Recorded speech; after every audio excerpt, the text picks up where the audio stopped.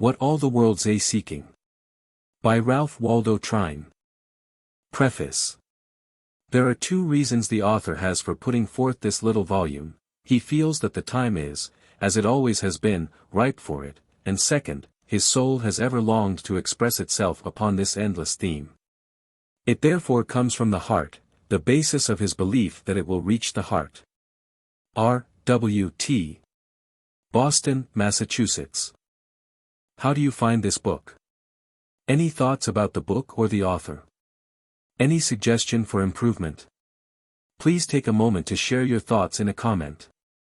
If you like it, share it with your friends who might enjoy it as well.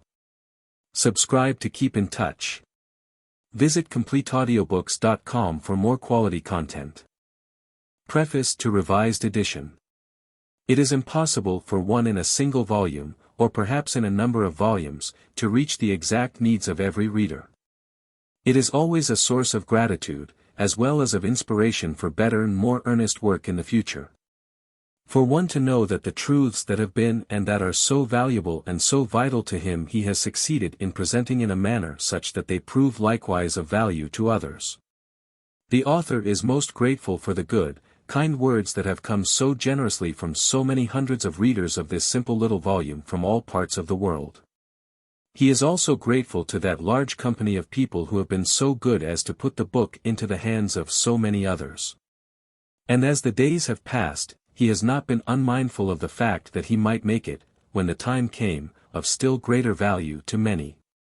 In addition to a general revision of the book, some 4 or 5 questions that seem to be most frequently asked he has endeavored to point answer to in an added part of some 30 pages, under the general title.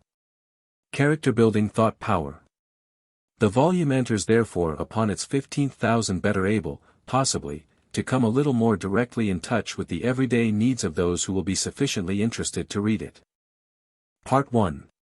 The Principle. The Principle. Would you find that wonderful life supernal? That life so abounding, so rich, and so free? Seek then the laws of the Spirit eternal. With them bring your life into harmony. How can I make life yield its fullest and best? How can I know the true secret of power? How can I attain to a true and lasting greatness? How can I fill the whole of life with a happiness, a peace, a joy, a satisfaction that is ever rich and abiding, that ever increases, never diminishes, that imparts to it a sparkle that never loses its luster, that ever fascinates, never wearies? No questions, perhaps, in this form or in that have been asked oftener than these. Millions in the past have asked them. Millions are asking them today. They will be asked by millions yet unborn. Is there an answer, a true and safe one for the millions who are eagerly and longingly seeking for it in all parts of the world today, and for the millions yet unborn who will as eagerly strive to find it as the years come and go? Are you interested, my dear reader, in the answer? The fact that you have read even thus far in this little volume whose title has led you to take it up, indicates that you are but one of the innumerable company already mentioned. It is but another way of asking that great question that has come through all the ages: what is the summum bonum in life? And there have been countless numbers who gladly would have given all they possess to have had the true and satisfactory answer. Can we then find this answer, true and satisfactory to ourselves? Surely the brief time spent together must be counted as the most precious and valuable of life itself. There is an answer, follow closely, and that our findings may be the more conclusive. Take issue with me at every step if you choose, but tell me finally if it is not true and satisfactory.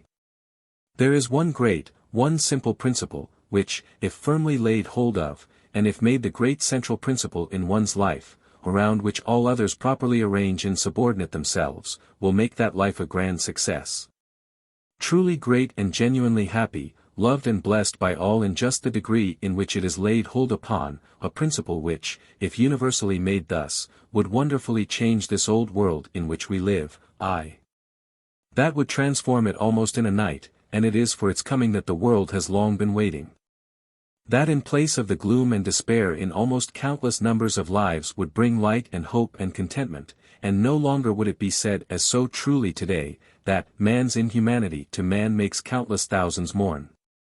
That would bring to the life of the fashionable society woman, now spending her days and her nights in seeking for nothing but her own pleasure, such a flood of true and genuine pleasure and happiness and satisfaction as would make the poor weak something she calls by this name so pale before it, that she would quickly see that she hasn't known who sent true pleasure is, and that what she has been mistaking for the real, the genuine, is but as a baser metal compared to the purest of gold. As a bit of cut glass compared to the rarest of diamonds, and that would make this same woman who scarcely deigns to notice the poor woman who washes her front steps, but who, were the facts known, may be living a much grander life, and consequently of much more value to the world than she herself, see that this poor woman is after all her sister, because child of the same father. And that would make the humble life of this same poor woman beautiful and happy and sweet in its humility. That would give us a nation of statesmen in place of, with now and then an exception, a nation of politicians, each one bent upon his own personal aggrandizement at the expense of the general good. That would go far, aye, very far towards solving our great and hard-pressing social problems with which we are already face to face, that, in short, would make each man a prince among men, and each woman a queen among women. I have seen the supreme happiness in lives where this principle has been caught and laid hold of, some, lives that seemed not to have much in them before, but which under its wonderful influences have been so transformed and so beautified. That have been made so sweet and so strong, so useful and so precious, that each day seems to them all too short, the same time that before, when they could scarcely see what was in life to make it worth the living, dragged wearily along. So there are countless numbers of people in the world with lives that seem not to have much in them, among the wealthy classes and among the poorer, who might under the influence of this great, this simple principle, make them so precious, so rich, and so happy that time would seem only too short, and they would wonder why they have been so long running on the wrong track, for it is true that much the larger portion of the world today is on the wrong track in the pursuit of happiness.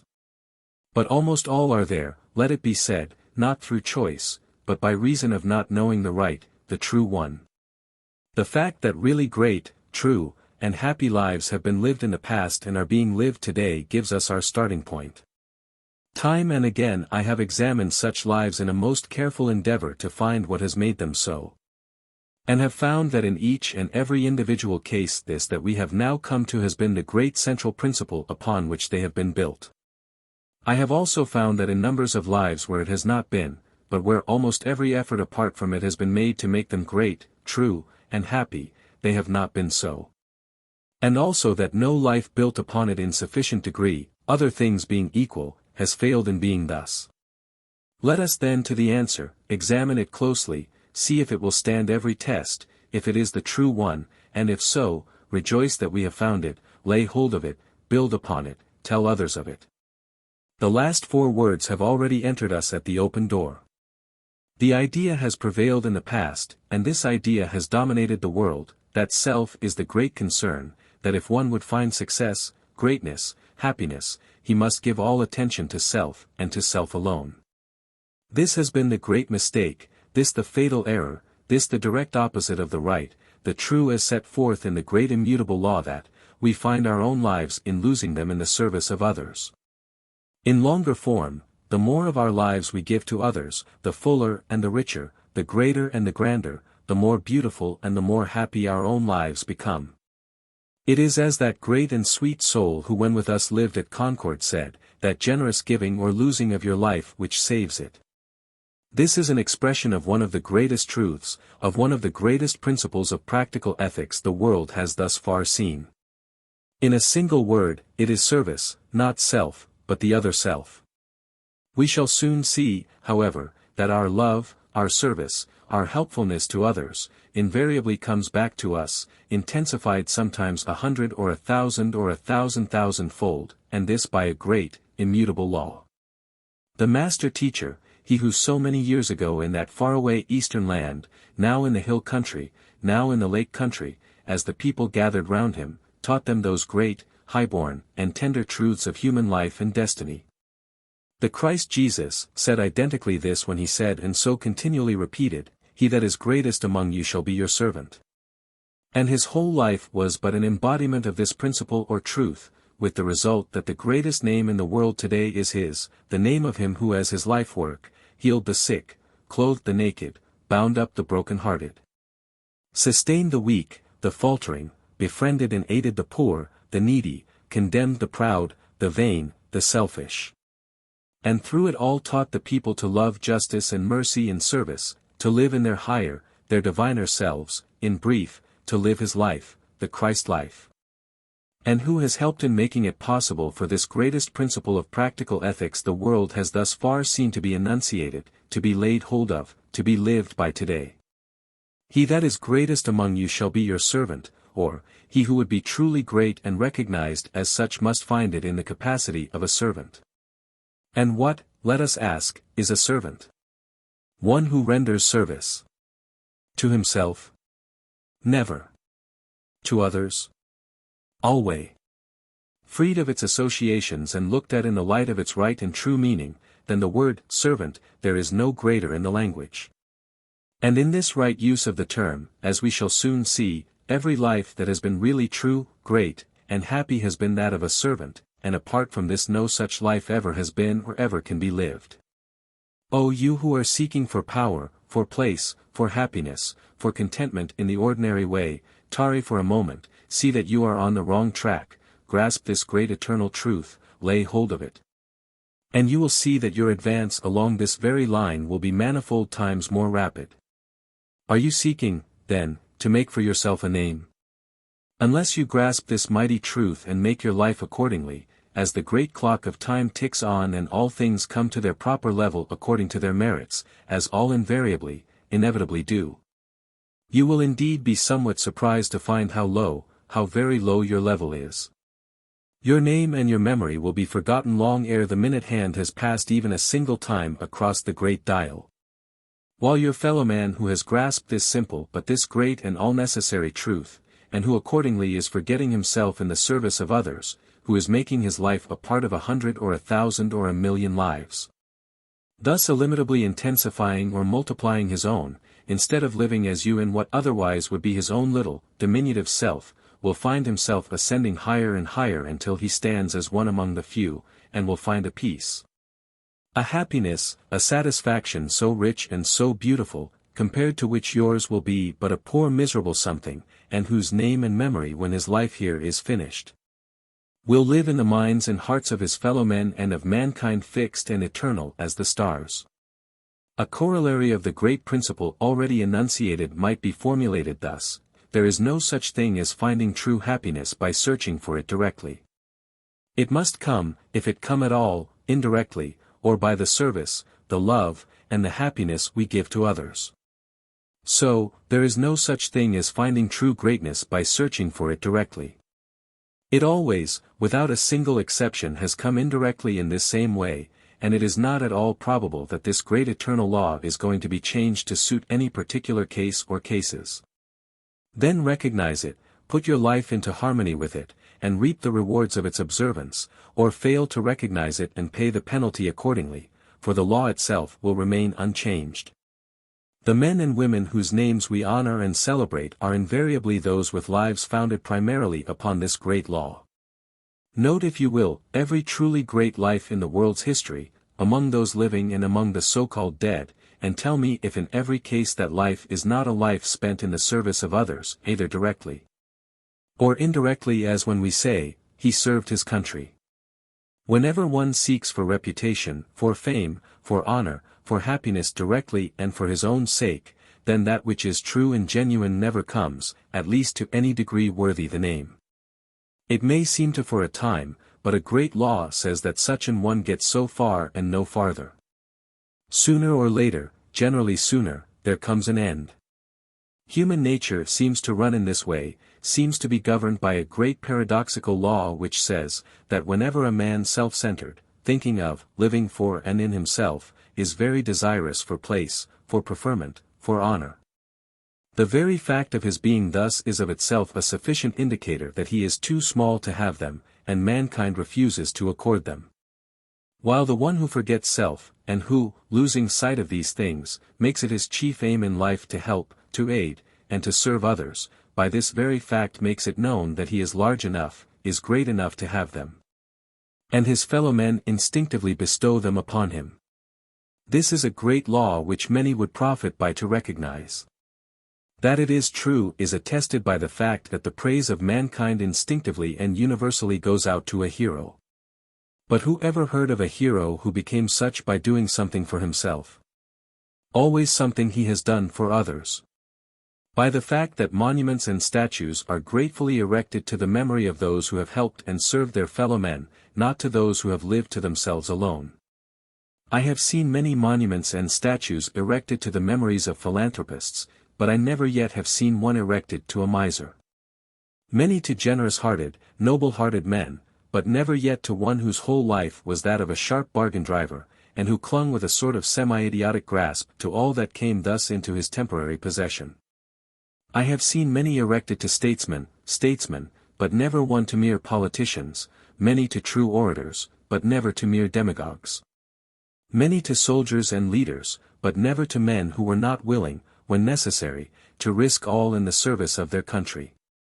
No, you will find that the world's monuments and statues have been erected and its praises and honors have gone out to those who were large and great enough to forget themselves in the service of others, who have been servants. True servants of mankind, who have been true to the great law that we find our own lives in losing them in the service of others. Not honor for themselves, but service for others. But notice the strange, wonderful, beautiful transformation as it returns upon itself, honor for themselves, because of service to others. It would be a matter of exceeding great interest to verify the truth of what has just been said by looking at a number of those who are regarded as the world's great sons and daughters, those to whom its honors, its praises, its homage go out. To see why it is, upon what their lives have been founded that they have become so great and are so honored. Of all this glorious company that would come up, we must be contented to look at but one or two. There comes to my mind the name and figure of him the celebration of whose birthday I predict will soon be made a national holiday, he than whom there is no greater. Whose praises are sung and whose name and memory are honored and blessed by millions in all parts of the world to clay, and will be by millions yet unborn, our beloved and sainted Lincoln. And then I ask, why is this? Why is this? One sentence of his tells us what to look to for the answer. During that famous series of public debates in Illinois with Stephen A. Douglas in 1858, speaking at Freeport, Mr. Douglas at one place said, "I care not whether slavery in the territories be voted up or whether it be voted down, it makes not a particle of difference with me." Mr.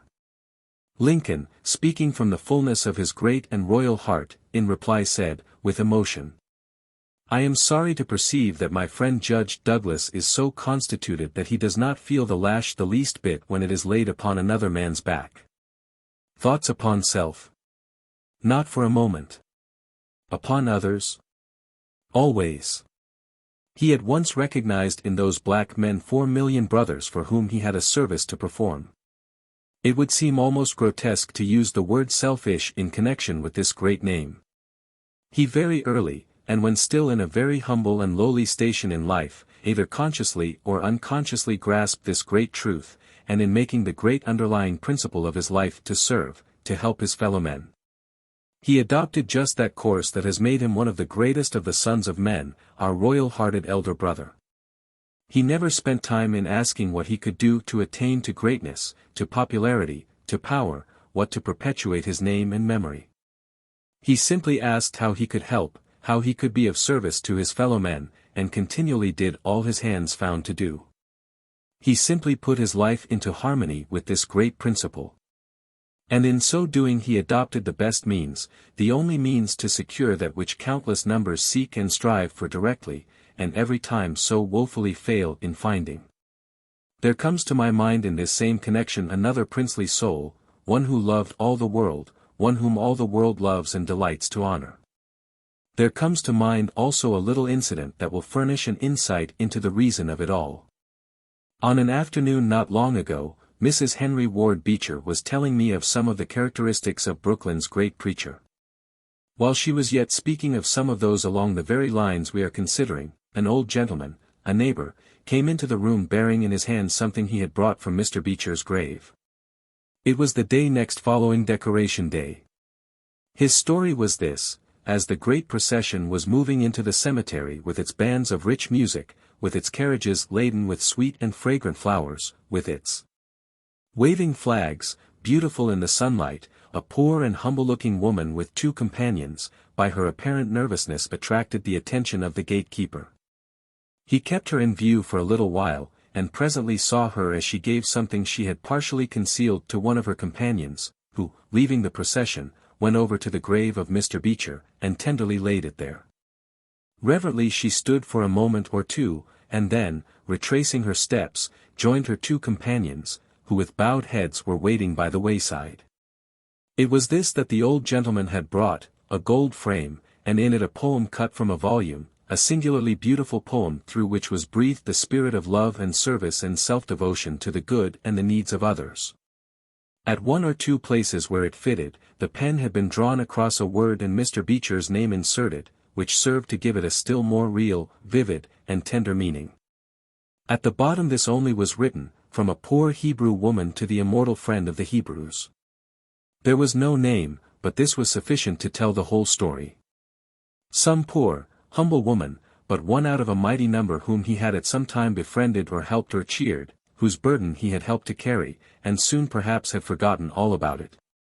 When we remember that this was his life, is it at all necessary to seek farther why all the world delights to honor this, another royal-hearted elder brother? And, as we think of this simple, beautiful, and touching incident, how true and living becomes the thought in the old lines.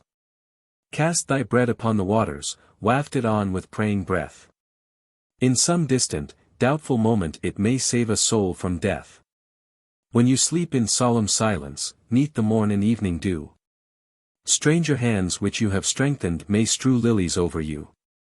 Our good friend, Henry Drummond, in one of his most beautiful and valuable little works says, and how admirably and how truly, that love is the greatest thing in the world. Have you this greatest thing? Yes. How, then, does it manifest itself? In kindliness, in helpfulness, in service, to those around you? If so, well and good, you have it. If not, then I suspect that what you have been calling love is something else, and you have indeed been greatly fooled. In fact, I am sure it is. For if it does not manifest itself in this way, it cannot be true love, for this is the one grand and never-failing test. Love is the statics, helpfulness and service the dynamics, the former necessary to the latter, but the latter the more powerful, as action is always more powerful than potentiality. And, were it not for the dynamics, the statics might as well not be. Helpfulness, kindliness, service, is but the expression of love. It is love in action. And unless love thus manifests itself in action, it is an indication that it is of that weak and sickly nature that needs exercise, growth, and development, that it may grow and become strong, healthy, vigorous, and true. Instead of remaining a little, weak, indefinite, sentimental something or nothing. It was but yesterday that I heard one of the world's greatest thinkers and speakers, one of our keenest observers of human affairs, state as his opinion that selfishness is the root of all evil. Now, if it is possible for any one thing to be the root of all evil, then I think there is a world of truth in the statement. But, leaving out of account for the present purpose whether it is true or not, it certainly is true that he who can't get beyond self robs his life of its chief charms, and more, defeats the very ends he has in view. It is a well-known law in the natural world about us that whatever hasn't use, that whatever serves no purpose, shrivels up. So it is a law of our own being that he who makes himself of no use, of no service to the great body of mankind, who is concerned only with his own small self, finds that self, small as it is, growing smaller and smaller. And those finer and better and grander qualities of his nature, those that give the chief charm and happiness to life, shriveling up. Such an one lives, keeps constant company with his own diminutive and stunted self.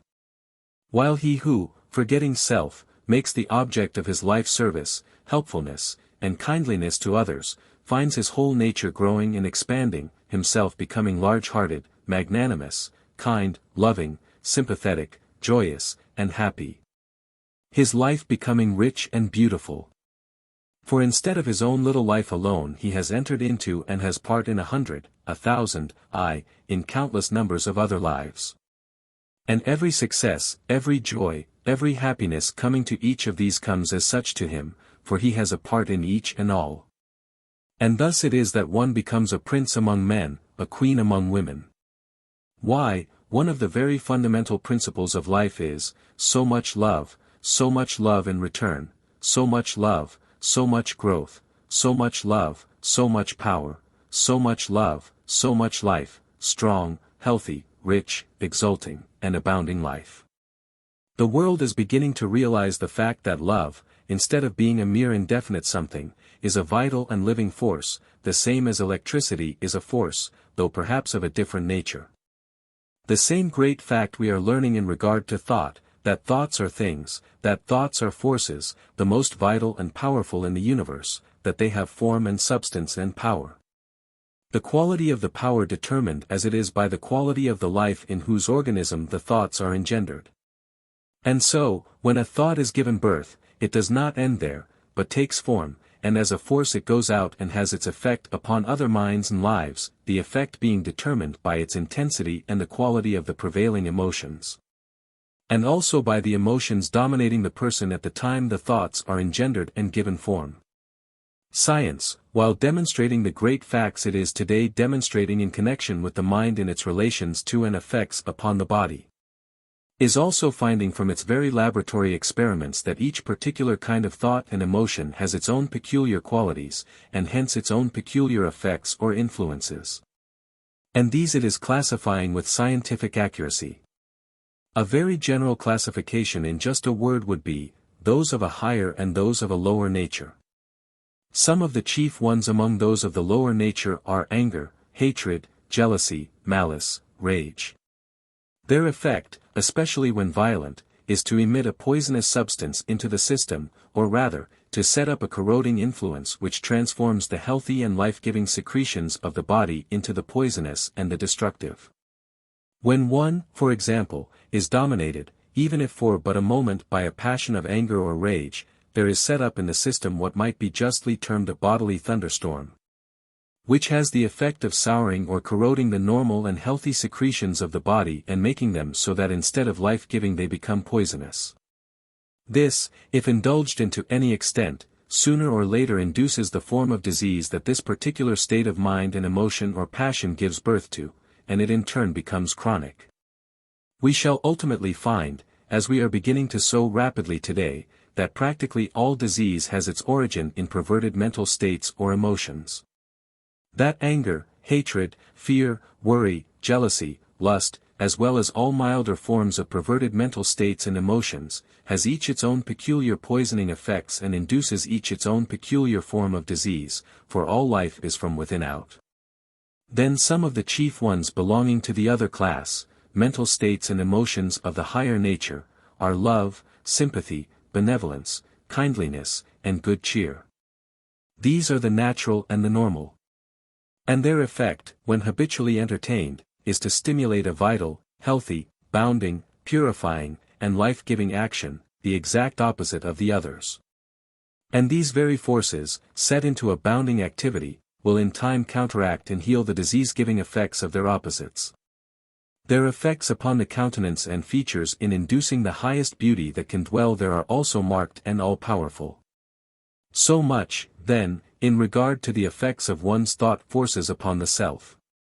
A word more in regard to their effects upon others. Our prevailing thought forces determine the mental atmosphere we create around us, and all who come within its influence are affected in one way or another, according to the quality of that atmosphere. And, though they may not always get the exact thoughts, they nevertheless get the effects of the emotions dominating the originator of the thoughts, and hence the creator of this particular mental atmosphere. And the more sensitively organized the person, the more sensitive he or she is to this atmosphere, even at times to getting the exact and very thoughts. So even in this the prophecy is beginning to be fulfilled, there is nothing hid that shall not be revealed.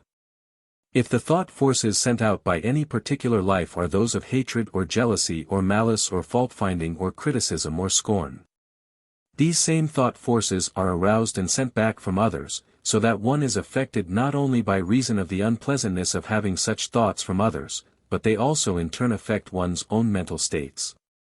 And through these his own bodily conditions, so that, so far as even the welfare of self is concerned, the indulgence in thoughts and emotions of this nature are most expensive, most detrimental, most destructive.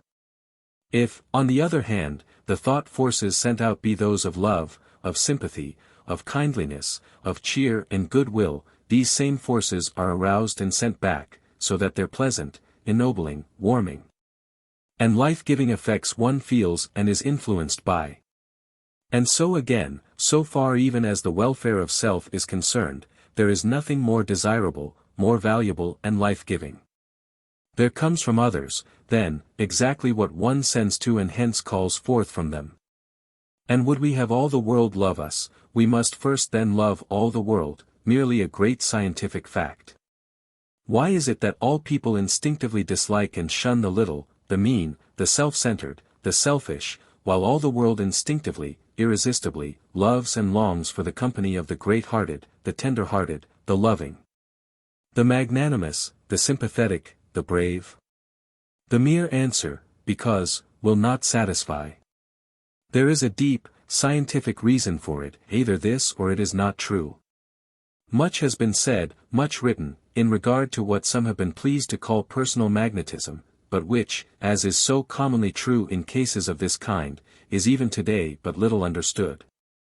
But to my mind personal magnetism in its true sense, and as distinguished from what may be termed a purely animal magnetism, is nothing more nor less than the thought forces sent out by a great-hearted, tender-hearted, magnanimous, loving, sympathetic man or woman.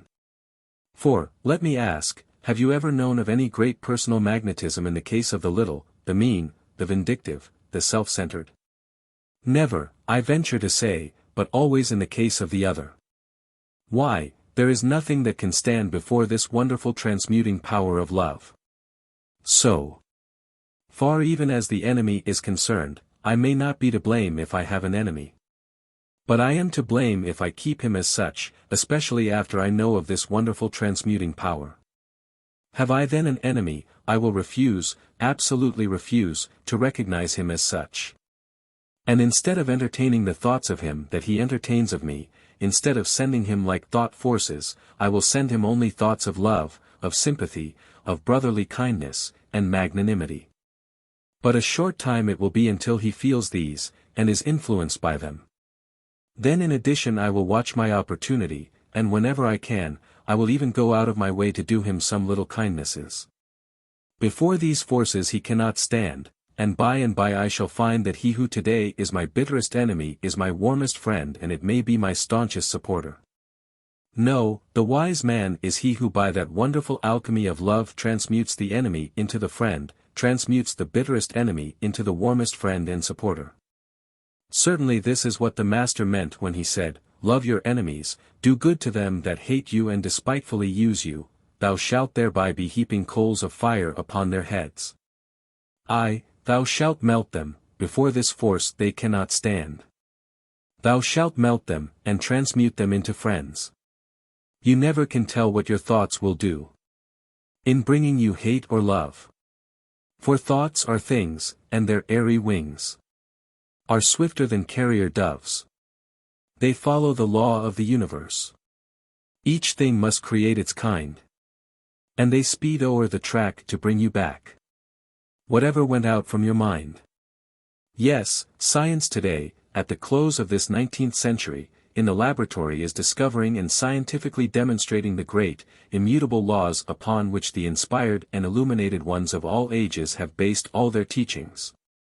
Those who by ordering their lives according to the higher laws of their being get in a moment of time, through the direct touch of inspiration, what it takes the physical investigator a whole lifetime or a series of investigators a series of lifetimes to discover and demonstrate.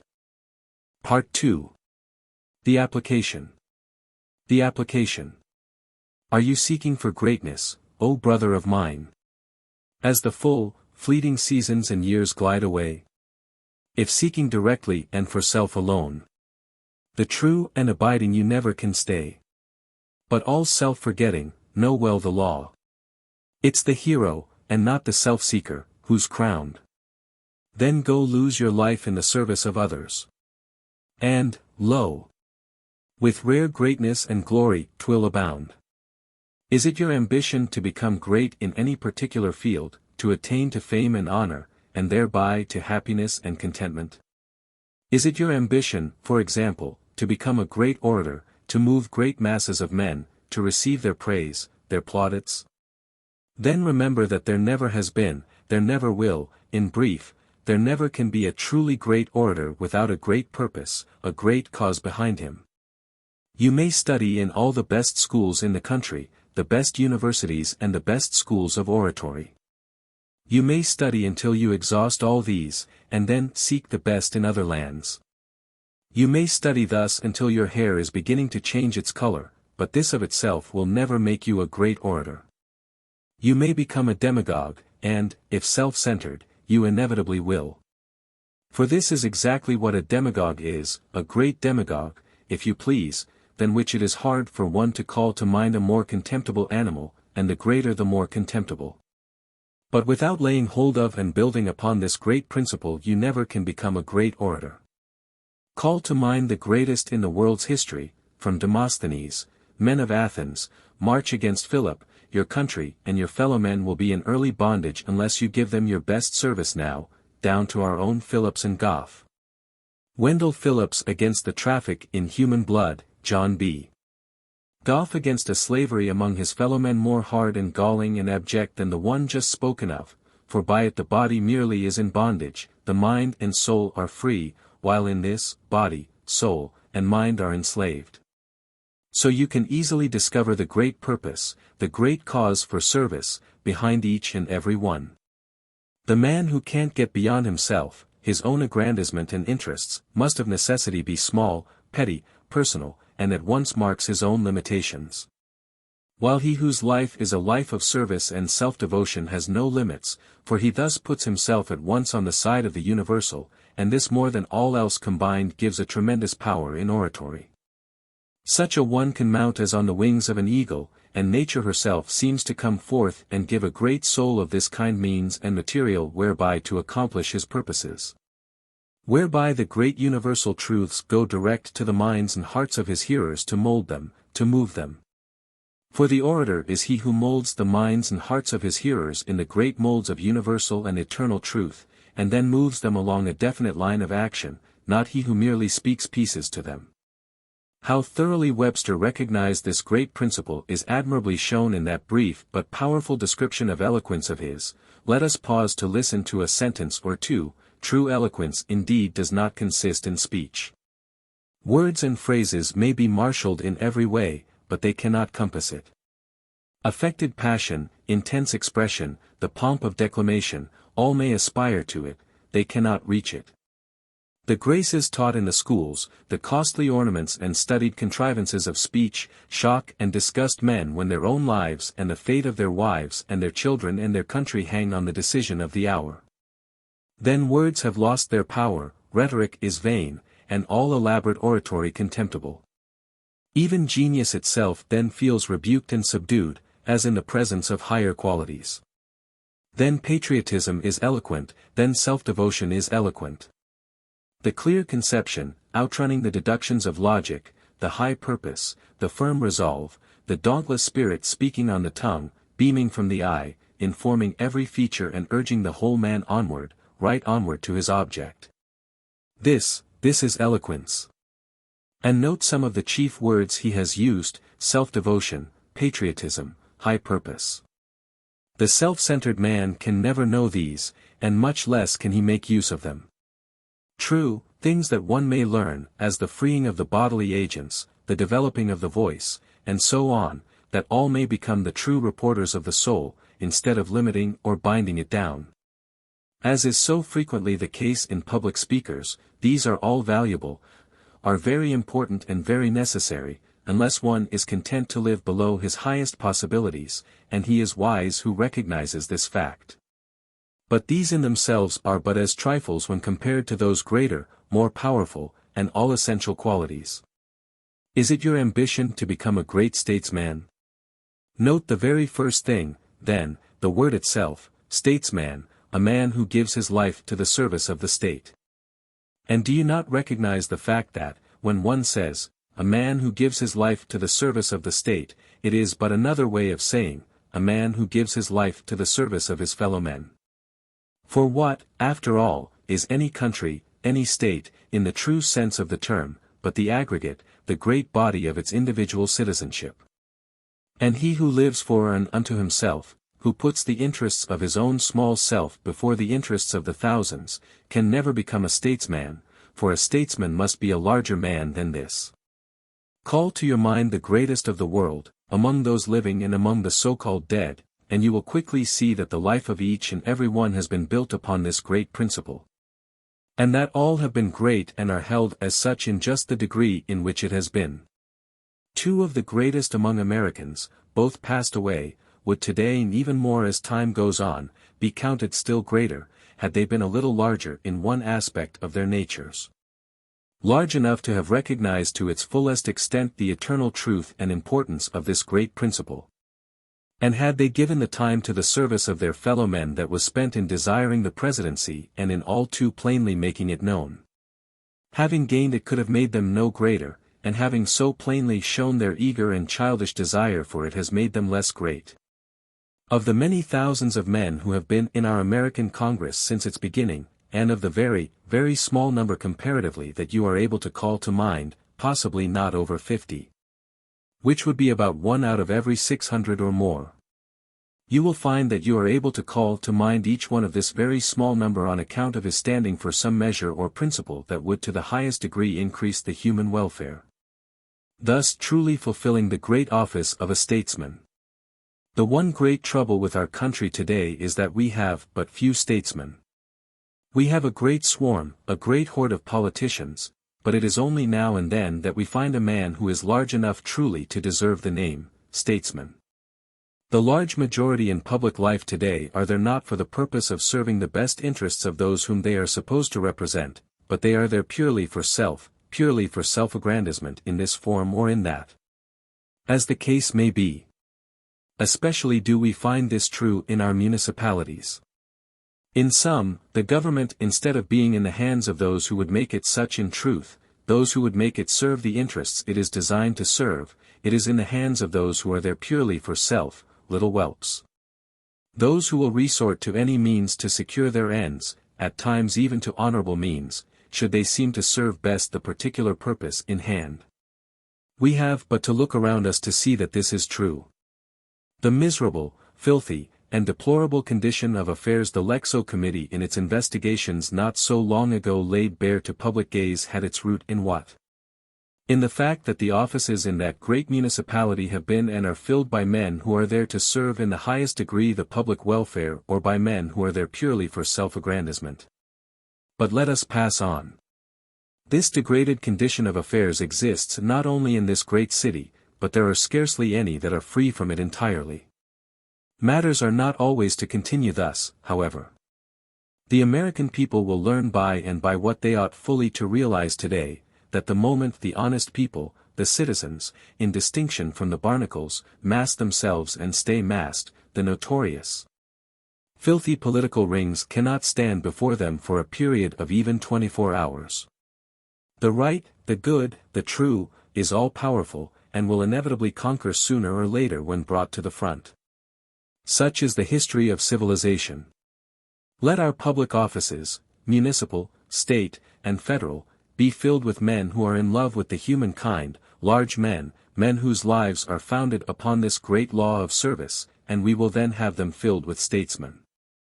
Never let this glorious word be disgraced, degraded, by applying it to the little, self-centered whelps who are unable to get beyond the politician stage. Then enter public life. But enter it as a man, not as a barnacle, enter it as a statesman, not as a politician. Is it your ambition to become a great preacher, or better yet, with the same meaning, a great teacher? Then remember that the greatest of the world have been those who have given themselves in thorough self-devotion and service to their fellow men. Who have given themselves so thoroughly to all they have come in contact with that there has been no room for self.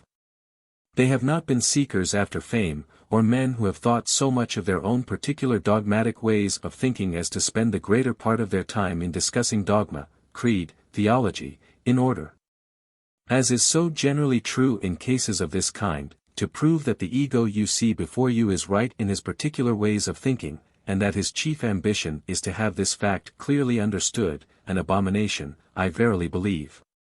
In the sight of God himself, whose children in the meantime are starving, are dying for the bread of life, and an abomination I am sure, in the sight of the great majority of mankind. Let us be thankful, however, for mankind is finding less use for such year by year, and the time will soon come when they will scarcely be tolerated at all. It is to a very great extent on account of men of this kind, especially in the early history, that the true spirit of religion, of Christianity, has been lost sight of in the mere form. The basket in which it has been deemed necessary to carry it has been held as of greater import than the rare and divinely beautiful fruit itself. The true spirit, that quickeneth and giveth life and power, has had its place taken by the mere letter, that alone blighteth and killeth. Instead of running after these finely spun, man-made theories, this stuff, for stuff is the word, this that we outgrow once every few years in our march onward and upward. And then stand and laugh as we look back to think that such ideas have ever been held, instead of this, thinking that thus you will gain power, act the part of the wise man, and go each day into the silence, there commune with the infinite. There dwell for a season with the infinite spirit of all life, of all power. For you can get true power in no other way. Instead of running about here and there to have your cup filled at these little stagnant pools, dried up as they generally are by the continual rays of a constantly shining egoistic sun, go direct to the great fountainhead. And there drink of the water of life that is poured out freely to every one if he will but go there for it. One can't, however, send and have it brought by another. Go, then, into the silence, even if it be but for a short period, a period of not more than a quarter or a half hour a day, and there come into contact with the great source of all life, of all power. Send out your earnest desires for whatsoever you will, and whatsoever you will, if continually watered by expectation, will sooner or later come to you. All knowledge, all truth, all power, all wisdom, all things whatsoever, are yours, if you will but go in this way for them. It has been tried times without number, and has never yet once failed where the motives have been high, where the knowledge of the results beforehand has been sufficiently great. Within a fortnight you can know the truth of this for yourself if you will but go in the right way. All the truly great teachers in the world's history have gotten their powers in this way. You remember the great soul who left us not long ago, he who ministered so faithfully at Trinity, the great preacher of such wonderful powers, the one so truly inspired. It was but an evening or two since, when in conversation with a member of his congregation, we were talking in regard to Phillips Brooks. She was telling of his beautiful and powerful spirit, and said that they were all continually conscious of the fact that he had a power they hadn't, but that all longed for. That he seemed to have a great secret of power they hadn't, but that they often tried to find. She continued, and in the very next sentence went on to tell of a fact, one that I knew full well, the fact that during a certain period of each day he took himself alone into a little, silent room, he fastened the door behind him. And during this period under no circumstances could he be seen by any one. The dear lady knew these two things, she knew and was influenced by his great soul power, she also knew of his going thus into the silence each day, but, bless her heart, it had never once occurred to her to put the two together. It is in this way that great soul power is grown, and the men of this great power are the men who move the world, the men who do the great work in the world along all lines, and against whom no man, no power, can stand. Call to mind a number of the world's greatest preachers, or, using again the better term, teachers, and bear in mind I do not mean creed, dogma, form, but religious teachers, and the one class differs from the other even as the night from the day. And you will find two great facts in the life of each and all, great soul power, grown chiefly by much time spent in the silence, and the fact that the life of each has been built upon this one great and all-powerful principle of love, service, and helpfulness for all mankind. Is it your ambition to become a great writer? Very good. But remember that unless you have something to give to the world, something you feel mankind must have, something that will aid them in their march upward and onward, unless you have some service of this kind to render, then you had better be wise. And not take up the pen. For, if your object in writing is merely fame or money, the number of your readers may be exceedingly small, possibly a few score or even a few dozen may be a large estimate. What an author writes is, after all, the sum total of his life, his habits, his characteristics, his experiences, his purposes. He never can write more than he himself is. He can never pass beyond his limitations. And unless he have a purpose higher than writing merely for fame or self-aggrandizement, he thereby marks his own limitations, and what he seeks will never come. While he who writes for the world, because he feels he has something that it needs and that will be a help to mankind, if it is something it needs, other things being equal, that which the other man seeks for directly, and so never finds, will come to him in all its fullness. This is the way it comes, and this way only. Mankind cares nothing for you until you have shown that you care for mankind. Note this statement from the letter of a now well-known writer, one whose very first book met with instant success, and that has been followed by others all similarly received. She says, "I never thought of writing until 2 years and a half ago, when, in order to disburden my mind of certain thoughts that clamored for utterance, I produced, etc." In the light of this we cannot wonder at the remarkable success of her very first and all succeeding books. She had something she felt the world needed and must have, and, with no thought of self, of fame, or of money, she gave it. The world agreed with her, and, as she was large enough to seek for neither, it has given her both. Note this also, I write for the love of writing, not for money or reputation. The former I have without exertion, the latter is not worth a pin's point in the general economy of the vast universe. Work done for the love of working brings its own reward far more quickly and surely than work done for mere payment. This is but the formulated statement of what all the world's greatest writers and authors have said or would say, at least so far as I have come in contact with their opinions in regard to it. So, unless you are large enough to forget self for the good, for the service of mankind, thus putting yourself on the side of the universal and making it possible for you to give something that will in turn of itself bring fame, you had better be wise, and not lift the pen at all.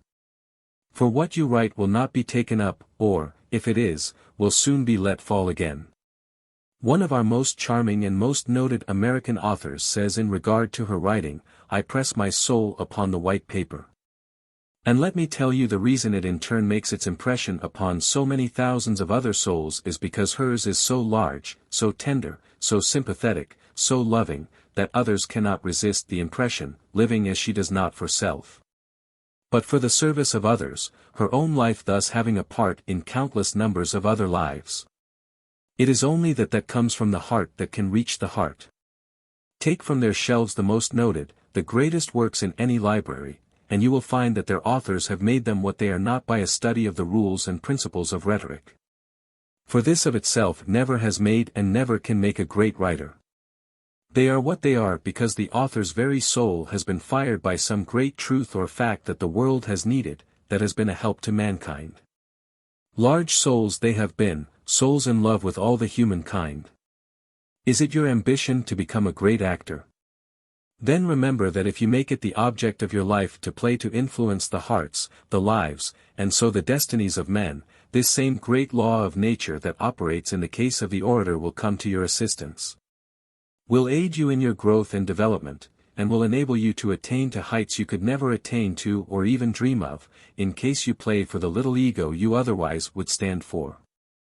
In the latter case you may succeed in making a third or a fourth-rate actor, possibly a second-rate.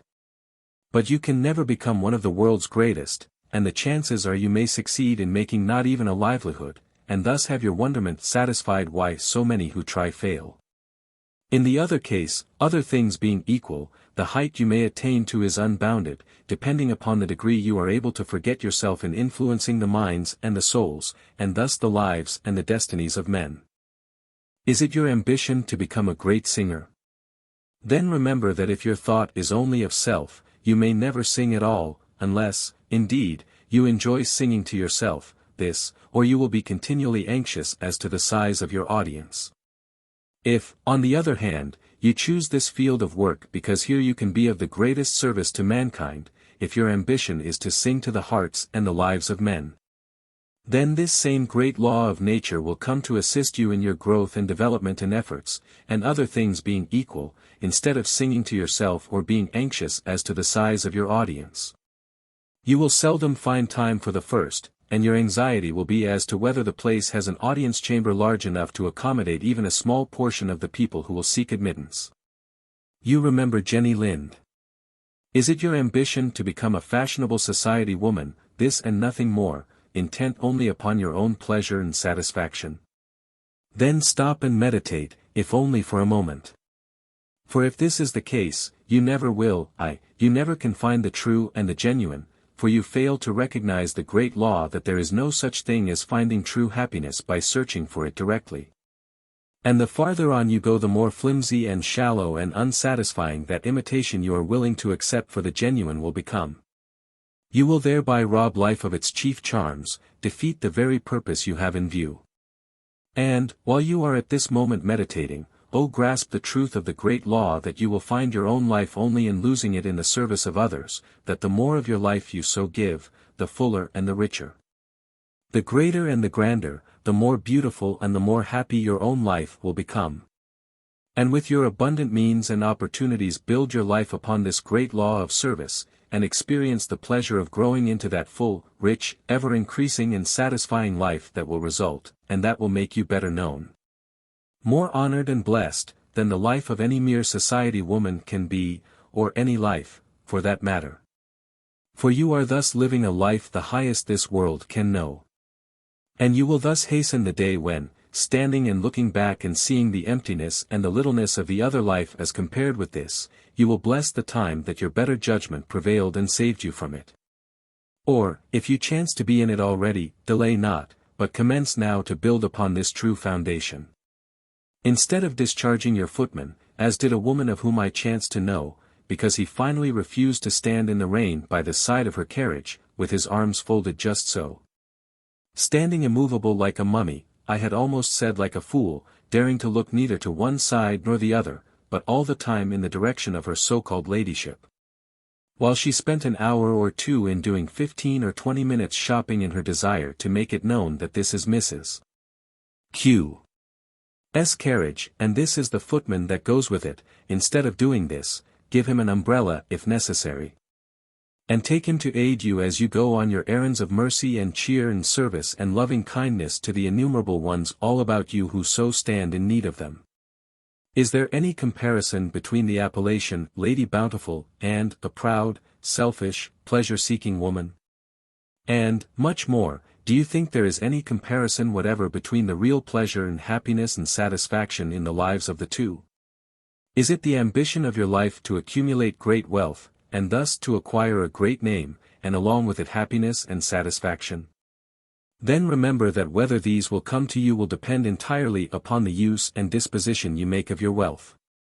If you regard it as a private trust to be used for the highest good of mankind, then well and good, these will come to you. If your object, however, is to pile it up, to hoard it, then neither will come, and you will find it a life as unsatisfactory as one can live. There can be, no greatness in things, in material things, of themselves. The greatness is determined entirely by the use and disposition made of them. The greatest greatness and the only true greatness in the world is unselfish love and service and self-devotion to one's fellow men. Look at the matter carefully, and tell me candidly if there can be anything more foolish than a man spending all the days of his life piling up and hoarding money, too mean and too stingy to use any but what is absolutely necessary, accumulating many times more than he can possibly ever use, always eager for more, growing still more eager and grasping the nearer he comes to life's end, then lying down, dying, and leaving it. It seems to me about as sensible for a man to have as the great aim and ambition of life the piling up of an immense pile of old iron in the middle of a large field, and sitting on it day after day because he is so wedded to it that it has become a part of his life, and lest a fragment disappear, denying himself and those around him many of the things that go to make life valuable and pleasant. And finally dying there, himself, the soul, so dwarfed and so stunted that he has really a hard time to make his way out of the miserable old body. There is not such a great difference, if you will think of it carefully, one a pile of old iron, the other a pile of gold or silver, but all belonging to the same general class. It is a great law of our being that we become like those things we contemplate. If we contemplate those that are true and noble and elevating, we grow in the likeness of these. If we contemplate merely material things, as gold or silver or copper or iron, our souls, our natures, and even our faces become like them, hard and flinty, robbed of their finer and better and grander qualities. Call to mind the person or picture of the miser, and you will quickly see that this is true. Merely nature's great law. He thought he was going to be a master, he finds himself the slave. Instead of possessing his wealth possesses him. How often have I seen persons of nearly or quite this kind? Some can be found almost anywhere. You can call to mind a few, perhaps many. During the past 2 or 3 years, 2 well-known millionaires in the United States, millionaires many times over, have died. The one started into life with the idea of acquiring a great name by accumulating great wealth. These 2 things he had in mind, self and great wealth. And, as he went on, he gradually became so that he could see nothing but these. The greed for gain soon made him more and more the slave, and he, knowing nothing other than obedience to his master, piled and accumulated and hoarded, and after spending all his days thus, he then lay down and died. Taking not so much as 1 poor little penny with him, only a soul dwarfed compared to what it otherwise might have been. For it might have been the soul of a royal master instead of that of an abject slave. The papers noted his death with seldom even a single word of praise. It was regretted by few, and he was mourned by still fewer. And even at his death he was spoken of by thousands in words far from complimentary, all uniting in saying what he might have been and done, what a tremendous power for good, how he might have been loved and honored during his life. And at death mourned and blessed by the entire nation, the entire world. A pitiable sight, indeed, to see a human mind, a human soul, thus voluntarily enslave itself for a few temporary pieces of metal. The other started into life with the principle that a man's success is to be measured by his direct usefulness to his fellow men, to the world in which he lives, and by this alone. That private wealth is merely a private trust to be used for the highest good of mankind. Under the benign influences of this mighty principle of service, we see him great, influential, wealthy. His whole nature expanding, himself growing large-hearted, generous, magnanimous, serving his state, his country, his fellow men, writing his name on the hearts of all he comes in contact with. So that his name is never thought of by them without feelings of gratitude and praise. Then, as the chief service to his fellow men, next to his own personal influence and example, he uses his vast fortune, this vast private trust, for the founding and endowing of a great institution of learning. Using his splendid business capacities in its organization. Having uppermost in mind in its building that young men and young women may there have every advantage at the least possible expense to fit themselves in turn for the greatest direct usefulness to their fellow men while they live in the world. In the midst of these activities the news comes of his death. Many hearts now are sad. The true, large-hearted, sympathizing friend, the servant of rich and poor alike, has gone away. Countless numbers whom he has befriended, encouraged, helped, and served, bless his name, and give thanks that such a life has been lived. His own great state rises up as his pallbearers, while the entire nation acts as honorary pallbearers. Who can estimate the influence of a life such as this? But it cannot be estimated, for it will flow from the ones personally influenced to others, and through them to others throughout eternity. He alone who in his righteous balance weighs each human act can estimate it. And his final munificent gift to mankind will make his name remembered and honored and blessed long after the accumulations of mere plutocrats are scattered and mankind forgets that they have ever lived. Then have as your object the accumulation of great wealth if you choose, but bear in mind that, unless you are able to get beyond self, it will make you not great, but small, and you will rob life of the finer and better things in it. If, on the other hand, you are guided by the principle that private wealth is but a private trust, and that direct usefulness or service to mankind is the only real measure of true greatness, and bring your life into harmony with it, then you will become and will be counted great. And with it will come that rich joy and happiness and satisfaction that always accompanies a life of true service, and therefore the best and truest life. One can never afford to forget that personality, life, and character, that there may be the greatest service, are the chief things, and wealth merely the incident. Nor can one afford to be among those who are too mean, too small, or too stingy to invest in anything that will grow and increase these. Part 3. The Unfoldment. The Unfoldment. If you'd have a rare growth and unfoldment supreme, and make life one long joy and contentment complete, then with kindliness, love, and good will let it teem, and with service for all make it fully replete. If you'd have all the world and all heaven to love you, and that love with its power would you fully convince, then love all the world, and men royal and true will make cry as you pass, God bless him, the prince. One beautiful feature of this principle of love and service is that this phase of one's personality, or nature, can be grown. I have heard it asked, if one hasn't it to any marked degree naturally, what is to be done? In reply let it be said, forget self, get out of it for a little while, and, as it comes in your way, do something for someone, some kind service, some loving favor, it makes no difference how small it may appear. But a kind look or word to one weary with care, from whose life all worth living for seems to have gone out.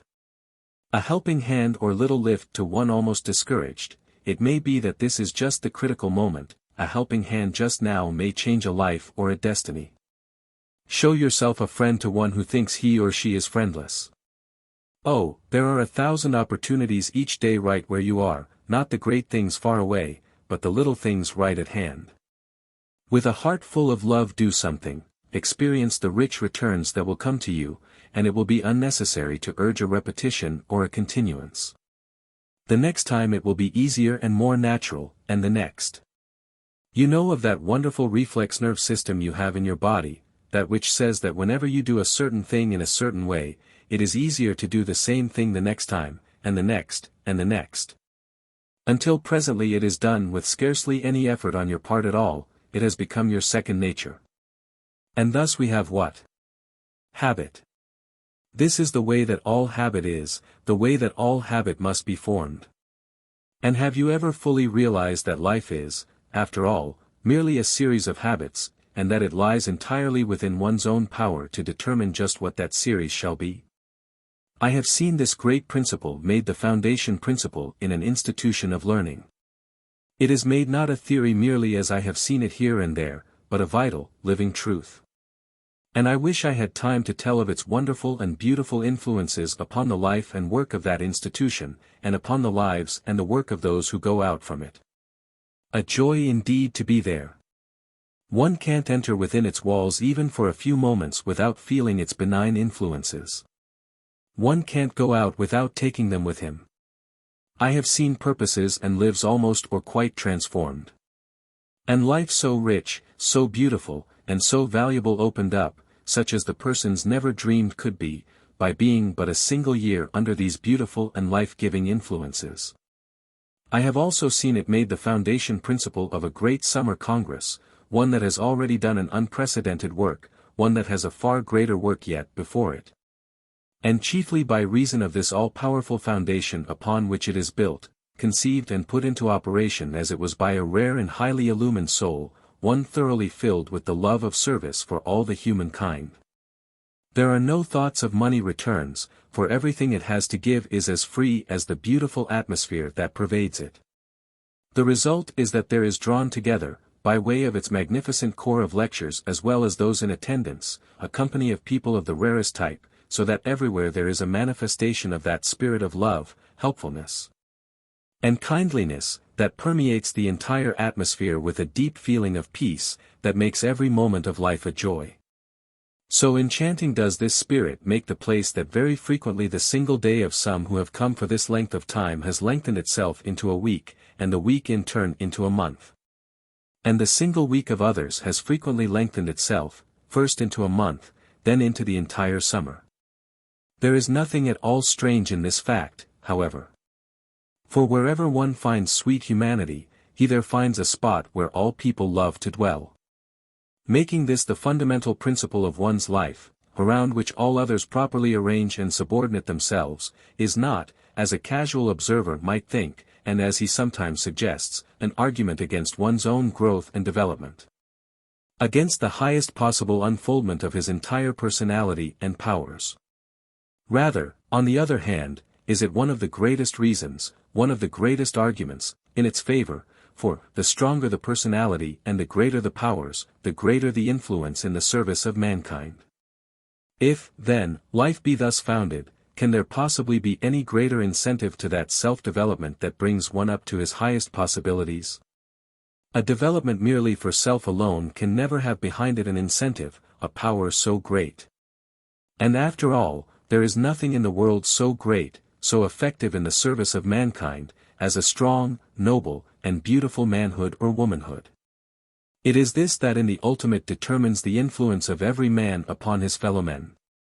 Life, character, is the greatest power in the world, and character it is that gives the power, for in all true power, along whatever line it may be, it is after all, living the life that tells. This is a great law that but few who would have great power and influence seem to recognize, or, at least, that but few seem to act upon. Are you a writer? You can never write more than you yourself are. Would you write more? Then broaden, deepen, enrich the life. Are you a minister? You can never raise men higher than you have raised yourself. Your words will have exactly the sound of the life whence they come. Hollow the life? Hollow-sounding and empty will be the words, weak, ineffective, false. Would you have them go with greater power, and thus be more effective? Live the life, the power will come.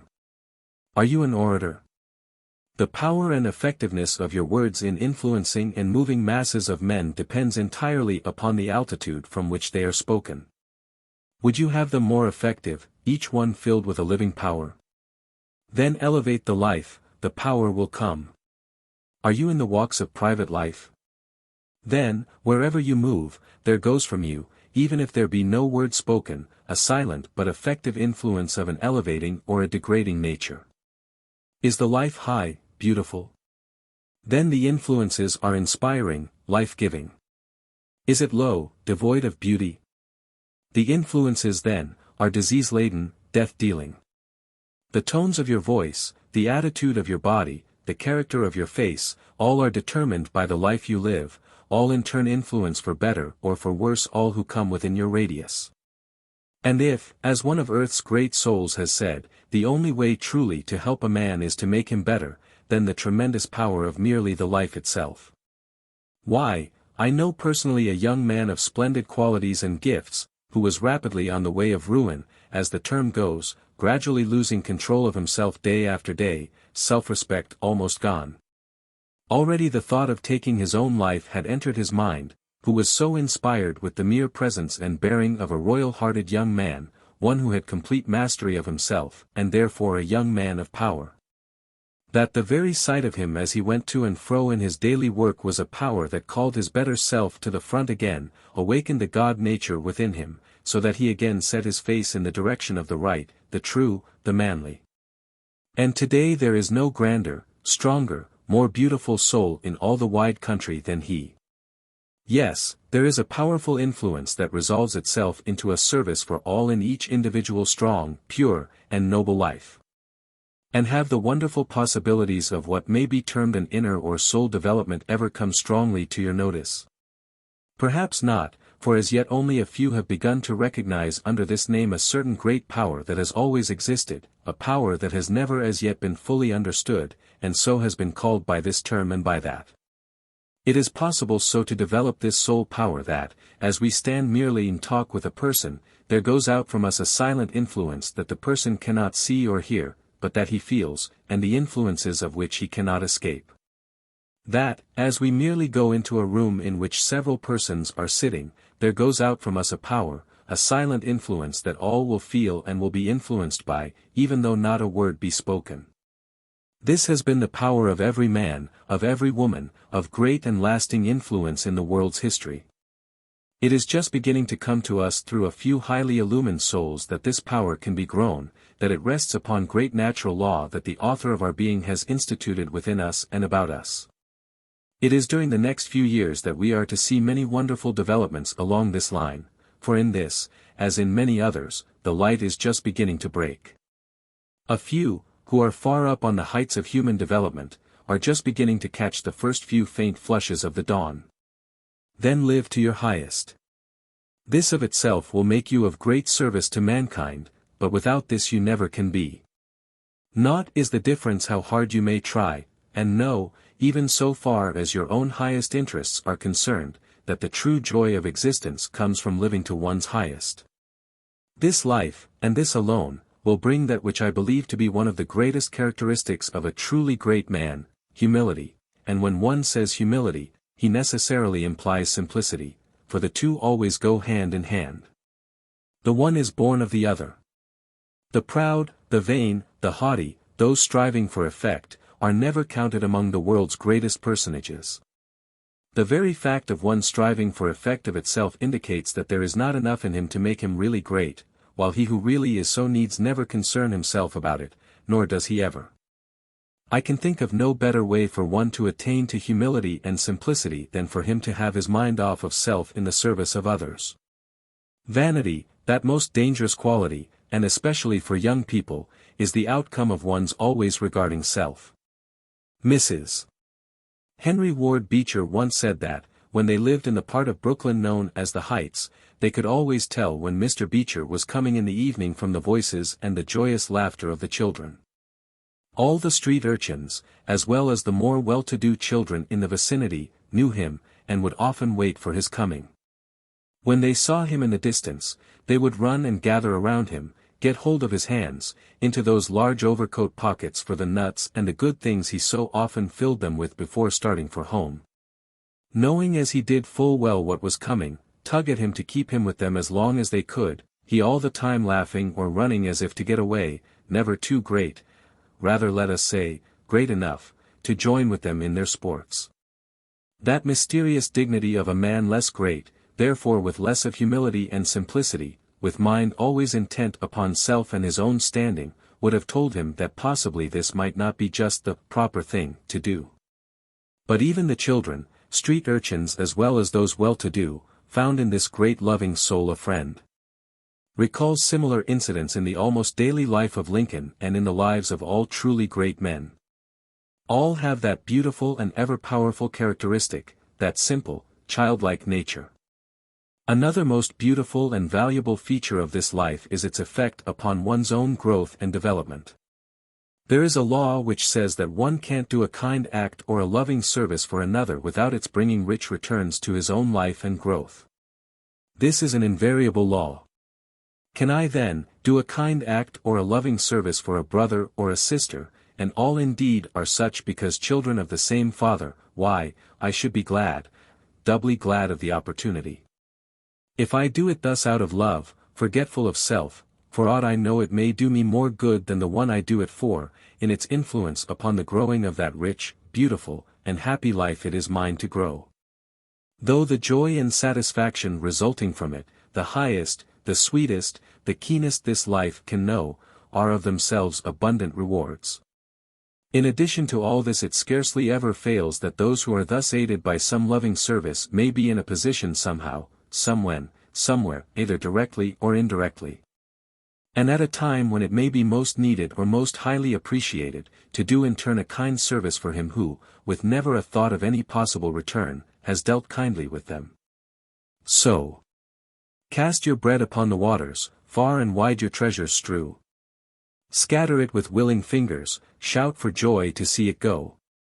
You may think it lost forever. But, as sure as God is true, in this life and in the other it will yet return to you. Have you sorrows or trials that seem very heavy to bear? Then let me tell you that one of the best ways in the world to lighten and sweeten them is to lose yourself in the service of others, in helping to bear and lighten those of a fellow being whose, perchance, are much more grievous than your own. It is a great law of your being which says you can do this. Try it, and experience the truth for yourself, and know that, when turned in this way, sorrow is the most beautiful soul refiner of which the world knows, and hence not to be shunned, but to be welcomed and rightly turned. There comes to my mind a poor widow woman whose life would seem to have nothing in it to make it happy, but, on the other hand, cheerless and tiresome, and whose work would have been very hard. Had it not been for a little crippled child she dearly loved and cared for, and who was all the more precious to her on account of its helplessness. Losing herself and forgetting her own hard lot in the care of the little cripple, her whole life was made cheerful and happy, and her work not hard, but easy, because lightened by love and service for another. And this is but one of innumerable cases of this kind. So you may turn your sorrows, you may lighten your burdens, by helping bear the burdens, if not of a crippled child, then of a brother or a sister who in another sense may be crippled, or who may become so but for your timely service. You can find them all about you, never pass one by. By building upon this principle, the poor may thus live as grandly and as happily as the rich, those in humble and lowly walks of life as grandly and as happily as those in what seem to be more exalted stations. Recognizing the truth, as we certainly must by this time, that one is truly great only in so far as this is made the fundamental principle of his life, it becomes evident that that longing for greatness for its and for one's own sake falls away. And none but a diseased mind cares for it. For no sooner is it grasped than, as a bubble, it bursts, because it is not the true, the permanent, but the false, the transient. On the other hand, he who forgetting self and this kind of greatness, falsely so called, in the service of his fellow men, by this very fact puts himself on the right track, the only track for the true, the genuine. And in what degree it will come to him depends entirely upon his adherence to the law. And do you know the influence of this life in the molding of the features, that it gives the highest beauty that can dwell there, the beauty that comes from within, the soul beauty, so often found in the paintings of the old masters. True beauty must be grown, from within. That outward veneering, which is so prevalent, can never be even a poor imitation of this type of the true, the genuine. To appreciate fully the truth of this, it is but necessary to look for a moment at that beautiful picture by Sant, The Soul's Awakening, a face that grows more beautiful each time one looks at it, and that one never tires of looking at. And compare with it the fractional parts of apothecary shops we see now and then, or so often, to speak more truly, on the streets. A face of this higher type carries with it a benediction wherever it goes. A beautiful little incident came to my notice not long ago. It was a very hot and dusty day. The passengers on the train were weary and tired. The time seemed long and the journey cheerless.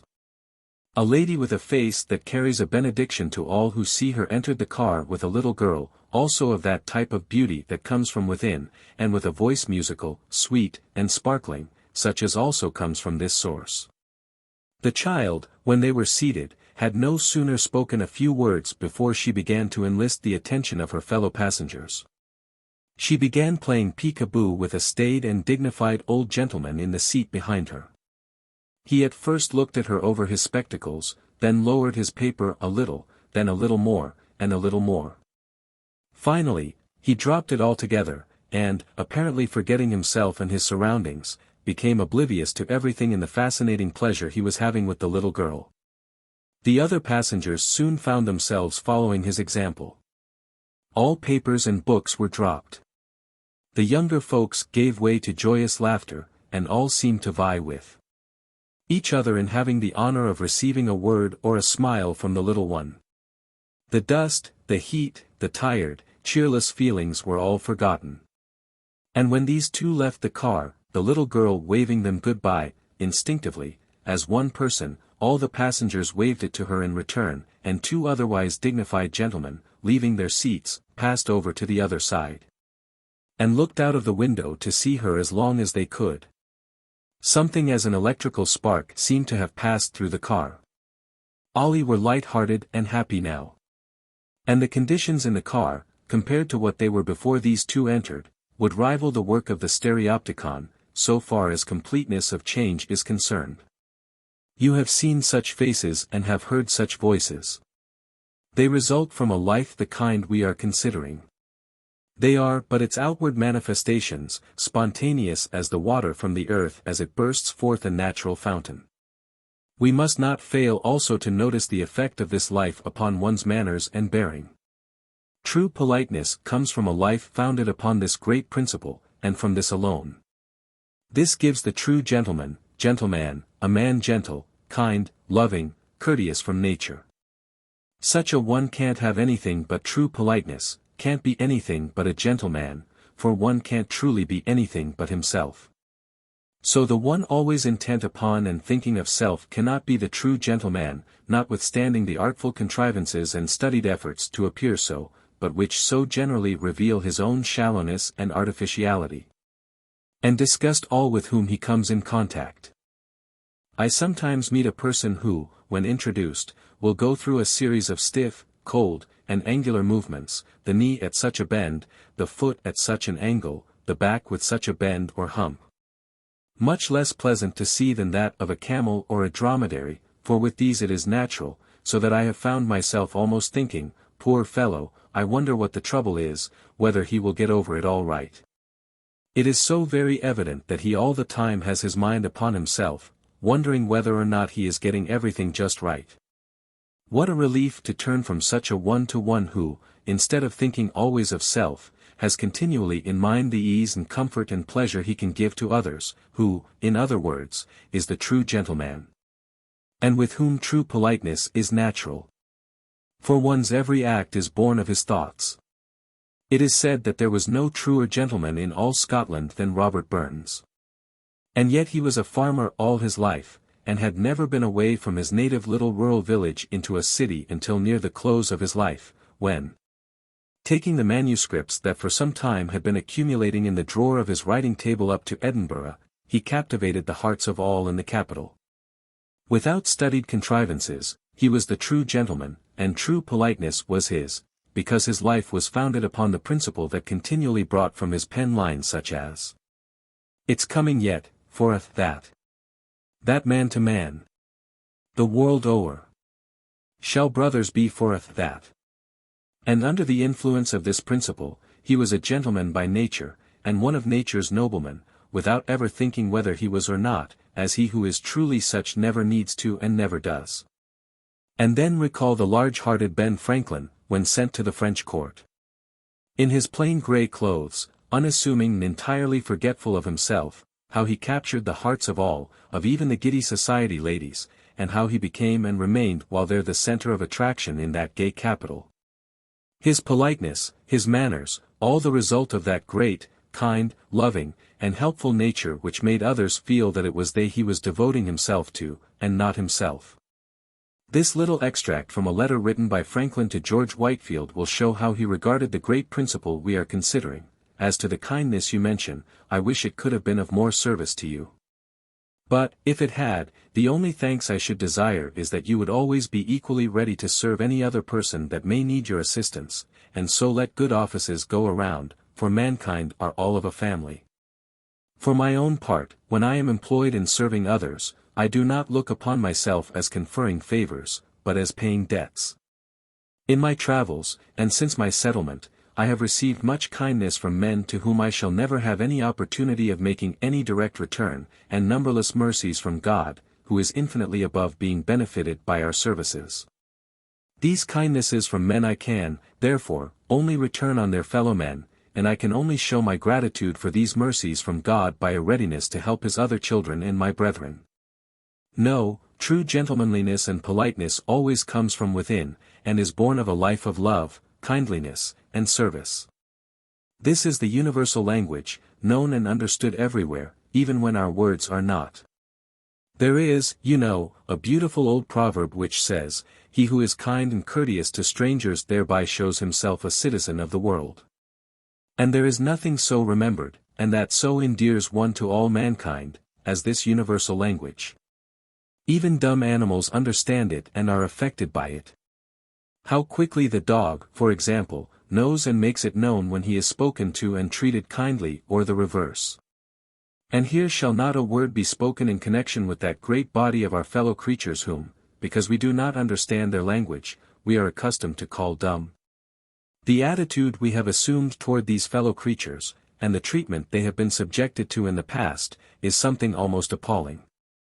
There are a number of reasons why this has been true. Has not one been on account of a belief in a future life for man, but not for the animal? A few years ago a gentleman left by will some $50,000 for the work of Henry Bergh's New York Society. His relatives contested the will on the ground of insanity, because he believed in a future life for animals. The judge, in giving his decision sustaining the will, stated that after a very careful investigation, he found that fully half the world shared the same belief. Agassiz thoroughly believed it. An English writer has recently compiled a list of over 170 English authors who have so thoroughly believed it as to write upon the subject. The same belief has been shared by many of the greatest thinkers in all parts of the world, and it is a belief that is constantly gaining ground. Another and perhaps the chief cause has been on account of a supposed inferior degree of intelligence on the part of animals, which in another form would mean, that they are less able to care for and protect themselves. Should this, however, be a reason why they should be neglected and cruelly treated? Nay, on the other hand, should this not be the greatest reason why we should all the more zealously care for, protect, and kindly treat them? You or I may have a brother or a sister who is not normally endowed as to brain power, who, perchance, may be idiotic or insane, or who, through sickness or mishap, is weak-minded. But do we make this an excuse for neglecting, cruelly treating, or failing to love such a one? On the contrary, the very fact that he or she is not so able to plan for, care for, and protect him or herself, is all the greater reason for all the more careful exercise of these functions on our part. But, certainly, there are many animals around us with far more intelligence, at least manifested intelligence, than this brother or sister. The parallel holds, but the absurd falsity of the position we assume is most apparent. No truer nobility of character can anywhere manifest itself than is shown in one's attitude toward and treatment of those weaker or the so-called inferior, and so with less power to care for and protect themselves. Moreover, I think we shall find that we are many times mistaken in regard to our beliefs in connection with the inferior intelligence of at least many animals. If, instead of using them simply to serve our own selfish ends without a just recompense, without a thought further than as to what we can get out of them, and then many times casting them off when broken or of no further service, and many times looking down upon, neglecting, or even abusing them, if, instead of this, we would deal equitably with them, love them, train and educate them the same as we do our children, we would be somewhat surprised at the remarkable degree of intelligence that dumb brutes possess, and also the remarkable degree of training they are capable of. What, however, can be expected of them when we take the attitude we at present hold toward them? Page after page might readily be filled with most interesting as well as inspiring portrayals of their superior intelligence, their remarkable capabilities under kind and judicious training, their faithfulness and devotion. The efforts of such noble and devoted workers as Henry Bergh in New York, of George T. Angell in Massachusetts, and many others in various parts of the country, have already brought about a great change in our attitude toward and relations with this great body of our fellow creatures, and have made all the world more thoughtful, considerate, and kind. This, however, is just the beginning of a work that is assuming greater and ever greater proportions. The work of the American Humane Education Society is probably surpassed in its vitality and far-reaching results by the work of no other society in the world today. Its chief object is the humane education of the American people. And through one phase of its work alone, its bands of mercy, over 25,000 of which have already been formed, giving regular, systematic humane training and instruction to between 1 and 2 million children. And these continually increasing in numbers, a most vital work is being done, such as no man can estimate. The humane sentiment inculcated in one's relations with the animal world, and its resultant feelings of sympathy, tenderness, love, and care, will inevitably manifest itself in one's relations with his fellows. And I for one, would rejoice to see this work carried into every school throughout the length and breadth of the land. In many cases this one phase of the child's training would be of far more vital value and import as he grows to manhood than all the rest of the schooling combined. And it would form a most vital entering wedge in the solution of our social situation. And why should we not speak to and kindly greet an animal as we pass it, as instinctively as we do a human fellow being? Though it may not get our words, it will invariably get the attitude and the motive that prompts them, and will be affected accordingly. This it will do every time. Animals in general are marvelously sensitive to the mental conditions, the thought forces, and emotions of people. Some are peculiarly sensitive, and can detect them far more quickly and unerringly than many people can. It ought to help us greatly in our relations with them ever fully to realize that they with us are parts of the one universal life, simply different forms of the manifestation of the one life. Having their part to play in the economy of the great universe the same as we have ours, having their destiny to work out the same as we have ours, and just as important, just as valuable, in the sight of the all in all as we ourselves. I saw deep in the eyes of the animals the human soul look out upon me. I saw where it was born deep down under feathers and fur, or condemned for a while to roam 4-footed among the brambles. I caught the clinging mute glance of the prisoner, and swore I would be faithful. Thee my brother and sister I see, and mistake not. Do not be afraid. Dwelling thus for a while, fulfilling thy appointed time, thou, too, shalt come to thyself at last. Thy half-warm horns and long tongue lapping round my wrist do not conceal thy humanity any more than the learned talk of the pedant conceals his, for all thou art dumb, we have words and plenty between us. Come nigh, little bird, with your half-stretched quivering wings, within you I behold choirs of angels, and the Lord himself in vista too. But a small thing, apparently, is a kind look, word, or service of some kind, but, oh! Who can tell where it may end? It costs the giver comparatively nothing, but who can tell the priceless value to him who receives it? The cup of loving service, be it merely a cup of cold water, may grow and swell into a boundless river, refreshing and carrying life and hope in turn to numberless others, and these to others, and so have no end. This may be just the critical moment in some life. Given now, it may save or change a life or a destiny. So don't withhold the bread that's in your keeping, but scatter it with willing fingers, shout for joy to see it go. There is no greater thing in life that you can do, and nothing that will bring you such rich and precious returns. The question is sometimes asked, how can one feel a deep and genuine love, a love sufficient to manifest itself in service for all? There are some so mean, so small, with so many peculiar, objectionable, or even obnoxious characteristics. True, very true, apparently at least. But another great law of life is that we find in men and women exactly those qualities, those characteristics, we look for, or that are nearest akin to the predominant qualities or characteristics of our own natures. If we look for the peculiar, the little, the objectionable, these we shall find. But back of all this, all that is most apparent on the exterior, in the depths of each and every human soul, is the good, the true, the brave, the loving, the divine, the godlike, that never changes. The very God himself that at some time or another will show forth his full likeness. And still another law of life is that others usually manifest to us that which our own natures, or, in other words, our own thoughts and emotions, call forth. The same person, for example, will come to two different people in an entirely different way, because the larger, better, purer, and more universal nature of the one calls forth the best, the noblest, the truest in him. While the smaller, critical, personal nature of the other calls forth the opposite. The wise man is therefore careful in regard to what he has to say concerning this or that one. For, generally speaking, it is a sad commentary upon oneself if he find only the disagreeable, the objectionable. One lives always in the atmosphere of his own creation.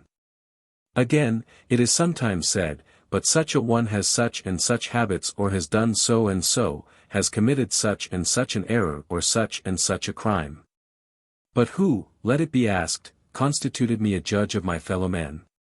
Do I not recognize the fact that the moment I judge my fellow man, by that very act I judge myself? One of two things, I either judge myself or hypocritically profess that never once in my entire life have I committed a sin, an error of any kind, never have I stumbled, never fallen. And by that very profession I pronounce myself at once either a fool or a knave, or both. Again, it is said, but even for the sake of helping, of doing some service, I could not for my own sake, for character's, for reputation's sake, I could not afford even to be seen with such a one. What would people, what would my friends, think and say? True, apparently at least, but, if my life, my character, has such a foundation so weak, so uncertain, so tottering, as to be affected by anything of this kind, I had better then look well to it, and quietly, quickly, but securely begin to rebuild it.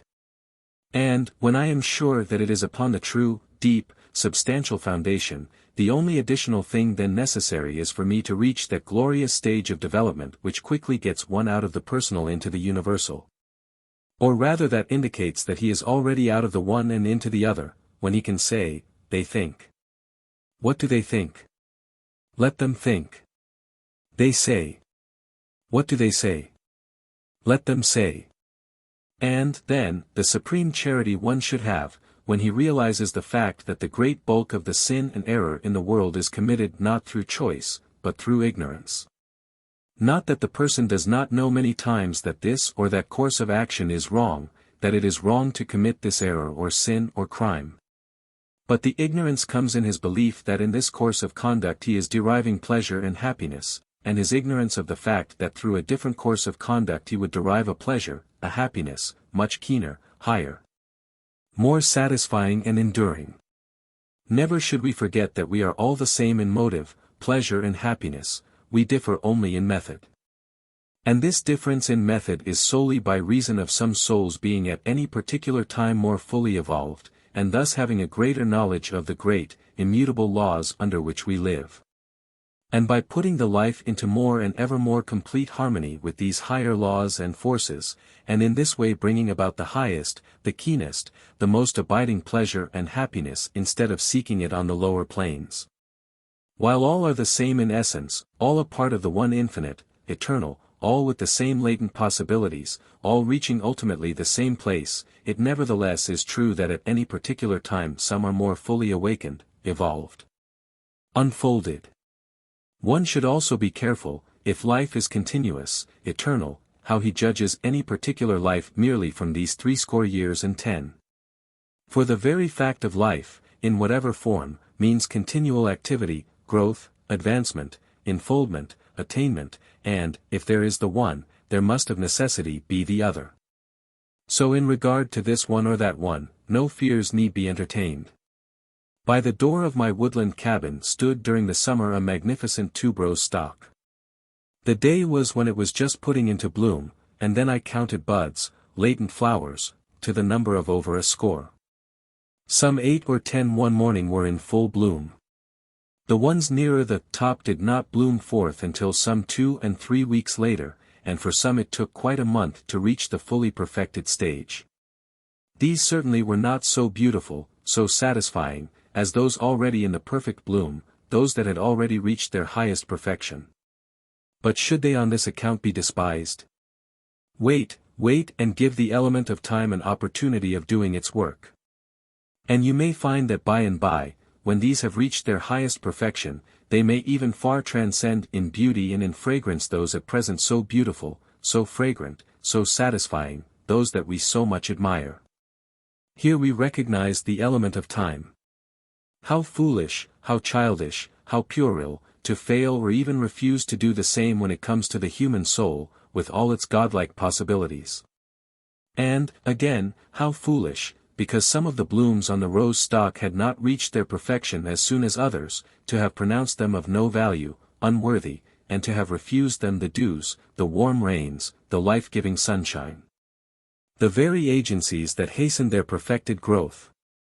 Yet this puerile, unbalanced attitude is that taken by untold numbers in the world today toward many human souls on account of their less mature unfoldment at any given time. Why, the very fact that a fellow man and a brother has this or that fault, error, undesirable or objectionable characteristic, is of itself the very reason he needs all the more of charity, of love, of kindly help and aid, than is needed by the one more fully developed, and hence more free from these. All the more reason is there why the best in him should be recognized and ever called to the front. The wise man is he who, when he desires to rid a room of darkness or gloom, does not attempt to drive it out directly, but who throws open the doors and the windows, that the room may be flooded with the golden sunlight. For in its presence darkness and gloom cannot remain. So the way to help a fellow man and a brother to the higher and better life is not by ever prating upon and holding up to view his errors, his faults, his shortcomings, any more than in the case of children, but by recognizing and ever calling forth the higher, the nobler, the divine, the godlike, by opening the doors and the windows of his own soul, and thus bringing about a spiritual perception. That he may the more carefully listen to the inner voice, that he may the more carefully follow the light that lighteth every man that cometh into the world. For in the exact proportion that the interior perception comes will the outer life and conduct accord with it, so far, and no farther. Where in all the world's history is to be found a more beautiful or valuable incident than this? A group of men, self-centered, self-assertive, have found a poor woman who, in her blindness and weakness, has committed an error, the same one that they, in all probability, have committed not once, but many times. For the rule is that they are first to condemn who are most at fault themselves. They bring her to the master, they tell him that she has committed a sin, more, that she has been taken in the very act, and ask what shall be done with her, informing him that, in accordance with the olden laws, such a one should be stoned. But, quicker than thought, that great incarnation of spiritual power and insight reads their motives. And, after allowing them to give full expression to their accusations, he turns, and calmly says, "He among you that is without sin, let him cast the first stone." So saying, he stoops down, as if he is writing in the sand. The accusers, feeling the keen and just rebuke, in the meantime sneak out, until not one remains. The master, after all have gone, turns to the woman, his sister, and kindly and gently says, "And where are thine accusers? Doth no man condemn thee?" "No man, Lord. And neither do I condemn thee, go thou, and sin no more." Oh, the beauty, the soul pathos! Oh, the royal-hearted brother! Oh, the invaluable lesson to us all! I have no doubt that this gentle, loving admonition, this calling of the higher and the better to the front, set into operation in her interior nature forces that hastened her progress from the purely animal, the unsatisfying, the diminishing, to the higher spiritual, the satisfying, the ever-increasing, or, even more, that made it instantaneous, but that in either case brought about the new birth. The new birth that comes with the awakening of the soul out of its purely physical sense life to the higher spiritual perception and knowledge of itself, and thus the birth of the higher out of the lower. As at some time or another comes to each and every human soul. And still another fact that should make us most charitable toward and slow to judge, or rather refuse to judge, a fellow man and a brother, the fact that we cannot know the intense strugglings and fightings he or she may be subjected to. Though accompanied, it is true, by numerous stumblings and fallings, though the latter we see, while the former we fail to recognize. Did we, however, know the truth of the matter, it may be that in the case of ourselves, who are so quick to judge, had we the same temptations and fightings, the battle would not be half so nobly, so manfully fought. And our stumblings and fallings might be many times the number of his or of hers. Had we infinite knowledge and wisdom, our judgments would be correct, though, had we infinite knowledge and wisdom, we would be spared the task, though perhaps pleasure would seem to be the truer word to use, of our own self-imposed judgments. Even so, then, if I cannot give myself in thorough love and service and self-devotion to each and all of the Father's other children, to every brother, no matter what the rank, station, or apparent condition, it shows that at least one of several things is radically wrong with self. And it also indicates that I shall never know the full and supreme joy of existence until I am able to and until I regard each case in the light of a rare and golden opportunity, in which I take a supreme delight. Although what has just been said is true, at the same time there are occasions when it must be taken with wise discretion. And, although there are things it may be right for me to do for the sake of helping another life, at the same time there are things it may be unwise for me to do. I have sympathy for a friend who is lying in the gutter. But it would be very unwise for me to get myself into the same condition, and go and lie with him, thinking that only thus I could show my fullest sympathy, and be of greatest help to him. On the contrary, it is only as I stand on the higher ground that I am able to reach forth the hand that will truly lift him up. The moment I sink myself to the same level, my power to help ceases. Just as unwise, to use a familiar example, far more unwise, would it be for me, were I a woman, to think of marrying a man who is a drunkard or a libertine, thinking that because I may love him I shall be able to reform him. In the first place, I should find that the desired results could not be accomplished in this way, or, rather, no results that could not be accomplished, and far more readily accomplished otherwise, and at far less expense. In the second place, I could not afford to subject myself to the demands, the influences, of one such, and so either sink myself to his level or, if not, then be compelled to use the greater part of my time, thought, and energy in demonstrating over existing conditions, and keeping myself true to the higher life, the same time that might be used in helping the lives of many others. If I sink myself to his level, I do not help, but aid all the more in dragging him down, or, if I do not sink to his level, then in the degree that I approach it do I lose my power over and influence with that life. Especially would it be unwise on my part if on his part there is no real desire for a different course, and no manifest endeavor to attain to it. Many times it seems necessary for such a one to wallow in the deepest of the mire, until, to use a commonplace phrase, he has his fill. He will then be ready to come out, will then be open to influence. I in the meantime, instead of entering into the mire with him, instead of subjecting my life to his influences, will stand up on the higher ground, and will ever point him upward, will ever reach forth a hand to help him upward.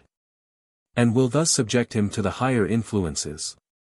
And, by preserving myself in this attitude, I can do the same for many other lives. In it all there will be no bitterness, no condemnation, no casting off, but the highest charity, sympathy and love.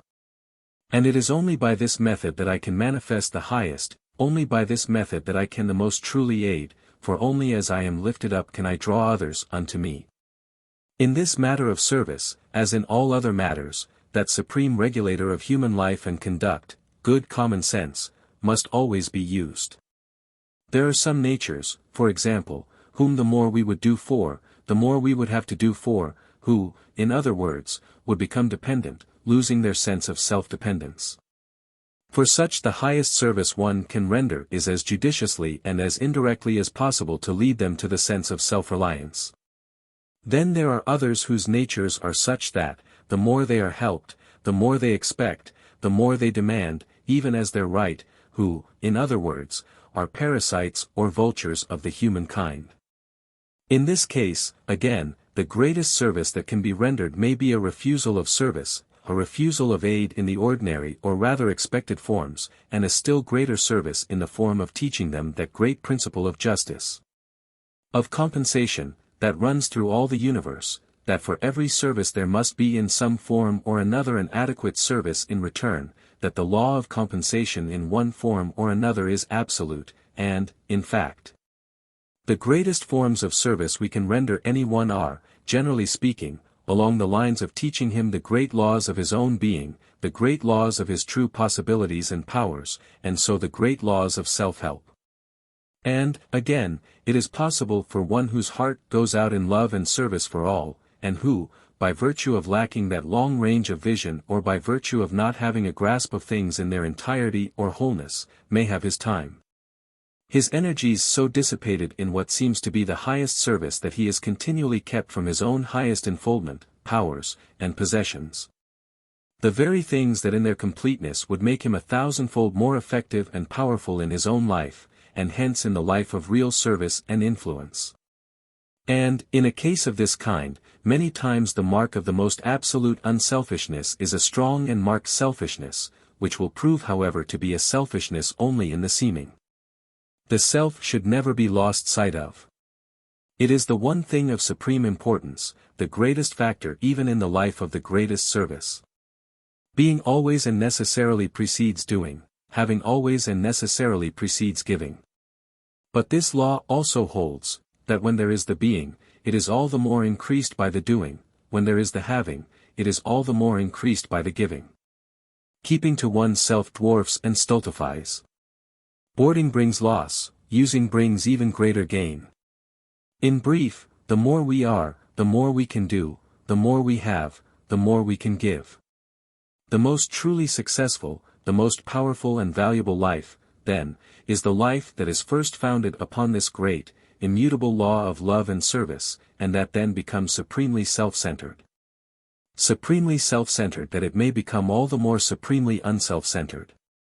In other words, the life that looks well to self, that there may be the ever greater self, in order that there may be the ever greater service. Part 4. The Awakening. The Awakening.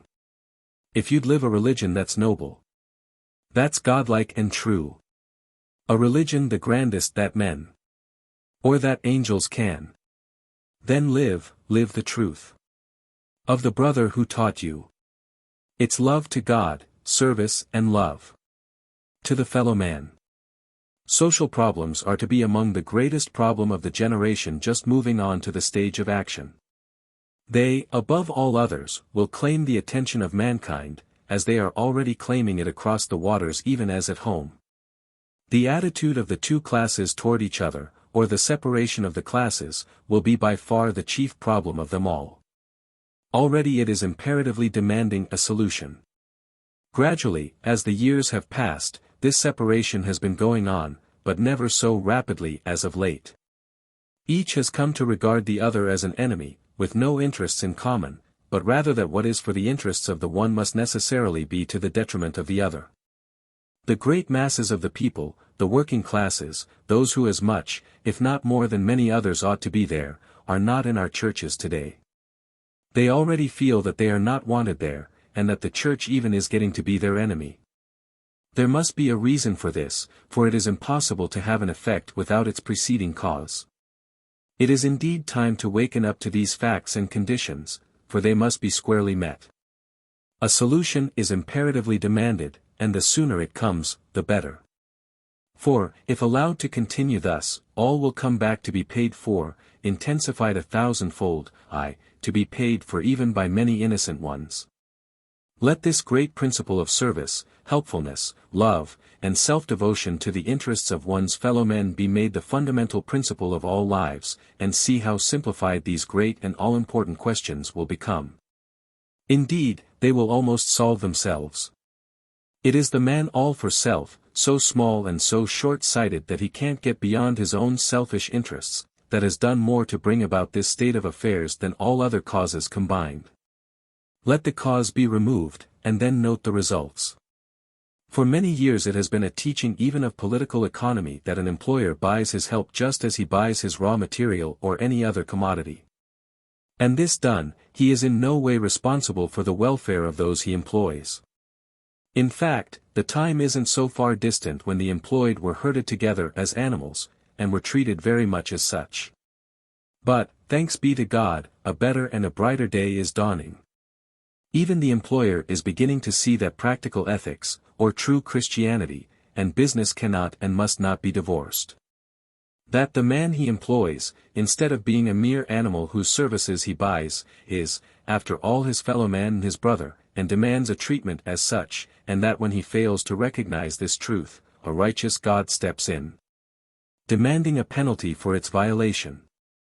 He is recognizing the fact that whatsoever is for the well-being of the one he employs, that whatever privileges he is enabled to enjoy that will tend to grow and develop his physical, his mental, and his moral life. That will give him an agreeable home and pleasant family relations, that whatever influences tend to elevate him and to make his life more happy, are a direct gain, even from a financial standpoint for himself, by its increasing for him the efficiency of the man's labor. It is already recognized as a fact that the employer who interests himself in these things, other things being equal, is the most successful. Thus the old and the false are breaking away before the right and the true, as all inevitably must sooner or later, and the divinity and the power of the workingman is being ever more fully recognized. In the very remote history of the race there was one who, violating a great law, having wronged a brother, asked, "Am I my brother's keeper?" Knowing that he was, he nevertheless deceitfully put the question in this way in his desire, if possible, to avoid the responsibility. Many employers in their selfishness and greed for gain have asked this same question in this same way. They have thought they could thus defeat the sure and eternal laws of a just ruler, but have thereby deceived themselves the more. These more than any others have to a great degree brought about the present state of affairs in the industrial and social world. Just as soon as the employer recognizes the falsity of these old teachings and practices, and the fact that he cannot buy his employees' services the same as he buys his raw material, with no further responsibility, but that the two are on vastly different planes, that his employee is his fellow man and his brother, and that he is his brother's keeper, and will be held responsible as such, that it is to his own highest interests, as well as to the highest interests of those he employs and to society in general, to recognize this. And just as soon as he who is employed fully appreciates his opportunities and makes the highest use of all, and in turn takes an active, personal interest in all that pertains to his employer's welfare, just that soon will a solution of this great question come forth, and no sooner. It is not so much a question of legislation as of education and right doing, thus a dealing with the individual, and so a prevention and a cure, not merely a suppression and a regulation, which is always sure to fail. For, in a case of right or wrong no question is ever settled finally until it is settled rightly. The individual, dealing with the individual is necessarily at the bottom of all true social progress. There can't be anything worthy the name without it. The truth will at once be recognized by all that the good of the whole depends upon the good of each, and the good of each makes the good of the whole. Attend, then, to the individual, and the whole will take care of itself. Let each individual work in harmony with every other, and harmony will pervade the whole. The old theory of competition that in order to have great advancement, great progress, we must have great competition to induce it, is as false as it is savage and detrimental in its nature. We are just reaching that point where the larger men and women are beginning to see its falsity.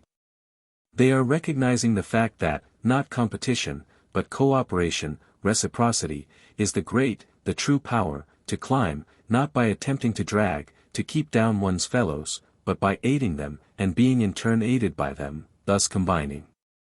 And so multiplying the power of all instead of wasting a large part one against the other. And grant that a portion do succeed in rising, while the other portion remain in the lower condition, it is of but little value so far as their own peace and welfare are concerned, for they can never be what they would be, were all up together.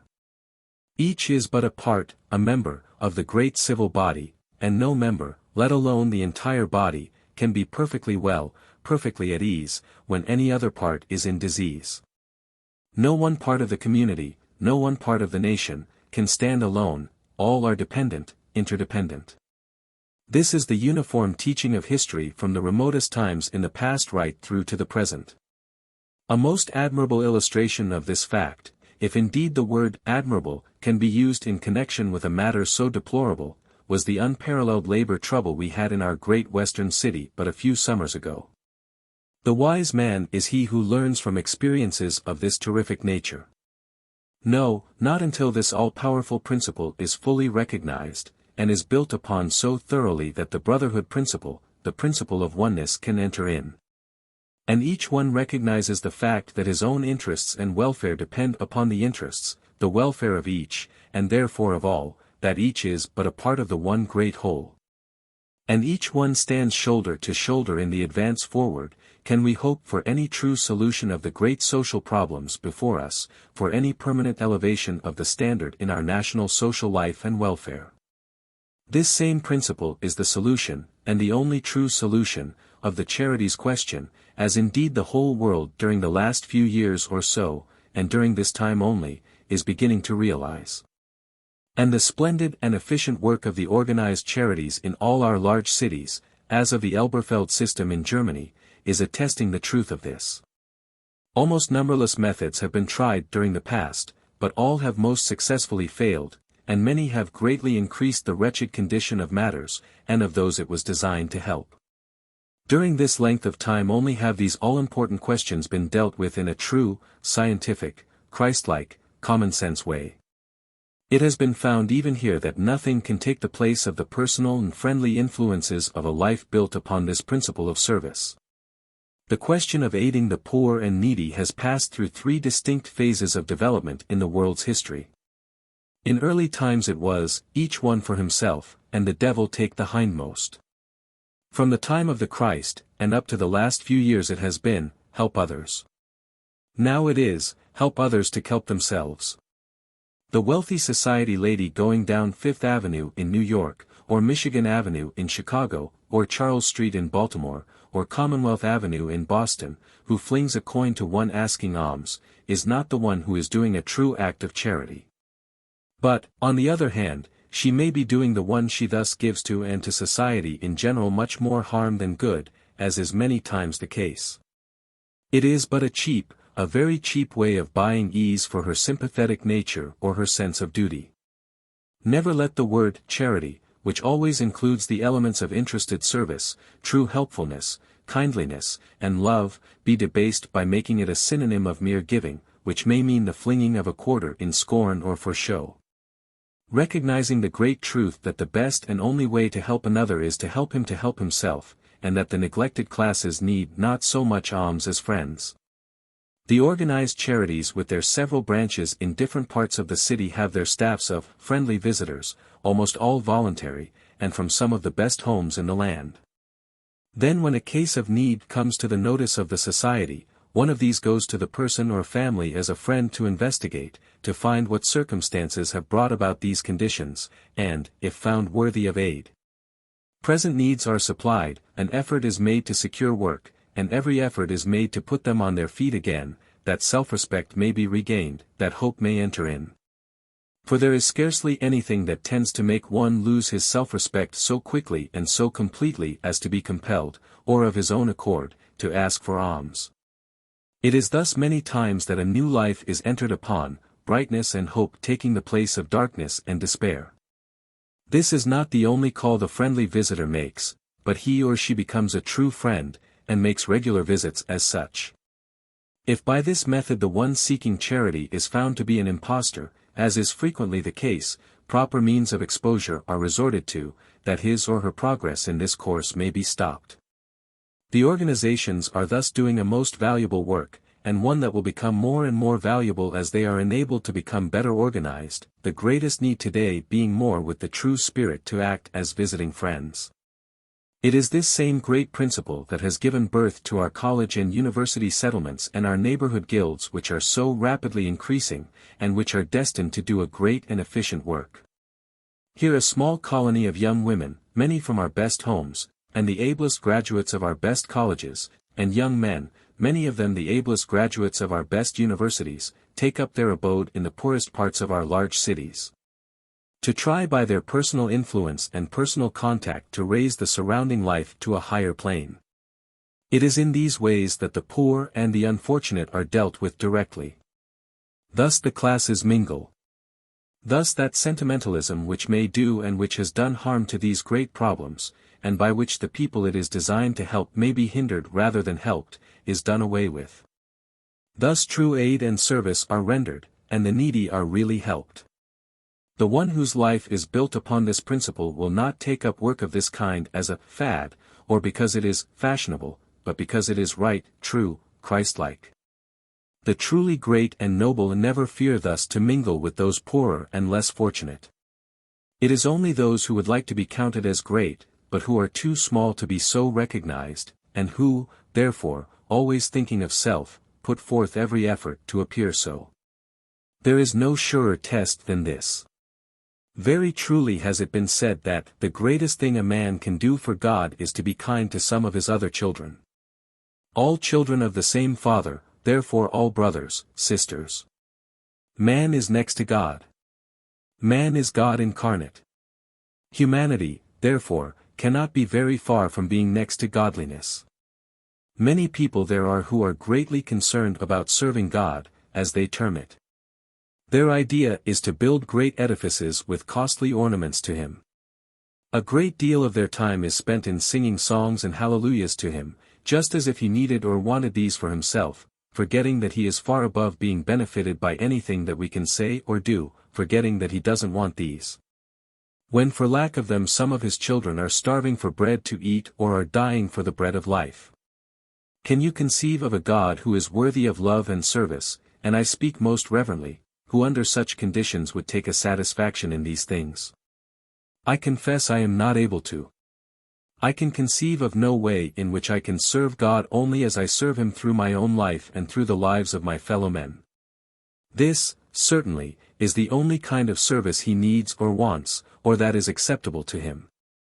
At one place we read, "He that says he loves God and loves not his fellow men, is a liar, and the truth is not in him." Even in religion I think we shall find that there is nothing greater or more important than this great principle of service, helpfulness, kindliness, and love. Is not Christianity, you ask, greater or more important? Why, bless you, is this any other than Christianity? Is Christianity any other than this, at least, if we take what the Master Teacher himself has said? For what, let us ask, is a Christian, the real, not merely in name? A follower of Christ, one who does as He did, one who lives as He lived. And, again, who was Christ? He that healed the sick, clothed the naked, bound up the broken-hearted, sustained and encouraged the weak, the faltering, befriended and aided the poor, the needy, condemned the proud and the selfish, taught the people to live nobly, truly, grandly, to live in their higher, diviner selves, that the greatest among them should be their servant, and that His followers were those who lived as He lived. He spent all His time in the service of humanity. He gave His whole life in this way. He it was who went about doing good. Is it your desire then, to be numbered among His followers, to bear that blessed name, the name, Christian? Then sit at His feet, and learn of Him, love Him, do as He did, as He taught you to do, live as He lived, as He taught you to live, and you are a Christian, and not unless you do. True Christianity can be found in no other way. Naught is the difference what one may call himself, for many call themselves by this name to whom Christ says it will one day be said, "I never knew you, depart from me, ye cursed." Naught is the difference what creeds one may subscribe to, what rites and ceremonies he may observe, how loud and how numerous his professions may be.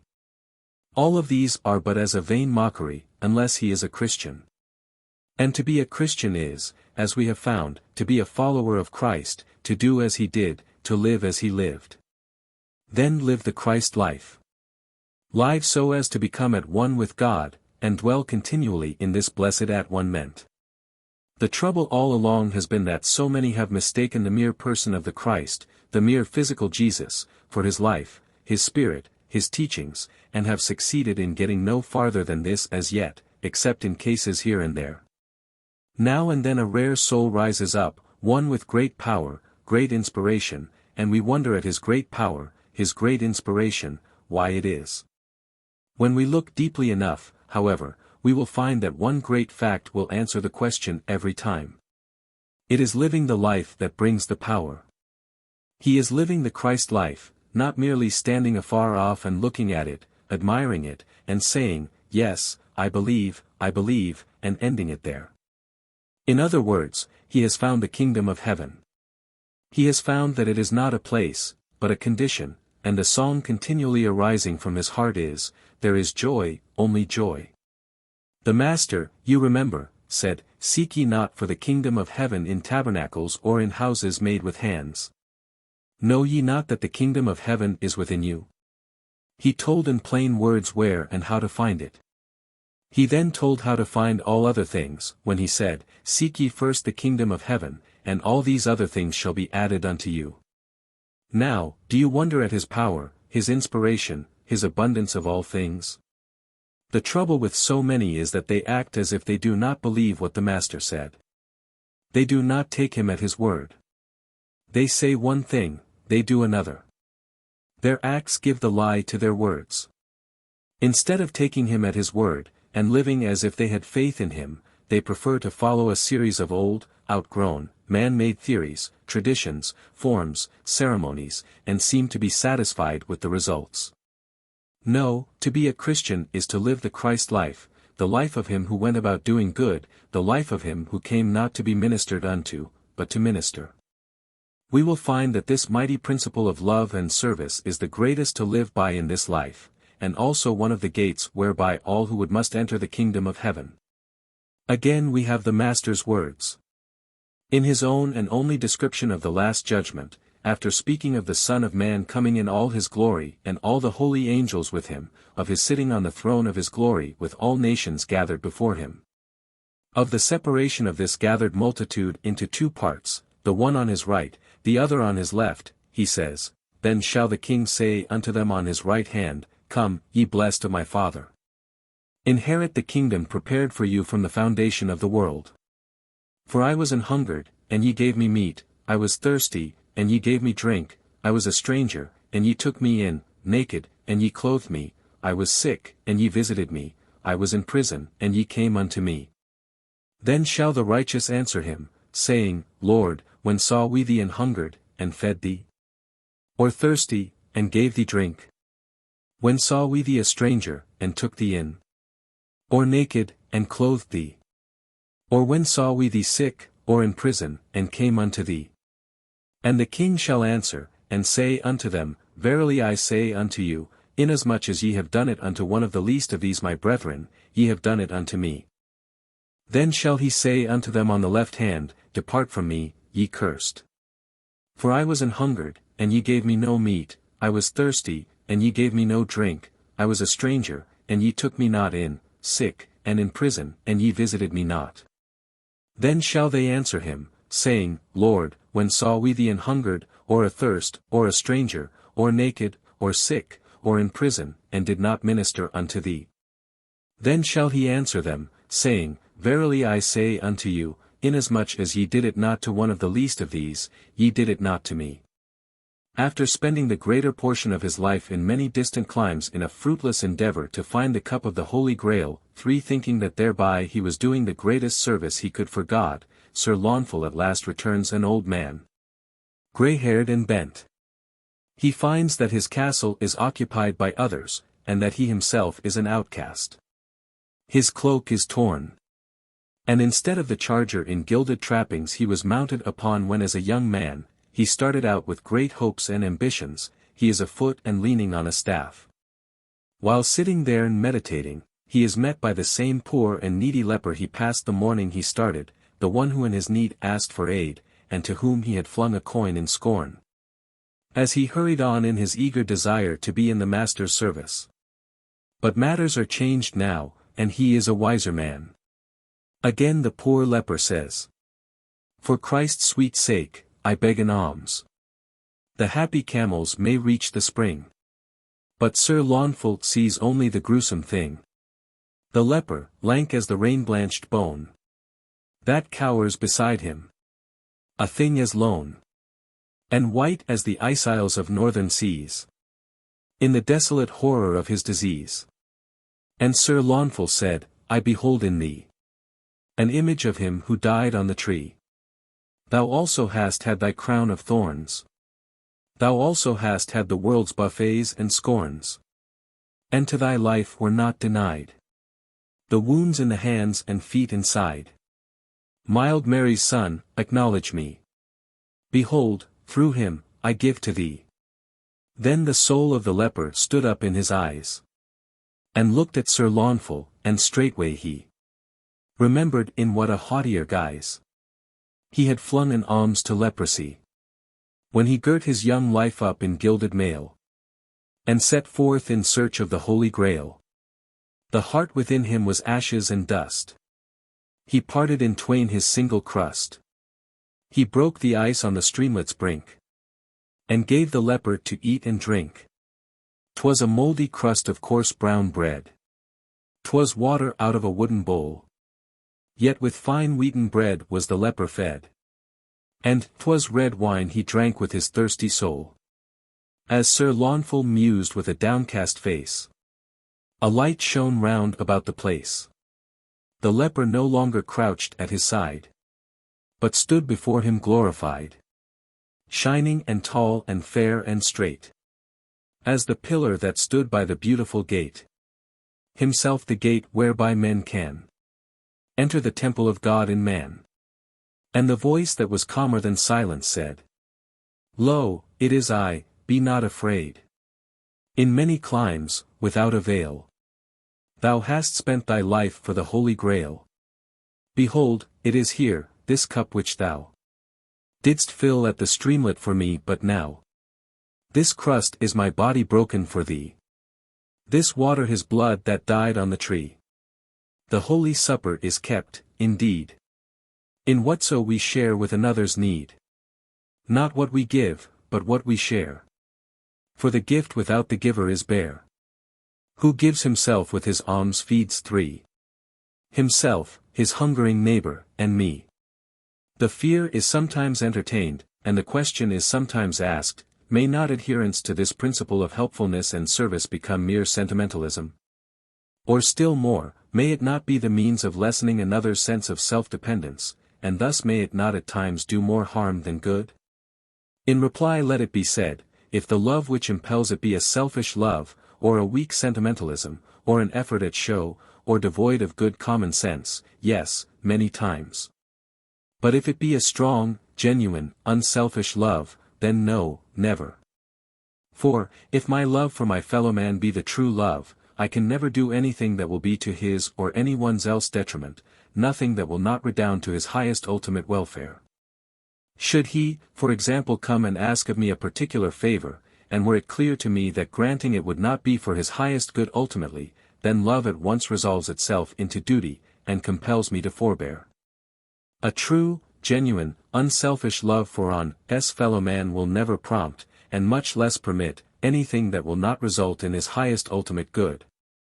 Adherence, therefore, to this great principle in its truest sense, instead of being a weak sentimentalism, is, we shall find, of all practical things the most intensely practical. And a word here in regard to the test of true love and service, in distinction from its semblance for show or for vain glory. The test of the true is this, that it goes about and 0 does its good work, it never says anything about it, but lets others do the same. It not only says nothing about it, but more, it has no desire to have it known. And, the truer it is, the greater the desire to have it unknown save to God and its own true self. In other words, it is not sicklied o'er with a semi-insane desire for notoriety or vainglory, and hence never weakens itself nor harasses any one else by lengthy recitals of its good deeds.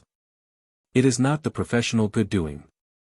It is simply living its natural life, open-minded, open-hearted, doing each day what its hands find to do, and in this finding its own true life and joy.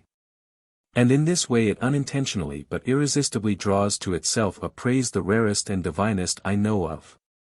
The praise I heard given but a day or two ago to one who is living simply his own natural life without any conscious effort at anything else, the praise contained in the words, and, oh, it is beautiful. The great amount of good he does and of which the world never hears. Part 5. The Incoming. The Incoming. O dull, grey grub, unsightly and noisome, unable to roam. Days pass, God's at work, the slow chemistry's going on. Behold. Behold. O brilliant, buoyant life, full-winged, all the heavens thy home. O poor, mean man, stumbling and falling, e'en shamed by a clod.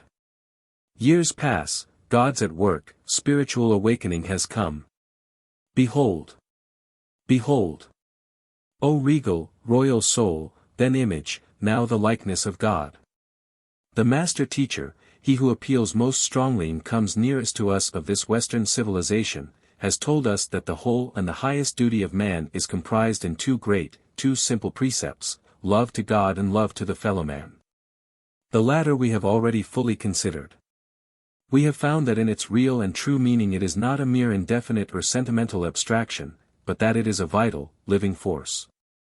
And in its manifestation it is life, it is action, it is service. Let us now for a moment to the other, love to God, which in great measure, however, let it be said, has been considered in dealing with love to the fellow man.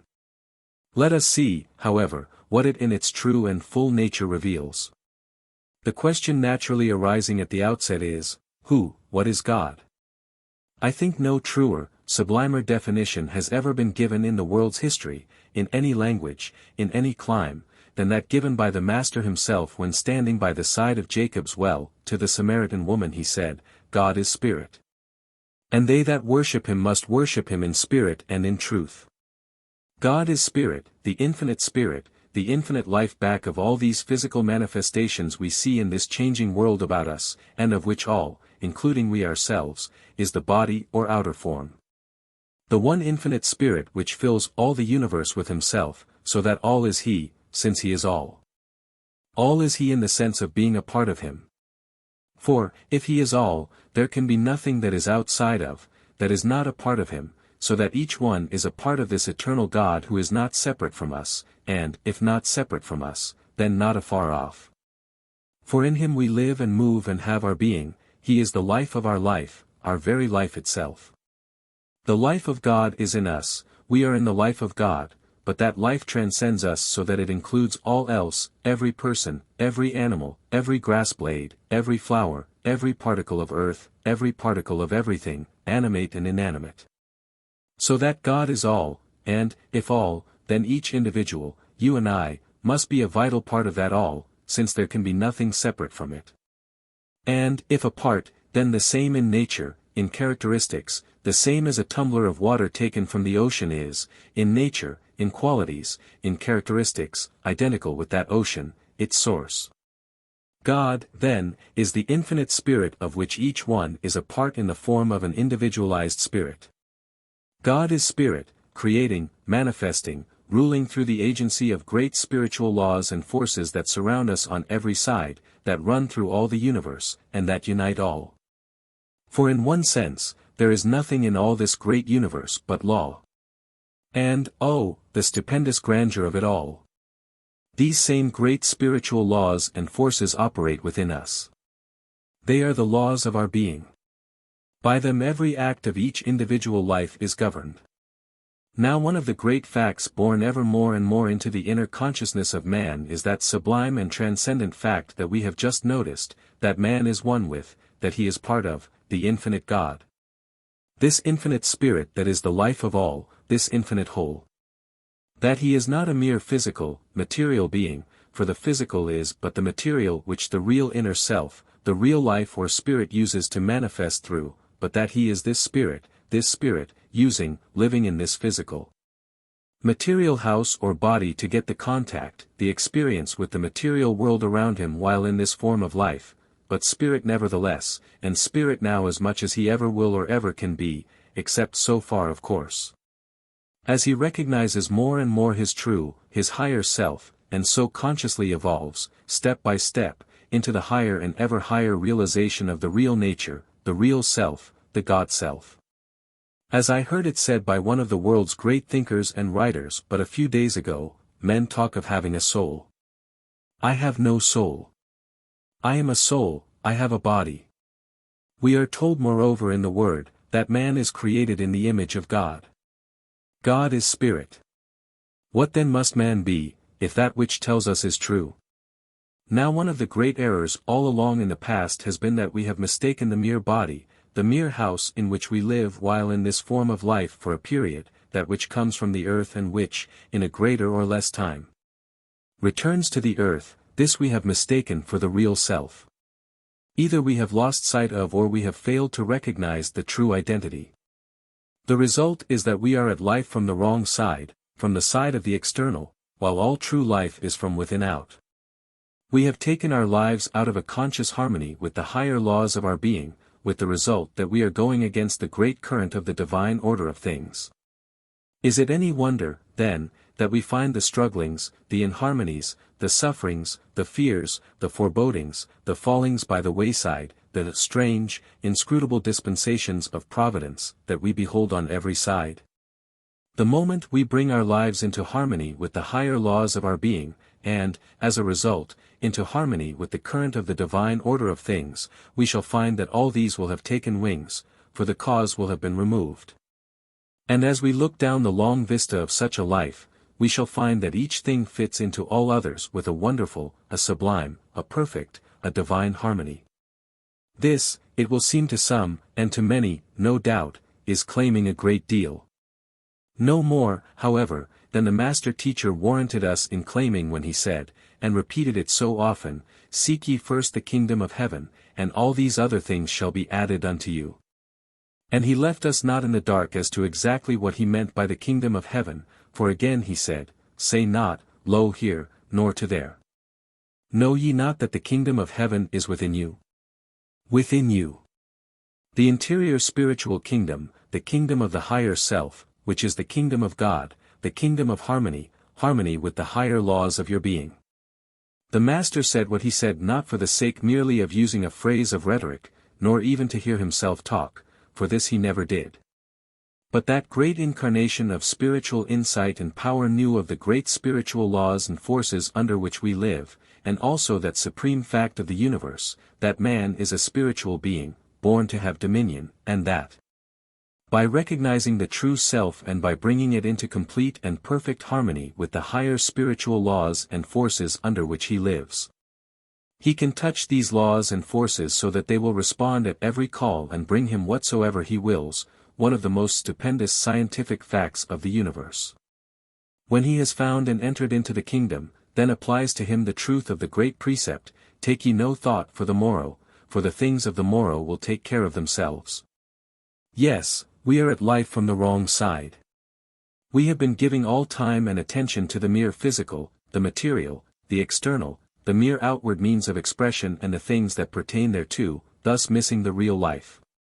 And this we have called living, and seem, indeed, to be satisfied with the results. No wonder the cry has gone out again and again from many a human soul, "Is life worth the living?" But from one who has once commenced to live, this cry never has, nor can it ever come, for, when the kingdom is once found, life then ceases to be a plodding, and becomes an exultation, an ecstasy, a joy. Yes, you will find that all the evil, all the error, all the disease, all the suffering, all the fears, all the forebodings of life, are on the side of the physical, the material, the transient.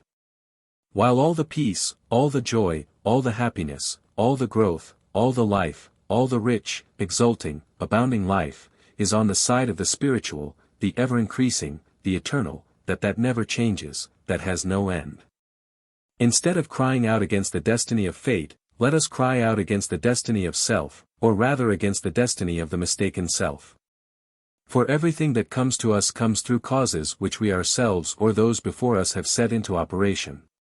Nothing comes by chance, for in all the wide universe there is absolutely no such thing as chance. We bring whatever comes. Are we not satisfied with the effects, the results? The thing then to do, is to change the causes, for we have everything in our own hands the moment we awake to a recognition of the true self. We make our own heaven or our own hell, and the only heaven or hell that will ever be ours is that of our own making. The order of the universe is one thing, we take our lives out of harmony with and so pervert the laws under which we live, and make it another. The order is the all-good. We pervert the laws, and what we call evil is the result, simply the result of the violation of law, and we then wonder that a just and loving God could permit such and such things. We wonder at what we term the strange, inscrutable dispensations of providence, when all is of our own making. We can be our own best friends or we can be our own worst enemies, and the only real enemy one can ever have is the self, the very self. It is a well-known fact in the scientific world that the great work in the process of evolution is the gradual advancing from the lower to the higher, from the coarser to the finer, or, in other words, from the coarser material to the finer spiritual.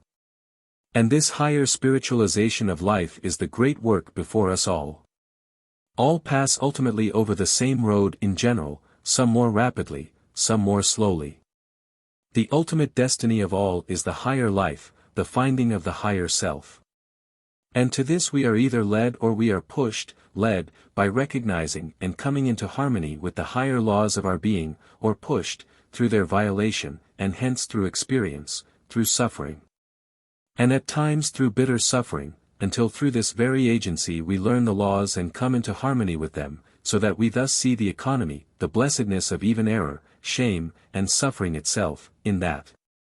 If we are not wise enough to go voluntarily and of our own accord, it all the more quickly brings us to our true, our higher selves. Moreover, whatever is evolved must as surely first be involved. We cannot conceive even of an evolution without first an involution. And, if this is true, we cannot conclude otherwise than that all that will ever be brought forth through the process of evolution is already within, all the God possibilities of the human soul are now, at this very moment, latent within. This being true, the process of evolution need not, as is many times supposed, take eons or even ages for its accomplishment. For the process is wonderfully accelerated when we have grasped and when we have commenced to actualize the reality of that mighty precept, know thyself. It is possible, through an intelligent understanding of the laws of the higher life, to advance in the spiritual awakening and unfoldment even in a single year more than one otherwise would through a whole lifetime. Or more in a single day or even hour than in an entire year or series of years otherwise. This higher spiritualization of life is certainly what the Master had in mind when he said, "It is as hard for a rich man to enter into the kingdom of heaven as it is for a camel to pass through the eye of a needle." For, if a man give all his days and his nights merely to the accumulation of outer material possessions, what time has he for the growing, the unfolding, of the interior, the spiritual, what time for finding that wonderful kingdom? The kingdom of heaven, the Christ within. This certainly is also the significance of the temptation in the wilderness. The temptations were all, you will recall, in connection with the material, the physical, and the things that pertain thereto. Do so and so, said the physical, follow after me, and I will give you bread in abundance, I will give you great fame and notoriety, I will give you vast material possessions. All, you see, a calling away from the real, the interior, the spiritual, the eternal. Dominion over all the kingdoms of the world was promised. But what is dominion over all the world, with heaven left out? All, however, was triumphed over. The physical was put into subjection by the spiritual, the victory was gained once for all and forever. And he became the supreme and royal master, and by this complete and glorious mastery of self he gained the mastery over all else besides, even to material things and conditions. And by this higher spiritual chemicalization of life thus set into operation the very thought forces of his mind became charged with a living, mighty, and omnipotent power. So as to effect a mastery over all exterior conditions, hence the numerous things called miracles by those who witnessed and who had not entered into a knowledge of the higher laws that can triumph over and master the lower. But which are just as real and as natural on their plane as the lower, and even more real and more natural, because higher and therefore more enduring. But this complete mastery over self during this period of temptation was just the beginning of the path that led from glory unto glory, the path that for you and for me will lead from glory unto glory the same as for him. It was this new divine and spiritual chemistry of life thus set into operation that transformed the man Jesus, that royal-hearted elder brother, into the Christ Jesus, and forever blessed be his name. For he thus became our Savior, he became our Savior by virtue of pointing out to us the way. This overcoming by the calling of the higher spiritual forces into operation is certainly what he meant when he said, I have overcome the world, and what he would have us understand when he says, overcome the world, even as I have overcome it. And in the same sense we are all the saviors one of another, or may become so.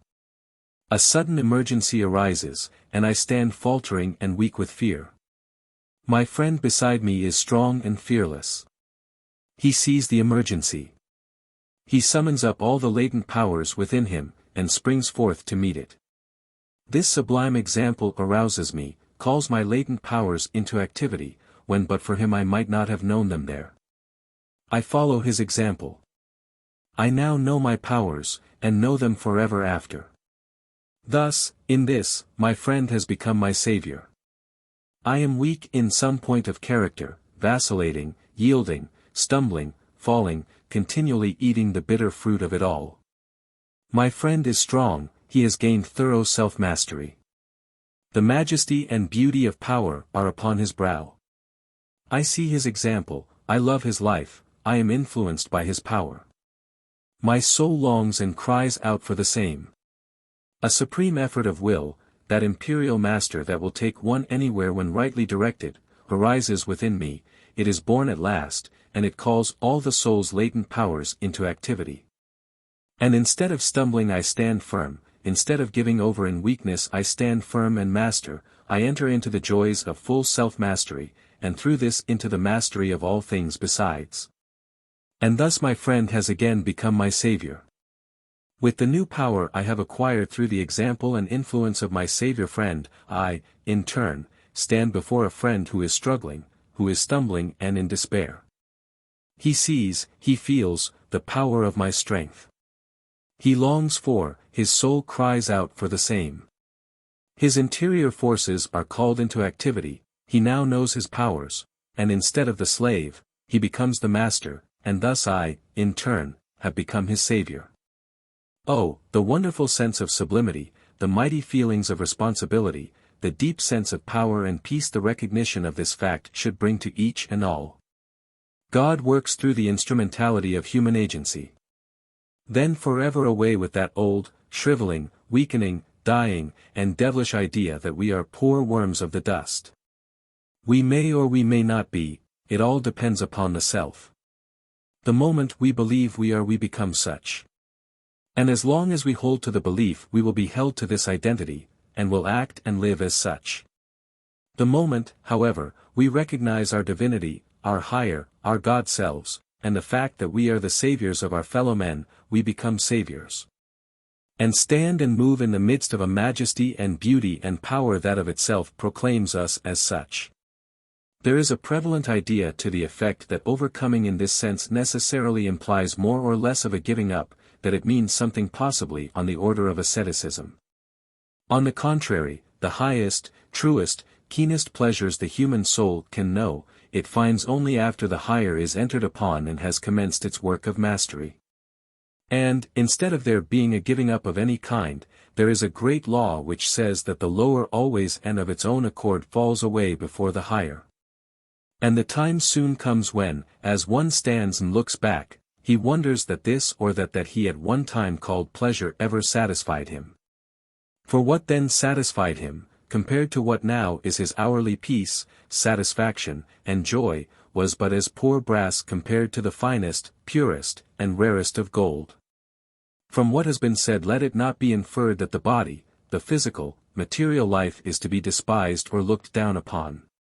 This, rather let it be said, is one of the crying errors of the times, and prolific of a vast amount of error, suffering, and shame. On the contrary, it should be thought all the more highly of, it should be loved and developed to its highest perfections, beauties, and powers. God gave us the body not in vain. It is just as holy and beautiful as the spirit itself. It is merely the outward material manifestation of the individualized spirit, and we by our hourly thoughts and emotions are building it, are determining its conditions, its structure, and appearance. And, if there are any conditions we are not satisfied with, we by an understanding of the laws, have it in our power to make it over and change these conditions. Flammarion, the eminent French scientist, member of the Royal Academy of Science, and recognized as one of the most eminent scientists living, tells us that the entire human structure can be made over within a period of less than 1 year. Some 11 months being the length of time required for the more compact and more set portions to respond. While some portions respond much more readily, within a period of from 2 to 3 months, and some even within a month. Every part, every organ, every function of the body is just as clean, just as beautiful, just as sweet, and just as holy as every other part. And it is only by virtue of man's perverted ways of looking at some that they become otherwise, and the moment they so become, abuses, ill uses, suffering, and shame creep in. Not repression, but elevation. Would that this could be repeated 1,000 times over. Not repression, but elevation. Every part, every organ, every function of the body is given for use, but not for misuse or abuse. And the moment the latter takes place in connection with any function it loses its higher powers of use, and there goes with this the higher powers of true enjoyment. It is thus that we get that large class known as abnormals, resorting to the methods they resort to for enjoyment, but which, in its true sense, they always fail in finding, because law will admit of no violations. And, if violated, it takes away the very powers of enjoyment, it takes away the very things that through its violation they thought they had secured, or it turns them into ashes in their very hands. God, nature, law, the higher self, is not mocked. Not repression, but elevation, repression only in the sense of mastery, but this means, nay, this is, elevation. In other words, we should be the master, and not the body. We should dictate to the body, and should never, even for an instant, allow it to dictate to us. Oh, the thousands, the hundreds of thousands of men and women who are everywhere being driven hither and thither, led into this and into that which their own better selves would not enter into. Simply because they have allowed the body to assume the mastery. While they have taken the place of the weakling, the slave, and all on account of their own weakness, weakness through ignorance, ignorance of the tremendous forces and powers within, the forces and powers of the mind and spirit. It would be a right royal plan for those who are thus enslaved by the body, and we all are more or less, each in his own particular way, and not one is absolutely free, it would be a good plan to hold immediately, at this very hour. A conversation with the body somewhat after this fashion. Body, we have for some time been dwelling together. Life for neither has been in the highest degree satisfactory. The cause is now apparent to me. The mastery I have voluntarily handed over to you. You have not assumed it of your own accord. But I have given it over to you little by little, and just in the degree that you have appropriated it. Neither one is to blame. It has been by virtue of ignorance. But henceforth we will reverse positions. You shall become the servant, and I the master. From this time forth you shall no longer dictate to me, but I will dictate to you. I, one with infinite intelligence, wisdom, and power, longing for a fuller and ever fuller realization of this oneness, will assume control, and will call upon you to help in the fuller and ever fuller external manifestation of this realization. We will thus regain the ground both of us have lost. We will thus be truly married instead of farcically so. And thus we will help each the other to a realization of the highest, most satisfying and most enduring pleasures and joys, possibilities and powers, loves and realizations, that human life can know. And so, hand in hand, we will help each the other to the higher and ever-increasing life instead of degrading each the other to the lower and ever-decreasing. I will become the imperial master, and you the royal companion. And thus we will go forth to an ever larger life of love and service, and so of true enjoyment. This conversation, if entered into in the spirit, accompanied by an earnest, sincere desire for its fulfillment, reinforced by the thought forces, and continually attended by that absolute magnet of power, firm expectation, will, if all are firmly and persistently held to, bring the full realization of one's fondest desires with a certainty as absolute as that effect follows cause. The higher self will invariably master when it truly and firmly asserts itself.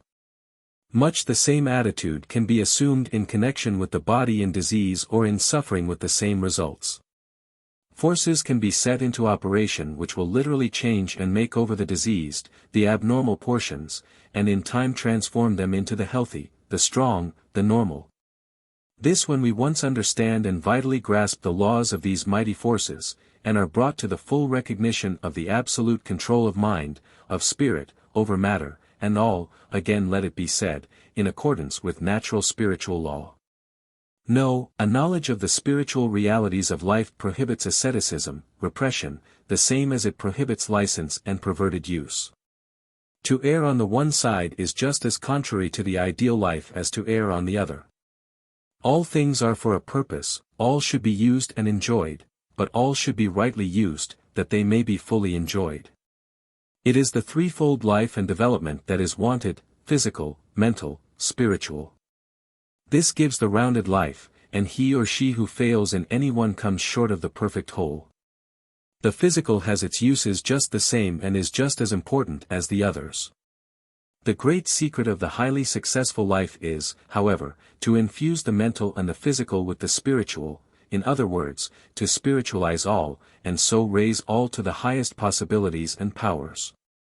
It is the all-round, fully developed we want, not the ethereal, pale-blooded man and woman, but the man and woman of flesh and blood, for action and service here and now, the man and woman strong and powerful, with all the faculties and functions fully unfolded and used, all in a royal and bounding condition, but all rightly subordinated. The man and the woman of this kind, with the imperial hand of mastery upon all, standing, moving thus like a king, nay, like a very god, such is the man and such is the woman of power. Such is the ideal life, anything else is one-sided, and falls short of it. The most powerful agent in character building is this awakening to the true self, to the fact that man is a spiritual being, nay, more, that I, this very eternal I, am a spiritual being, right here and now, at this very moment. With the God powers which can be quickly called forth. With this awakening, life in all its manifold relations becomes wonderfully simplified.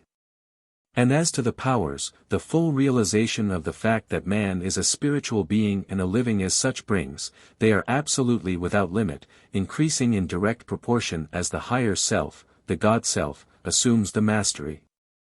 And so as this higher spiritualization of life goes on. With this awakening and realization one is brought at once en rapport with the universe. He feels the power and the thrill of the life universal. He goes out from his own little garden spot, and mingles with the great universe. And the little perplexities, trials, and difficulties of life that today so vex and annoy him, fall away of their own accord by reason of their very insignificance. The intuitions become keener and ever more keen and unerring in their guidance. There comes more and more the power of reading men, so that no harm can come from this source. There comes more and more the power of seeing into the future, so that more and more true becomes the old adage, that coming events cast their shadows before. Health in time takes the place of disease. For all disease and its consequent suffering is merely the result of the violation of law, either consciously or unconsciously, either intentionally or unintentionally. There comes also a spiritual power which, as it is sent out, is adequate for the healing of others the same as in the days of old. The body becomes less gross and heavy, finer in its texture and form, so that it serves far better and responds far more readily to the higher impulses of the soul. Matter itself in time responds to the action of these higher forces. And many things that we are accustomed by reason of our limited vision to call miraculous or supernatural become the normal, the natural, the everyday. For what, let us ask, is a miracle? Nothing more nor less than this: a highly illumined soul, one who has brought his life into thorough harmony with the higher spiritual laws and forces of his being, and therefore with those of the universe. Thus making it possible for the highest things to come to him, has brought to him a law a little higher than the ordinary mind knows of as yet. This he touches, he operates. It responds. The people see the result, and cry out, "Miracle! Miracle!" When it is just as natural, just as fully in accordance with the law on this higher plane, as is the common, the everyday on the ordinary. And let it be remembered that the miraculous, the supernatural of today becomes, as in the process of evolution we leave the lower for the higher, the commonplace, the natural, the everyday of tomorrow. And, truly, miracles are being performed in the world today just as much as they ever have been. And why should we not today have the powers of the foremost in the days of old?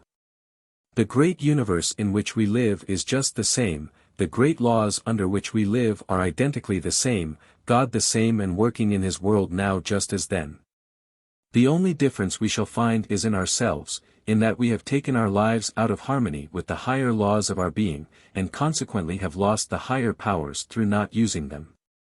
Mighty men we are told they were, mighty men who walked with God, and in the last clause lies the secret of the first, men who lived in the Spirit, men who followed after the real life instead of giving all time and attention to the mere external. Men who lived in the higher stories of their being, and not continually in the basements. With here and there an exception we reverse the process. We live in the valleys, so to speak, often disease-infected valleys, when we might mount up to the mountain tops, and there dwell continually in the warm and mellow sunlight of God's, or if you please, of nature's great, unchangeable laws. And find ourselves rising ever higher and higher, and revelations coming new every day.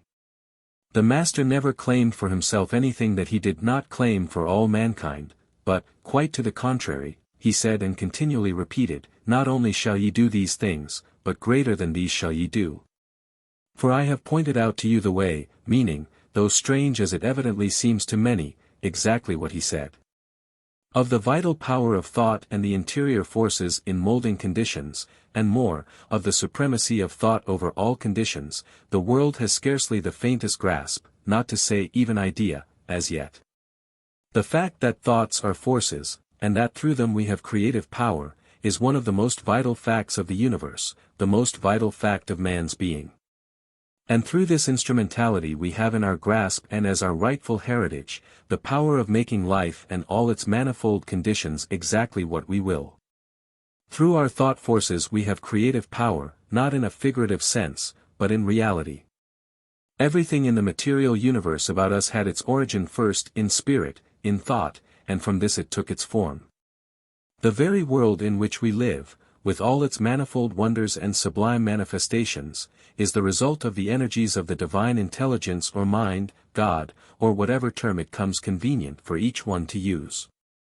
And God said, "Let there be," and there was, the material world, at least the material manifestation of it, literally spoken into existence, the spoken word, however, but the outward manifestation of the interior forces of the supreme intelligence.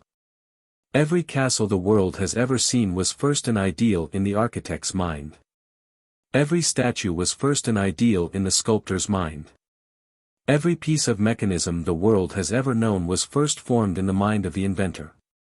Here it was given birth to.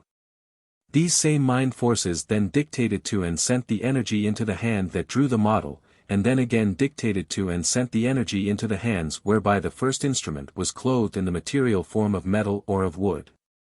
The lower negative always gives way to the higher when made positive. Mind is positive, matter is negative. Each individual life is a part of, and hence is one with, the infinite life. And the highest intelligence and power belongs to each in just the degree that he recognizes his oneness and lays claim to and uses it. The power of the word is not merely an idle phrase or form of expression. It is a real mental, spiritual, scientific fact, and can become vital and powerful in your hands and in mine in just the degree that we understand the omnipotence of the thought forces and raise all to the higher planes. The blind, the lame, the diseased, stood before the Christ, who said, "Receive thy sight, rise up and walk," or, "Be thou healed," and lo! It was so. The spoken word, however, was but the outward expression and manifestation of his interior thought forces, the power and potency of which he so thoroughly knew. But the laws governing them are the same today as they were then, and it lies in our power to use them the same as it lay in his. Each individual life, after it has reached a certain age or degree of intelligence, lives in the midst of the surroundings or environments of its own creation.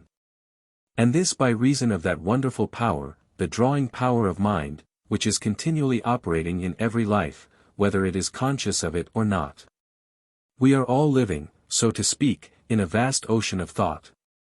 The very atmosphere about us is charged with the thought forces that are being continually sent out. When the thought forces leave the brain, they go out upon the atmosphere, the subtle conducting ether, much the same as sound waves go out. It is by virtue of this law that thought transferences is possible, and has become an established scientific fact, by virtue of which a person can so direct his thought forces that a person at a distance, and in a receptive attitude, can get the thought much the same as sound, for example, is conducted through the agency of a connecting medium. Even though the thoughts as they leave a particular person, are not consciously directed, they go out. And all may be influenced by them in a greater or less degree, each one in proportion as he or she is more or less sensitively organized, or in proportion as he or she is negative, and so open to forces and influences from without. The law operating here is one with that great law of the universe, that like attracts like, so that one continually attracts to himself forces and influences most akin to those of his own life. And his own life is determined by the thoughts and emotions he habitually entertains, for each is building his world from within. As within, so without, cause, effect. A stalk of wheat and a stalk of corn are growing side by side, within an inch of each other. The soil is the same for both. But the wheat converts the food it takes from the soil into wheat, the likeness of itself, while the corn converts the food it takes from the same soil into corn, the likeness of itself. What that which each has taken from the soil is converted into is determined by the soul, the interior life, the interior forces of each. This same grain taken as food by two persons will be converted into the body of a criminal in the one case, and into the body of a saint in the other, each after its kind, and its kind is determined by the inner life of each. And what again determines the inner life of each? The thoughts and emotions that are habitually entertained and that inevitably, sooner or later, manifest themselves in outer material form. Thought is the great builder in human life, it is the determining factor. Continually think thoughts that are good, and your life will show forth in goodness, and your body in health and beauty. Continually think evil thoughts, and your life will show forth in evil, and your body in weakness and repulsiveness. Think thoughts of love, and you will love and will be loved. Think thoughts of hatred, and you will hate and will be hated. Each follows its kind. It is by virtue of this law that each person creates his own atmosphere, and this atmosphere is determined by the character of the thoughts he habitually entertains. It is, in fact, simply his thought atmosphere, the atmosphere which other people detect and are influenced by. In this way each person creates the atmosphere of his own room. A family, the atmosphere of the house in which they live, so that the moment you enter the door you feel influences kindred to the thoughts and hence to the lives of those who dwell there. You get a feeling of peace and harmony or a feeling of disquietude and inharmony. You get a welcome, want to stay feeling or a cold, want to get away feeling, according to their thought attitude toward you, even though but few words be spoken. So the characteristic mental states of a congregation of people who assemble there determine the atmosphere of any given assembly place, church or cathedral. Its inhabitants so determine the atmosphere of a particular village or city. The sympathetic thoughts sent out by a vast amphitheater of people, as they cheer a contestant, carry him to goals he never could reach by his own efforts alone. The same is true in regard to an orator and his audience. Napoleon's army is in the east. The plague is beginning to make inroads into its ranks. Long lines of men are lying on cots and on the ground in an open space adjoining the army. Fear has taken a vital hold of all, and the men are continually being stricken. Look yonder, contrary to the earnest entreaties of his officers, who tell him that such exposure will mean sure death, Napoleon with a calm and dauntless look upon his face, with a firm and defiant step, is coming through these plague-stricken ranks. He is going up to, talking with, touching the men, and, as they see him, there goes up a mighty shout, the Emperor! The Emperor! And from that hour the plague in its inroads is stopped. A marvelous example of the power of a man who, by his own dauntless courage, absolute fearlessness, and power of mind, could send out such forces that they in turn awaken kindred forces in the minds of thousands of others, which in turn dominate their very bodies, so that the plague, and even death itself, is driven from the field. One of the grandest examples of a man of the most mighty and tremendous mind and will power, and at the same time an example of one of the grandest failures, taking life in its totality, the world has ever seen. Again, as has been said, the great law operating in connection with the thought forces is one with that great law of the universe, that like attracts like. We can, by virtue of our ignorance of the powers of the mind forces and the prevailing mental states, we can take the passive, the negative, fearing, drifting attitude. And thus continually attract to us like influences and conditions from both the seen and the unseen side of life. Or, by a knowledge of the power and potency of these forces, we can take the positive, the active attitude, that of mastery, and so attract the higher and more valuable influences, exactly as we will to. We are all much more influenced by the thought forces and mental states of those around us and of the world at large than we have even the slightest conception of. If not self-hypnotized into certain beliefs and practices, we are, so to speak, semi-hypnotized through the influence of the thoughts of others, even though unconsciously both on their part and on ours. We are so influenced and enslaved in just the degree that we fail to recognize the power and omnipotence of our own forces, and so become slaves to custom, conventionality, the opinions of others. And so in like proportion lose our own individuality and powers. He who in his own mind takes the attitude of the slave, by the power of his own thoughts and the forces he thus attracts to him, becomes the slave. He who in his own mind takes the attitude of the master, by the same power of his own thoughts and the forces he thus attracts to him, becomes the master. Each is building his world from within, and, if outside forces play, it is because he allows them to play. And he has it in his own power to determine whether these shall be positive, uplifting, ennobling, strengthening, success-giving, or negative, degrading, weakening, failure-bringing. Nothing is more subtle than thought, nothing more powerful, nothing more irresistible in its operations, when rightly applied and held to with a faith and fidelity that is unswerving. A faith and fidelity that never knows the neutralizing effects of doubt and fear. If one have aspirations and a sincere desire for a higher and better condition, so far as advantages, facilities, associates, or any surroundings or environments are concerned. And if he continually send out his highest thought forces for the realization of these desires, and continually water these forces with firm expectation as to their fulfillment, he will sooner or later find himself in the realization of these desires, and all in accordance with natural laws and forces. Fear brings its own fulfillment the same as hope. The same law operates, and if, as our good and valued friend, Job, said when the darkest days were setting in upon him, that which I feared has come upon me, was true, how much more surely could he have brought about the opposite conditions. Those he would have desired, had he have had even the slightest realization of his own powers, and had he acted the part of the master instead of that of the servant, had he have dictated terms instead of being dictated to. And thus suffering the consequences. If one finds himself in any particular condition, in the midst of any surroundings or environments that are not desirable, that have nothing, at least for any length of time, that is of value to him, for his highest life and unfoldment, he has the remedy entirely within his own grasp the moment he realizes the power and supremacy of the forces of the mind and spirit. And, unless he intelligently use these forces, he drifts. Unless through them he becomes master and dictates, he becomes the slave and is dictated to, and so is driven hither and thither. Earnest, sincere desire, sincere aspiration for higher and better conditions or means to realize them, the thought forces actively sent out for their realization, these continually watered by firm expectation without allowing the contrary neutralizing force of fear ever to enter in, this, accompanied by rightly directed work and activity, will bring about the fullest realization of one's highest desires and aspirations with a certainty as absolute as that effect follows cause. Each and every one of us can thus make for himself ever higher and higher conditions, can attract ever and ever higher influences, can realize an ever higher and higher ideal in life.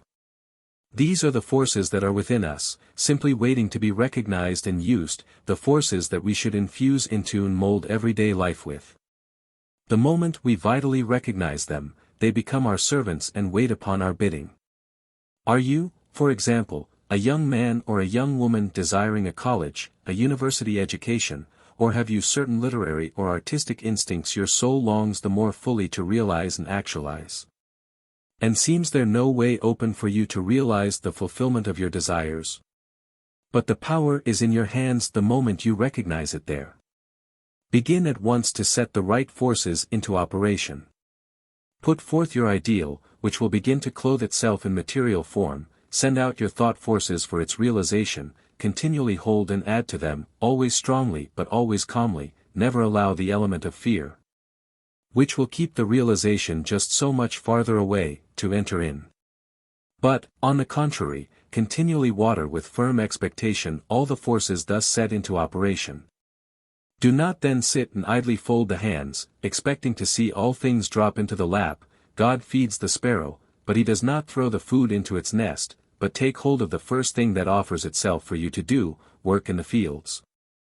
At the desk, saw wood, wash dishes, tend behind the counter, or whatever it may be faithful to the thing in hand, always expecting something better, and know that this in hand is the thing that will open to you the next higher. And this the next and the next. And so realize that each thing thus taken hold of is but the agency that takes you each time a step nearer the realization of your fondest ideals.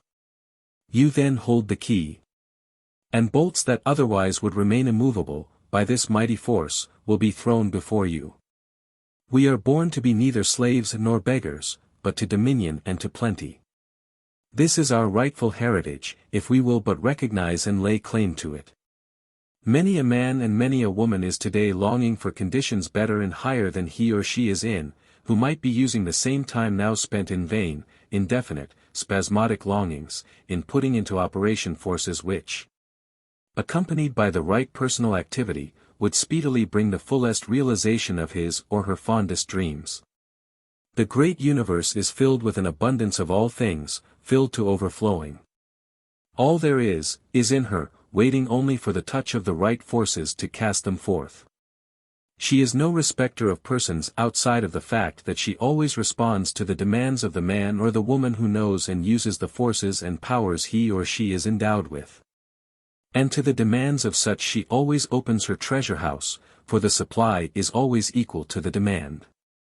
All things are in the hands of him who knows they are there. Of all known forms of energy, thought is the most subtle, the most irresistible force. It has always been operating.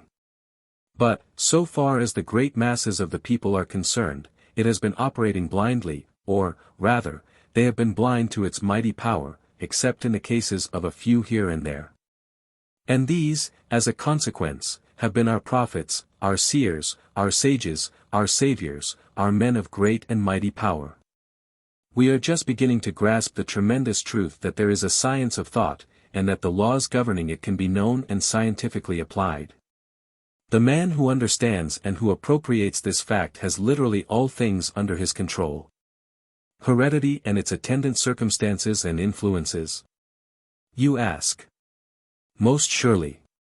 The barriers which heredity builds, the same as those environment erects, when the awakened interior forces are considered, are as mud walls standing within the range of a Krupp gun. Shattered and crumbled they are when the tremendous force is applied. Thought needs direction to be effective, and upon this effective results depend as much as upon the force itself. This brings us to the will. Will is not, as is so often thought, a force in itself. Will is the directing power. Thought is the force. Will gives direction. Thought scattered gives the weak, the uncertain, the vacillating, the aspiring, but the never doing, the I would like to, but the get nowhere, the attain to nothing man or woman. Thought steadily directed by the will, gives the strong, the firm, the never yielding, the never no defeat man or woman, the man or woman who uses the very difficulties and hindrances that would dishearten the ordinary person, as stones with which he paves a way over which he triumphantly walks, who, by the very force he carries with him, so neutralizes and transmutes the very obstacles that would bar his way that they fall before him, and in turn aid him on his way.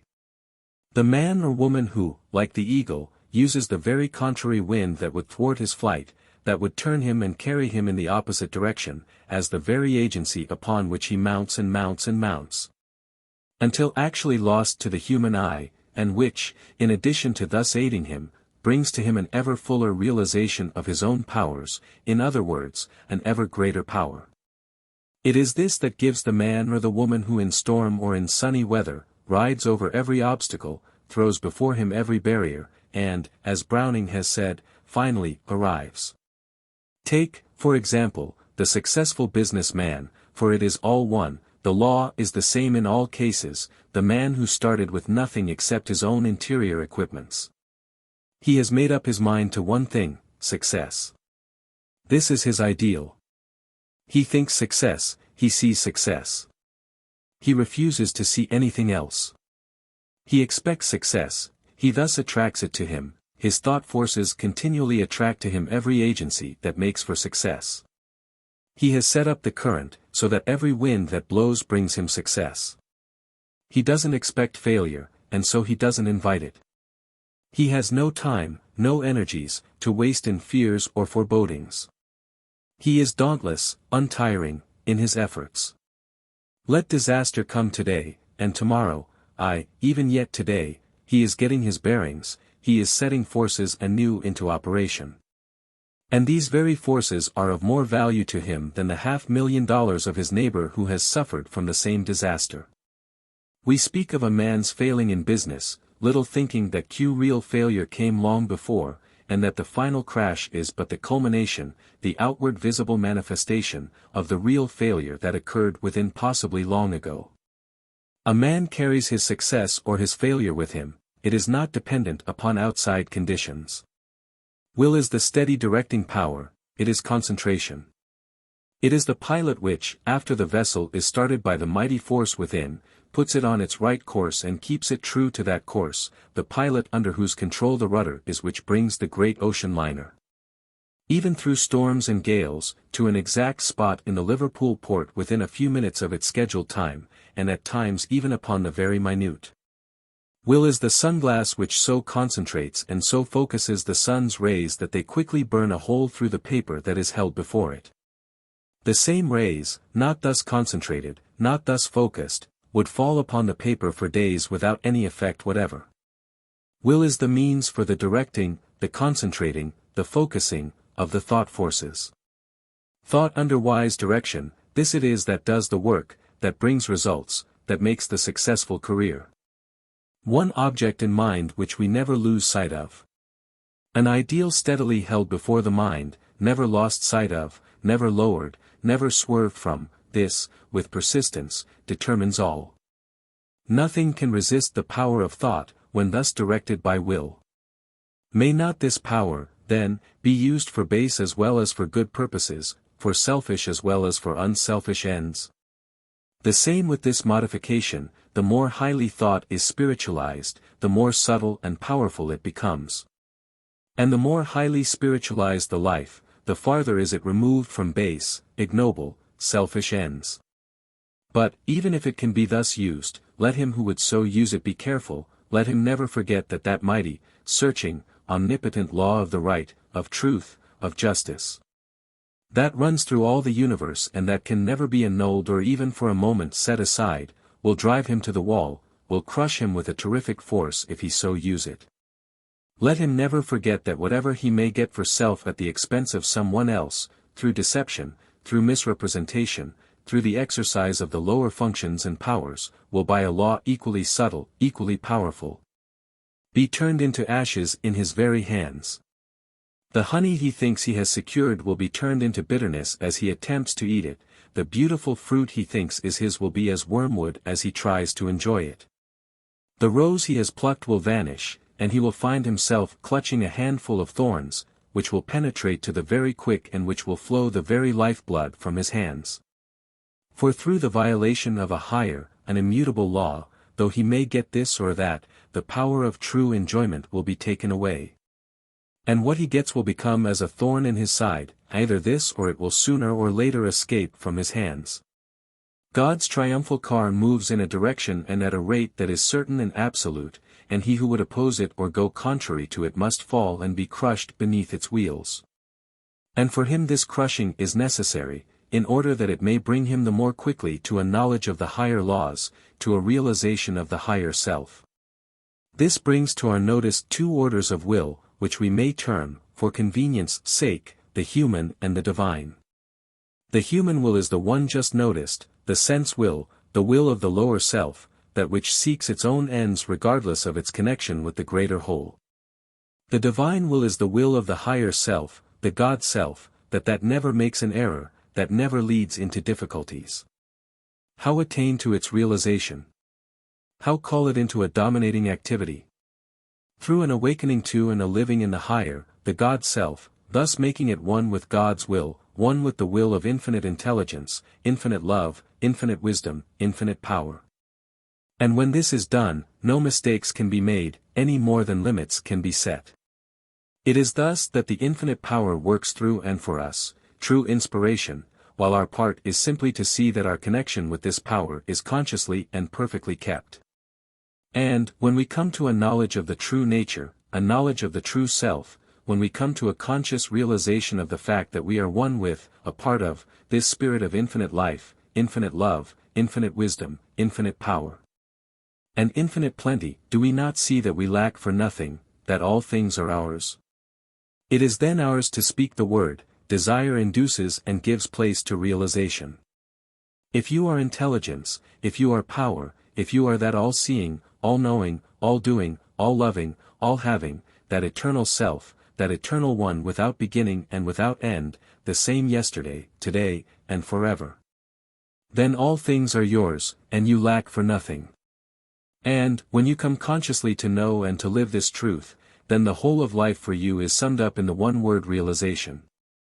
The striving, the pulling, the running hither and thither to accomplish this or that takes place on all planes of life below this highest plane, gives place to this realization, and you and your desire become one. And what does this mean? Simply this, that you have found and have literally entered into the kingdom of heaven, and heaven means harmony, so that you have entered into the kingdom of harmony or oneness with the infinite life, the infinite God. And do we not, then, clearly see the rational and scientific basis for the injunction, seek ye first the kingdom of heaven, and all these other things shall be added unto you? Than this there is nothing in all the wide universe more scientific, nothing more practical. And in the light of this can we not also see how readily follows the injunction, take ye no thought for the things of the morrow, for the things of the morrow will take care of themselves. This realization gives you that careless attitude, free from care. The infinite power does the work for you, and you are relieved of the responsibility. Your responsibility lies in keeping yourself in a faithful and a never-failing connection with this infinite source. Why, I know a few lives that have come into such a conscious oneness with the infinite life, and who so continually live in its realization, that all things that have just been said are absolutely true in their cases. The solution of all things they thus put into the law, so that, when the time comes, the difficulty is solved, the course is clear, the way is opened, or the means are at hand. When one knows whereof he speaks, of this he can speak with authority. When this realization comes, fear goes, hope attends, faith dominates, the faith of today which gives place to the realization of tomorrow.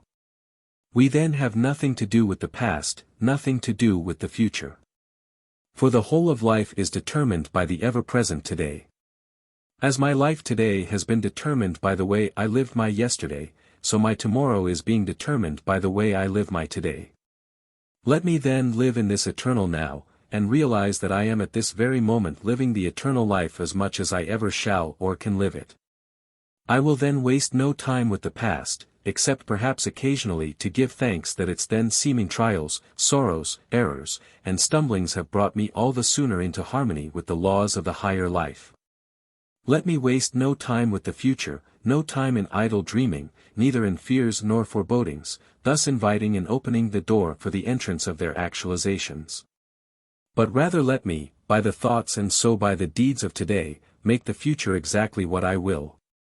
Every act is preceded and given birth to by a thought, the act repeated forms the habit determines the character, and character determines the life, the destiny, a most significant, a most tremendous truth, thought on the one hand, life.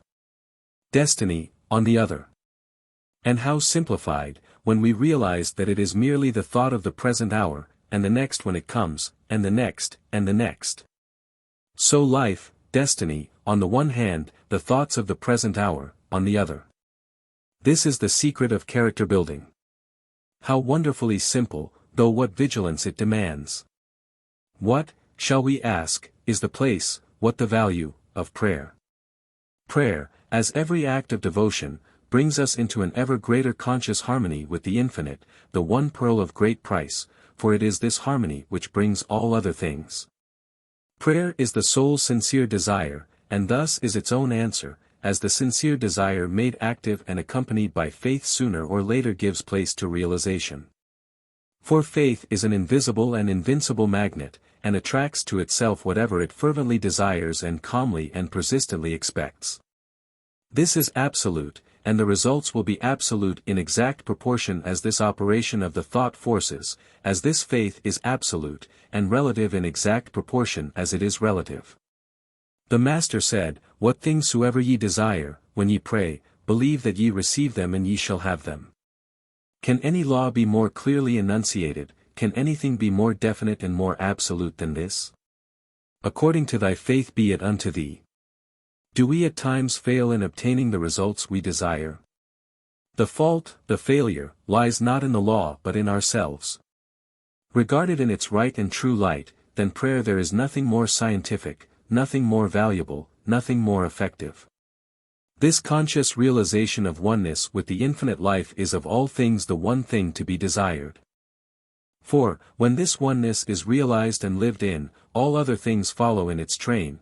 There are no desires that shall not be realized, for God has planted in the human breast no desire without its corresponding means of realization. No harm can come nigh, nothing can touch us, there will be nothing to fear, for we shall thus attract only the good. And whatever changes time may bring, understanding the law, we shall always expect something better, and thus set into operation the forces that will attract that something, realizing that many times angels go out that archangels may enter in. And this is always true in the case of the life of this higher realization.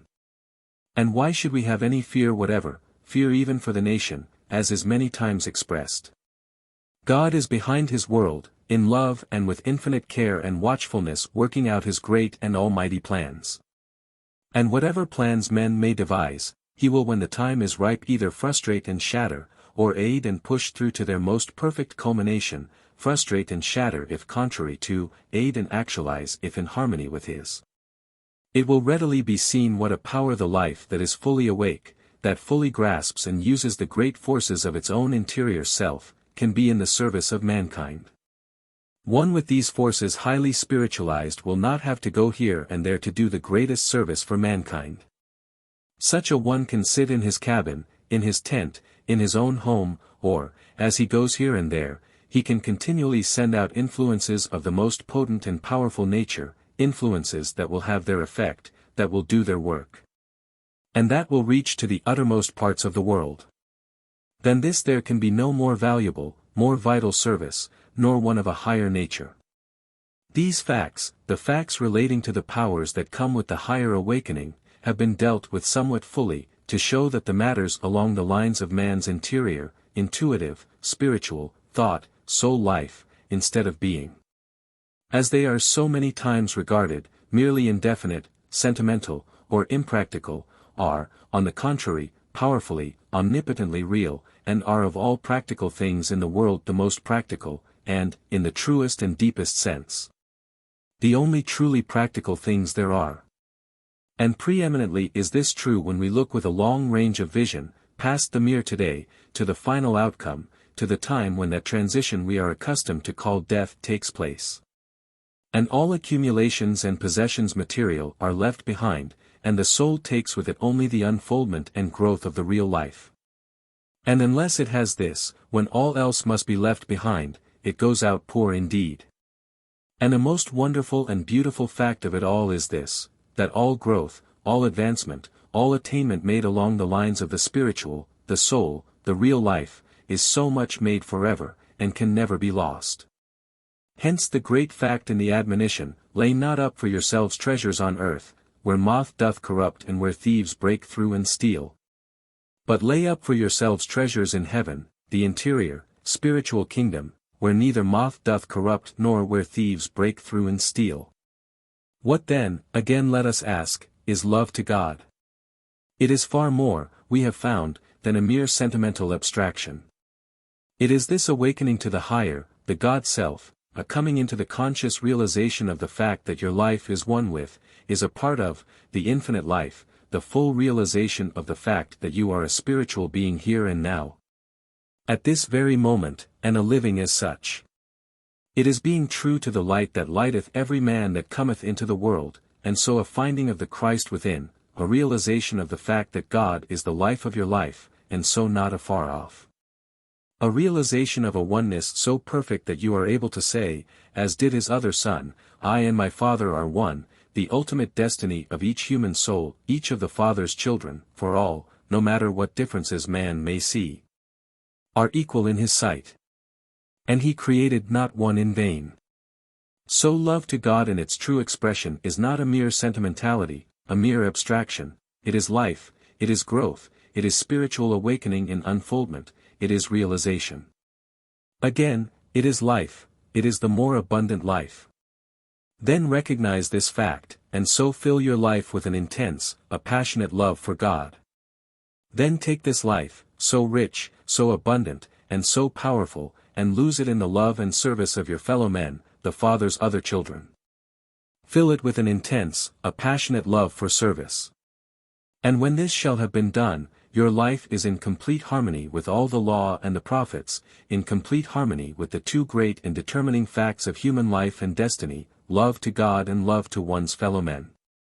The two eternal principles upon which the great universal religion, which is slowly and gradually evolving out an almost endless variety in form, is to rest. Do this, and feel once for all the power and the thrill of the life universal. Do this, and find yourself coming into the full realization of such splendors and beauties as all the royal courts of this world combined have never been able even to dream of. When the step from the personal to the impersonal, from the personal, the individual, to the universal, is once made, the great solution of life has come, and by this same step one enters at once into the realm of all power. When this is done, and one fully realizes the fact that the greatest life is the life spent in the service of all mankind, and then when he vitally grasps that great eternal principle of right, of truth, of justice, that runs through all the universe, and which, though temporarily it may seem to be perverted, always and with never an exception eventually prevails, and that with an omnipotent power, he then holds the key to all situations. A king of this nature goes about his work absolutely regardless of what men may say or hear or think or do. For he himself has absolutely nothing to gain or nothing to lose, and nothing of this nature can come near him or touch him, for he is standing not in the personal, but in the universal. He is then in God's work, and the very God powers are his, and it seems as if the very angels of heaven come to minister unto him and to move things his way. And this is true, very true, for he himself is simply moving God's way, and when this is so, the certainty of the outcome is absolute. How often did the Master say, I seek not to do mine own will, but the will of the Father who sent me. Here is the world's great example of the life out of the personal and in the universal, hence his great power. The same has been true of all the saviors, the prophets, the seers, the sages, and the leaders in the world's history, of all of truly great and lasting power. He who would then come into the secret of power must come from the personal into the universal, and with this comes not only great power, but also freedom from the vexations and perplexities that rise from the misconstruing of motives, the opinions of others. For such a one cares nothing as to what men may say, or hear, or think, or do, so long as he is true to the great principles of right and truth before him. And, if we will search carefully, we shall find that practically all the perplexities and difficulties of life have their origin on the side of the personal. Much is said to young men today about success in life, success generally though, as the world calls success. It is well, however, always to bear in mind the fact that there is a success which is a miserable, a deplorable failure. While, on the other hand, there is a failure which is a grand, a noble, a godlike success. And one crying need of the age is that young men be taught the true dignity, nobility, and power of such a failure in the eyes of the world today, but such a success in the eyes of God and the coming ages.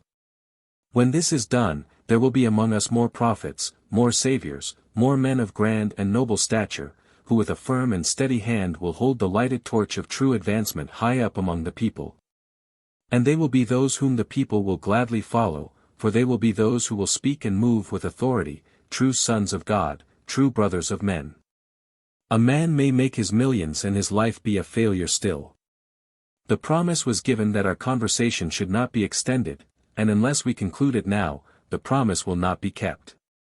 Our aim at the outset, you will remember, was to find answer to the question, how can I make life yield its fullest and best? How can I know the true secret of power? How can I attain to true greatness? How can I fill the whole of life with a happiness, a peace, a joy, a satisfaction, that is ever rich and abiding, that ever increases, never diminishes? Two great laws come forward, the one, that we find our own lives in losing them in the service of others, love to the fellow man. The other, that all life is one with, is part of, the infinite life, that we are not material, but spiritual beings here and now, and a living as such, which brings us in turn to a realization of the higher, the God Self. Thus bringing us into the realm of all peace, all power, and all plenty, this is love to God. And I wonder now if we have found the answer true and satisfactory. We have sat at the feet of the Master Teacher, and he has told us that we have. We have found that through them, and through them alone, true greatness, power, and success can come, that through them comes the richest joy, the greatest peace and satisfaction this world can know.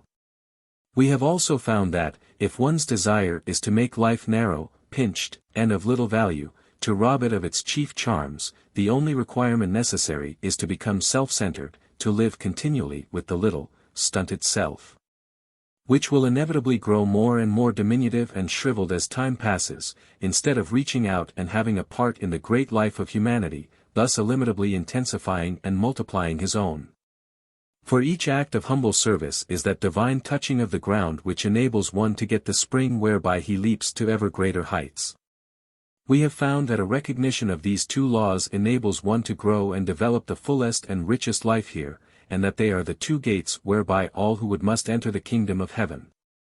Around this great and sweet incensed altar of love, service, and self-devotion to God and the fellow man, can and do all mankind bow and worship. To it can all religions and creeds subscribe, it is the universal religion. Then become at one with God, as did his other Son, through the awakening to the real self and by living continually in this the higher, the God Self. Become at one with humanity, as did his other Son, by bringing your life into harmony with this great, immutable law of love and service and self-devotion, and so feel once for all the power and the thrill of the life universal.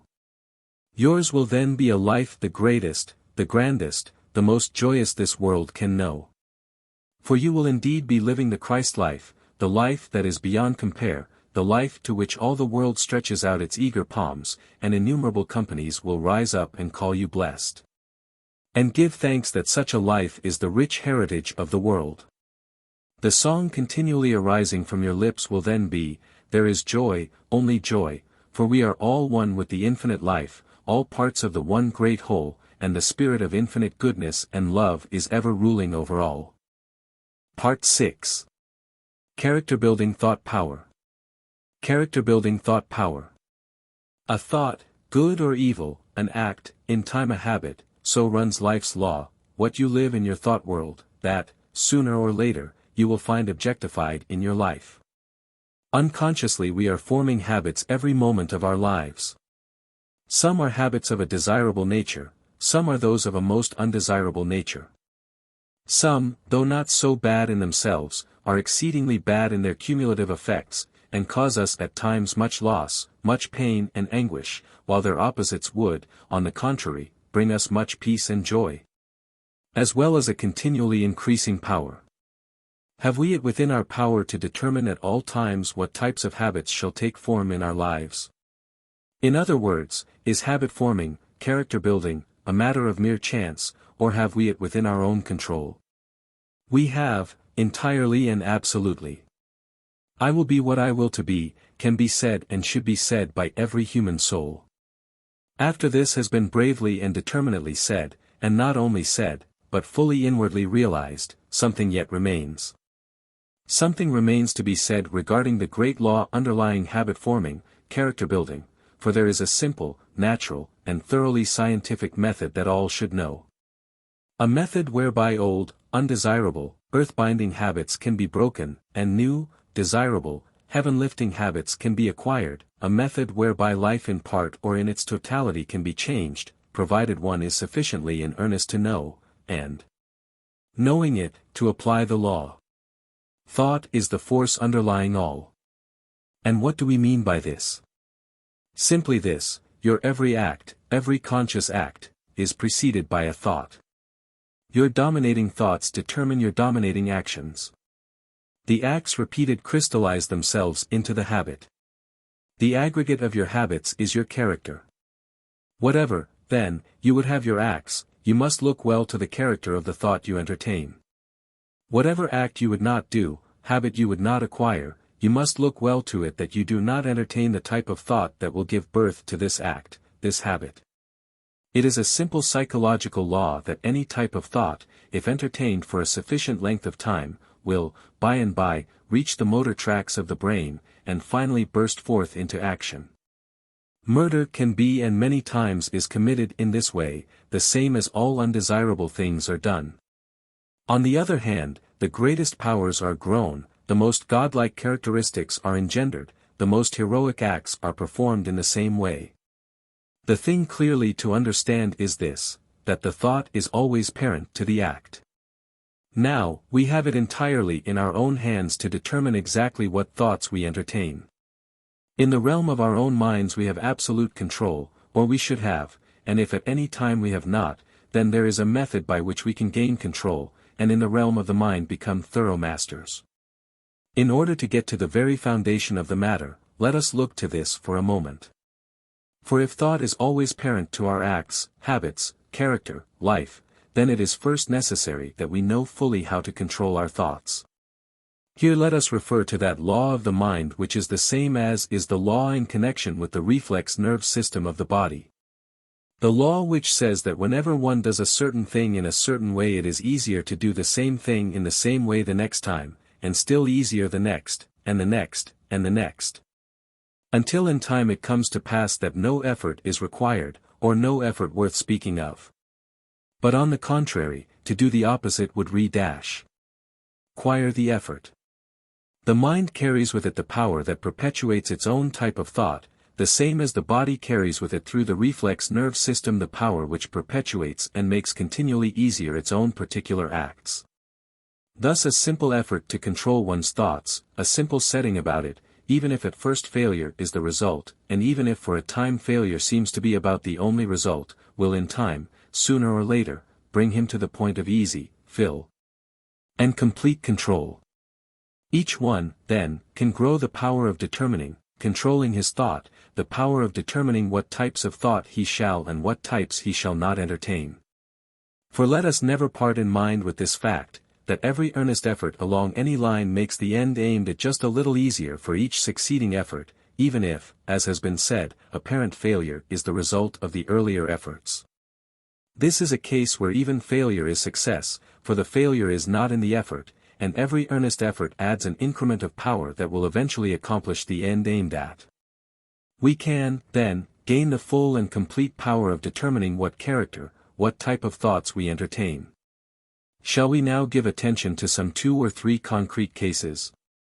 Here is a man, the cashier of a large mercantile establishment, or cashier of a bank. In his morning paper he reads of a man who has become suddenly rich, has made a fortune of $500,000 or $1 million in a few hours through speculation on the stock market. Perhaps he has seen an account of another man who has done practically the same thing lately. He is not quite wise enough, however, to comprehend the fact that when he reads of 1 or 2 cases of this kind he could find, were he to look into the matter carefully, 100 or 200 cases of men who have lost all they had in the same way. He thinks, however, that he will be one of the fortunate ones. He does not fully realize that there are no short cuts to wealth honestly made. He takes a part of his savings, and as is true in practically all cases of this kind, he loses all that he has put in. Thinking now that he sees why he lost, and that had he more money he would be able to get back what he has lost, and perhaps make a handsome sum in addition, and make it quickly, the thought comes to him to use some of the funds he has charge of. In 9 cases out of 10, if not in 10 cases in every 10, the results that inevitably follow this are known sufficiently well to make it unnecessary to follow him farther. Where is the man's safety in the light of what we have been considering? Simply this: the moment the thought of using for his own purpose funds belonging to others enters his mind, if he is wise he will instantly put the thought from his mind. If he is a fool he will entertain it. In the degree in which he entertains it, it will grow upon him, it will become the absorbing thought in his mind. It will finally become master of his will power, and through rapidly succeeding steps, dishonor, shame, degradation, penitentiary, remorse will be his. It is easy for him to put the thought from his mind when it first enters. But as he entertains it, it grows into such proportions that it becomes more and more difficult for him to put it from his mind, and by it becomes practically impossible for him to do it. The light of the match, which but a little effort of the breath would have extinguished at first, has imparted a flame that is raging through the entire building, and now it is almost, if not quite impossible to conquer it. Shall we notice another concrete case? A trite case, perhaps, but one in which we can see how habit is formed, and also how the same habit can be unformed. Here is a young man, he may be the son of poor parents, or he may be the son of rich parents, one in the ordinary ranks of life, or one of high social standing, whatever that means. He is good-hearted, one of good impulses, generally speaking, a good fellow. He is out with some companions of the same general type. They are out for a pleasant evening, out for a good time. They are apt at times to be thoughtless, even careless. The suggestion is made by one of the company, not that they get drunk, no, not at all, but merely that they go and have something to drink together. The young man whom we first mentioned, wanting to be genial, scarcely listens to the suggestion that comes to his inner consciousness, that it will be better for him not to fall in with the others in this.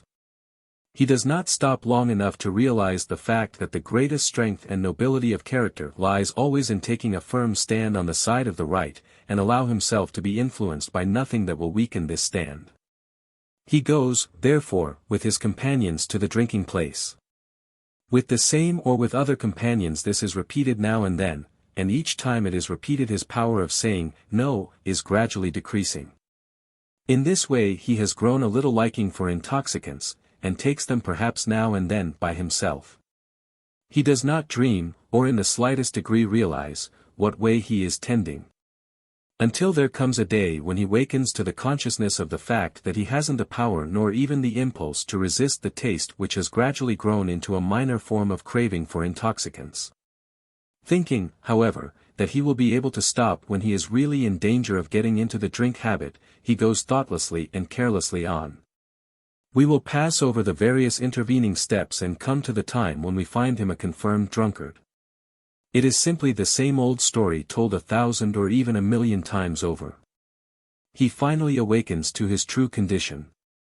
And through the shame, the anguish, the degradation, and the want that comes upon him he longs for a return of the days when he was a free man. But hope has almost gone from his life. It would have been easier for him never to have begun, and easier for him to have stopped before he reached his present condition, but even in his present condition, be it the lowest and the most helpless and hopeless that can be imagined, he has the power to get out of it and be a free man once again. Let us see. The desire for drink comes upon him again. If he entertain the thought, the desire, he is lost again. His only hope, his only means of escape is this: the moment, the very instant the thought comes to him, if he will put it out of his mind he will thereby put out the little flame of the match.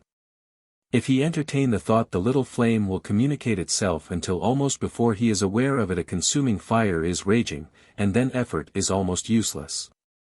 The thought must be banished from the mind the instant it enters.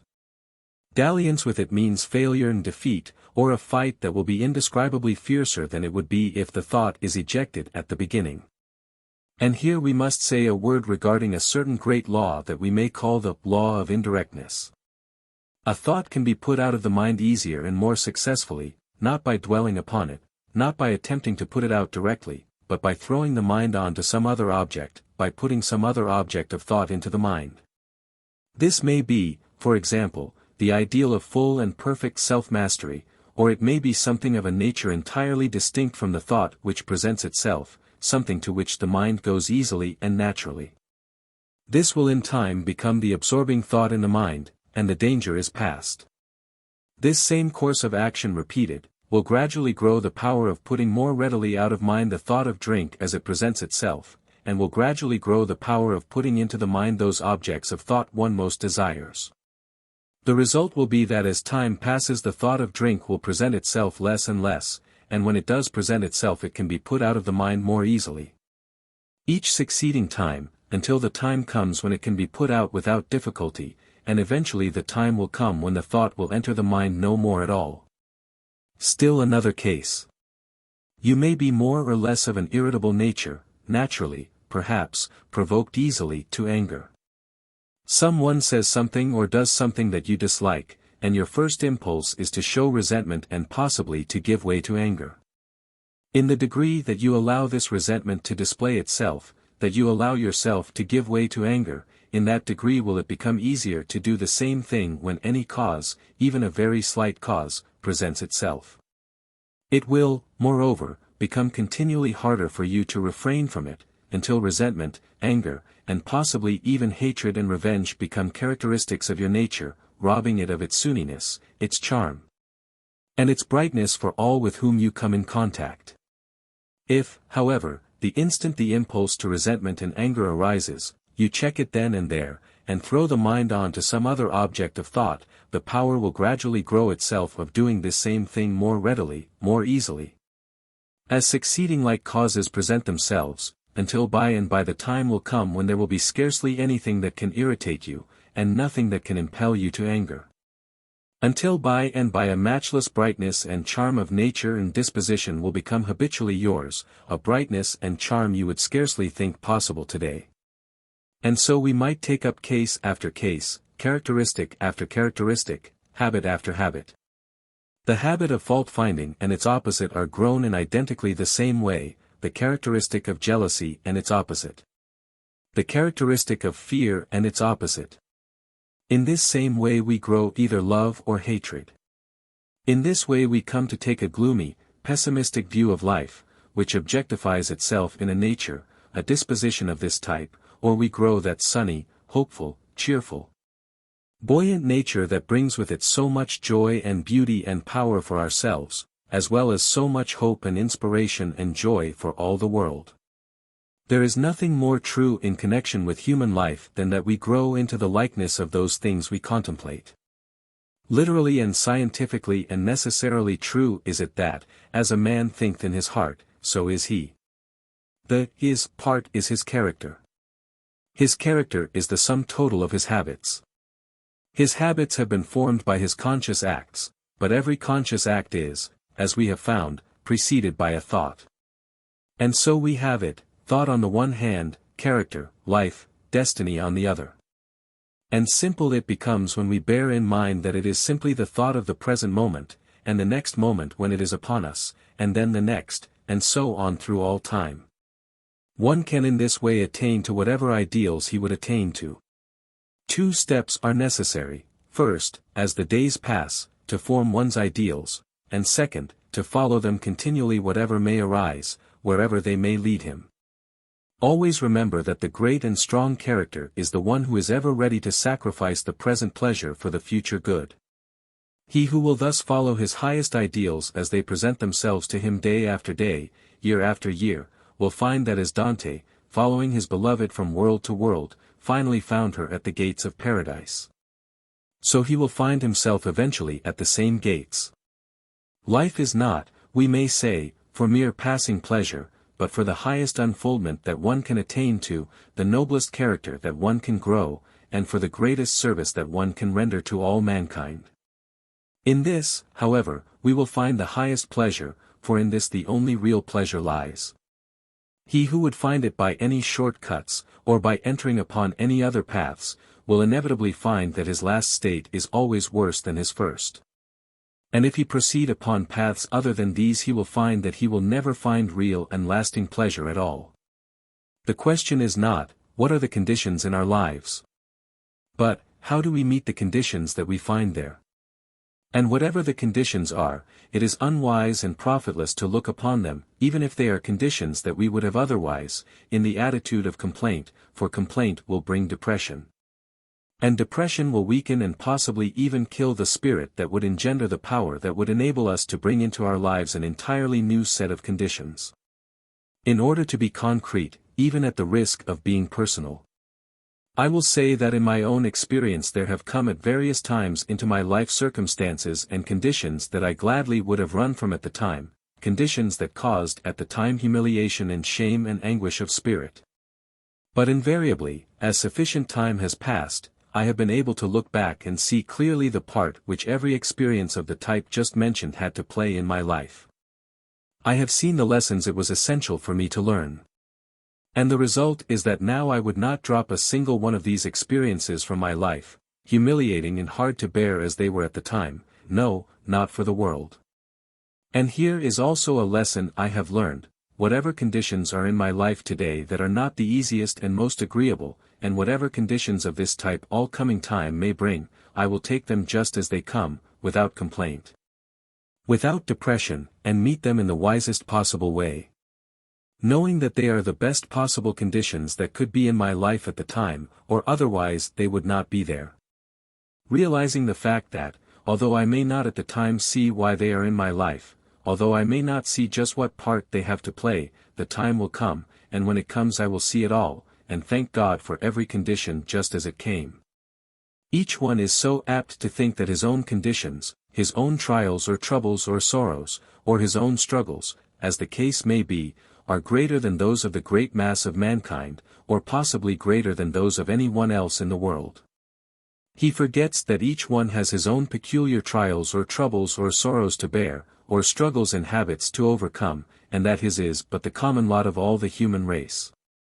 We are apt to make the mistake in this, in that we see and feel keenly our own trials, or adverse conditions, or characteristics to be overcome, while those of others we do not see so clearly. And hence we are apt to think that they are not at all equal to our own. Each has his own problems to work out. Each must work out his own problems. Each must grow the insight that will enable him to see what the causes are that have brought the unfavorable conditions into his life.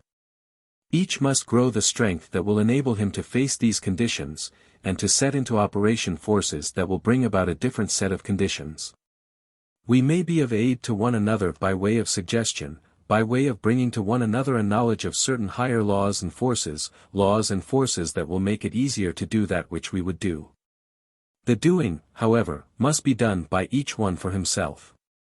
And so the way to get out of any conditions we have gotten into, either knowingly or inadvertently, either intentionally or unintentionally, is to take time to look the conditions squarely in the face, and to find the law whereby they have come about. And when we have discovered the law, the thing to do is not to rebel against it, not to resist it, but to go with it by working in harmony with it. If we work in harmony with it, it will work for our highest good, and will take us wheresoever we desire. If we oppose it, if we resist it, if we fail to work in harmony with it, it will eventually break us to pieces. The law is immutable in its workings. Go with it, and it brings all things our way. Resist it, and it brings suffering, pain, loss, and desolation. But a few days ago I was talking with a lady.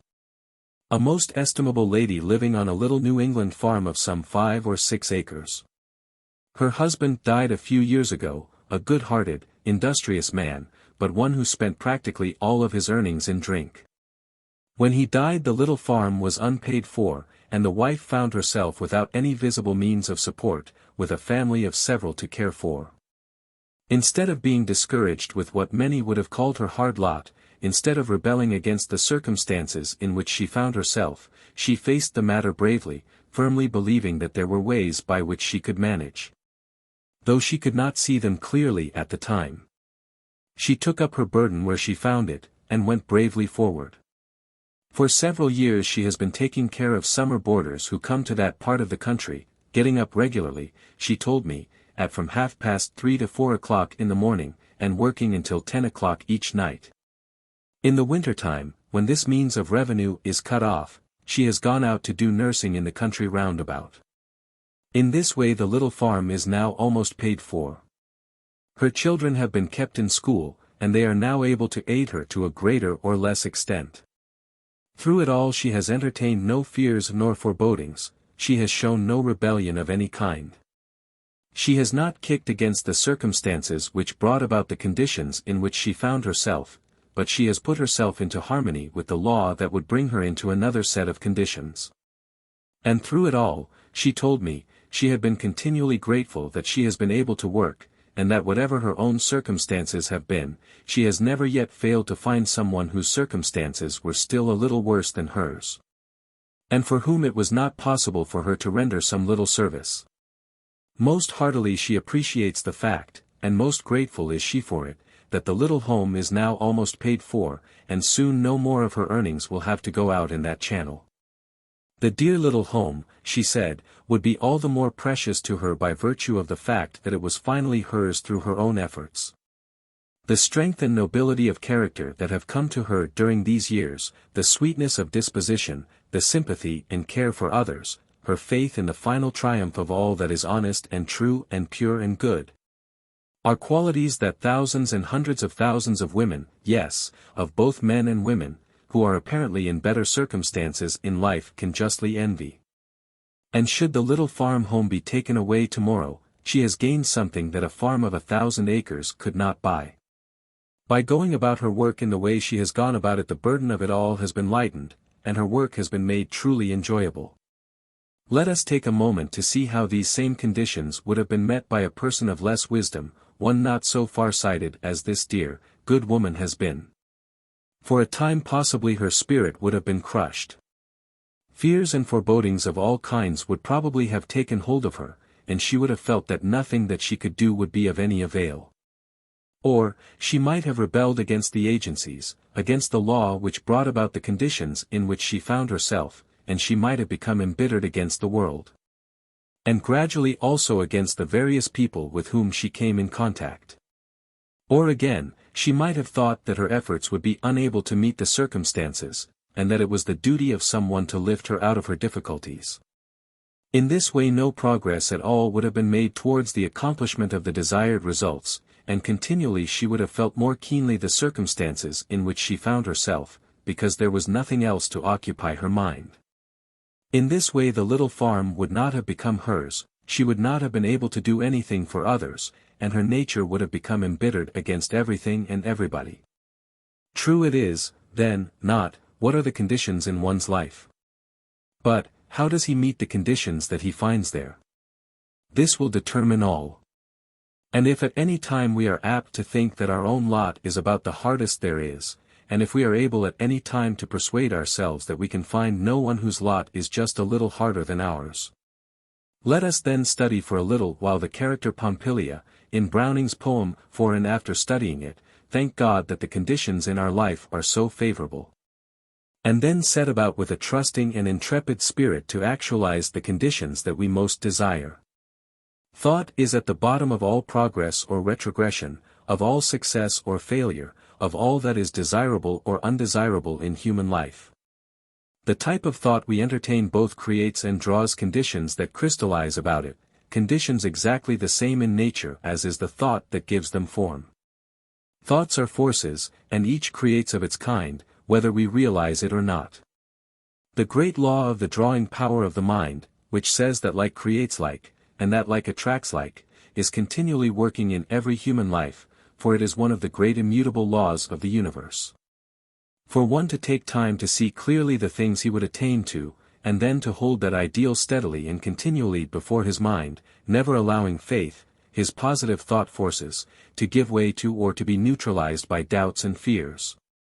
And then to set about doing each day what his hands find to do, never complaining, but spending the time that he would otherwise spend in complaint in focusing his thought forces upon the ideal that his mind has built, will sooner or later bring about the full materialization of that for which he sets out.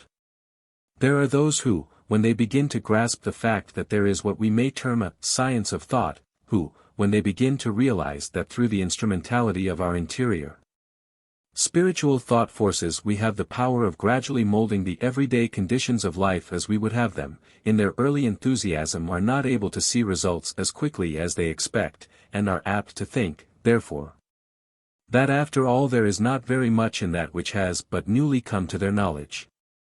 They must remember, however, that in endeavoring to overcome an old or to grow a new habit, everything cannot be done all at once.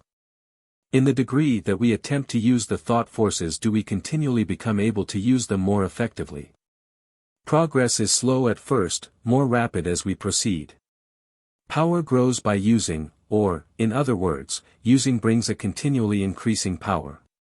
This is governed by law the same as are all things in our lives, and all things in the universe about us.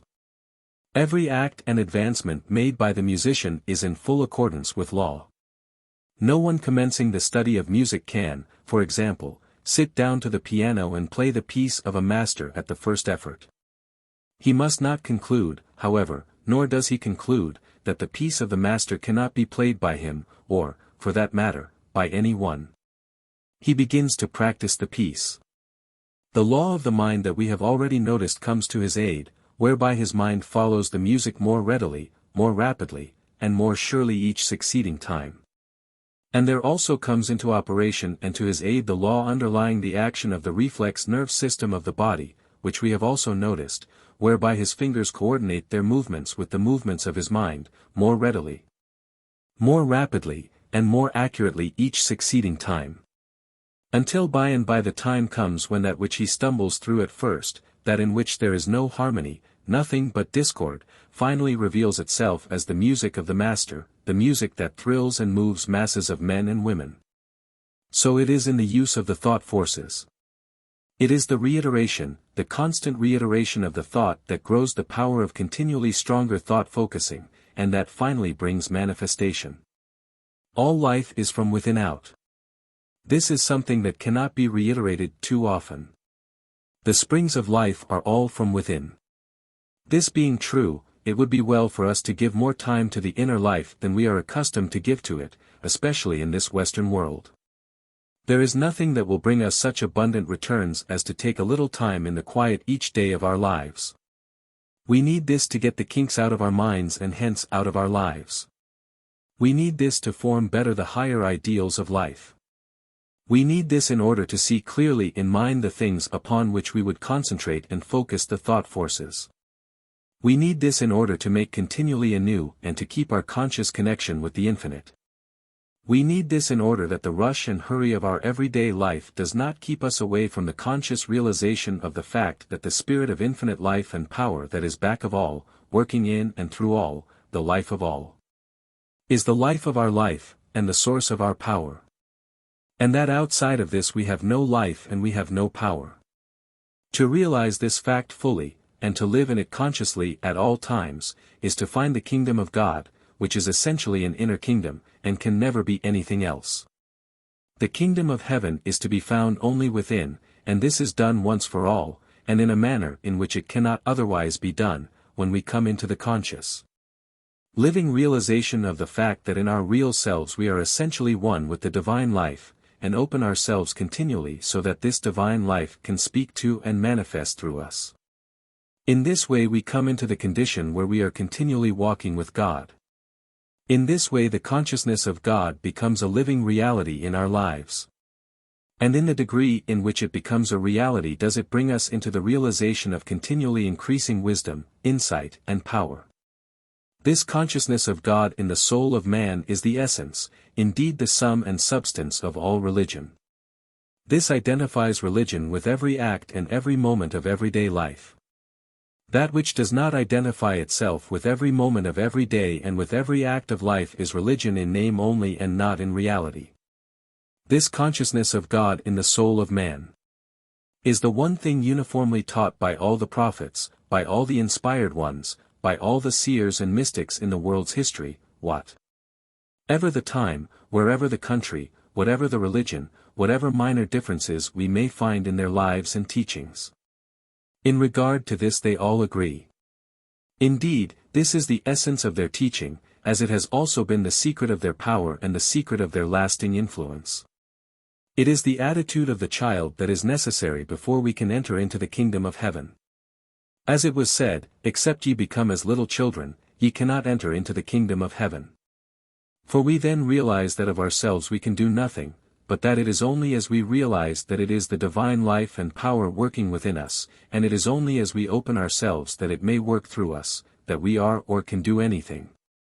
It is thus that the simple life, which is essentially the life of the greatest enjoyment and the greatest attainment, is entered upon. In the Orient the people as a class take far more time in the quiet, in the silence, than we take. Some of them carry this possibly to as great an extreme as we carry the opposite, with the result that they do not actualize and objectify in the outer life the things they dream in the inner life. We give so much time to the activities of the outer life that we do not take sufficient time in the quiet to form in the inner, spiritual thought life the ideals and the conditions that we would have actualized and manifested in the outer life. The result is that we take life in a kind of haphazard way, taking it as it comes, thinking not very much about it until, perhaps, pushed by some bitter experiences, instead of molding it, through the agency of the inner forces. Exactly as we would have it. We need to strike the happy balance between the custom in this respect of the Eastern and Western worlds, and go to the extreme of neither the one nor the other. This alone will give the ideal life. And it is the ideal life only that is the thoroughly satisfactory life. In the Orient there are many who are day after day sitting in the quiet, meditating, contemplating, idealizing, with their eyes focused on their stomach in spiritual reverie, while through lack of outer activities, in their stomachs they are actually starving. In this Western world, men and women, in the rush and activity of our accustomed life, are running hither and thither, with no center, no foundation upon which to stand, nothing to which they can anchor their lives. Because they do not take sufficient time to come into the realization of what the center, of what the reality of their lives is. If the Oriental would do his contemplating, and then get up and do his work, he would be in a better condition, he would be living a more normal and satisfactory life. If we in the Occident would take more time from the rush and activity of life for contemplation, for meditation, for idealization, for becoming acquainted with our real selves, and then go about our work manifesting the powers of our real selves, we would be far better off, because we would be living a more natural, a more normal life. To find one's center, to become centered in the infinite, is the first great essential of every satisfactory life, and then to go out, thinking, speaking, working, loving, living, from this center. In the highest character building, such as we have been considering, there are those who feel they are handicapped by what we term heredity.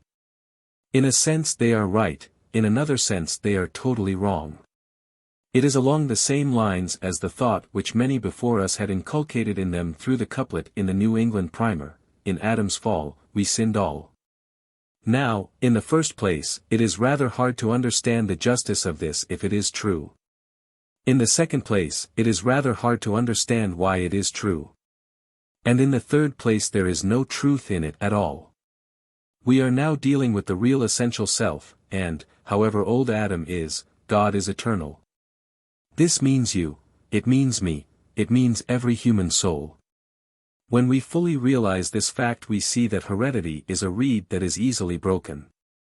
The life of everyone is in his own hands and he can make it in character, in attainment, in power, in divine self-realization, and hence in influence, exactly what he wills to make it. All things that he most fondly dreams of are his, or may become so if he is truly in earnest. And as he rises more and more to his ideal, and grows in the strength and influence of his character, he becomes an example and an inspiration to all with whom he comes in contact. So that through him the weak and faltering are encouraged and strengthened.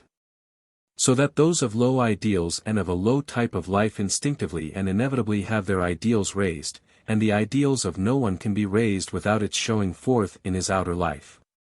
As he advances in his grasp upon and understanding of the power and potency of the thought forces, he finds that many times through the process of mental suggestion he can be of tremendous aid to one who is weak and struggling. By sending to him now and then, and by continually holding him in the highest thought, in the thought of the highest strength, wisdom, and love. The one who takes sufficient time in the quiet mentally to form his ideals, sufficient time to make and to keep continually his conscious connection with the infinite, with the divine life and forces, is the one who is best adapted to the strenuous life. He it is who can go out and deal with sagacity and power with whatever issues may arise in the affairs of everyday life. He it is who is building not for the years, but for the centuries, not for time, but for the eternities. And he can go out knowing not whither he goes, knowing that the divine life within him will never fail him, but will lead him on until he beholds the Father face to face. He is building for the centuries because only that which is the highest, the truest, the noblest, and best will abide the test of the centuries. He is building for eternity because when the transition we call death takes place, life, character, self-mastery, divine self-realization, the only things that the soul when stripped of everything else takes with it, he has in abundance. In life, or when the time of the transition to another form of life comes, he is never afraid, never fearful, because he knows and realizes that behind him, within him, beyond him, is the infinite wisdom and love. And in this he is eternally centered, and from it he can never be separated. With Whittier he sings, I know not where his islands lift their frond palms in air. I only know I cannot drift beyond his love and care.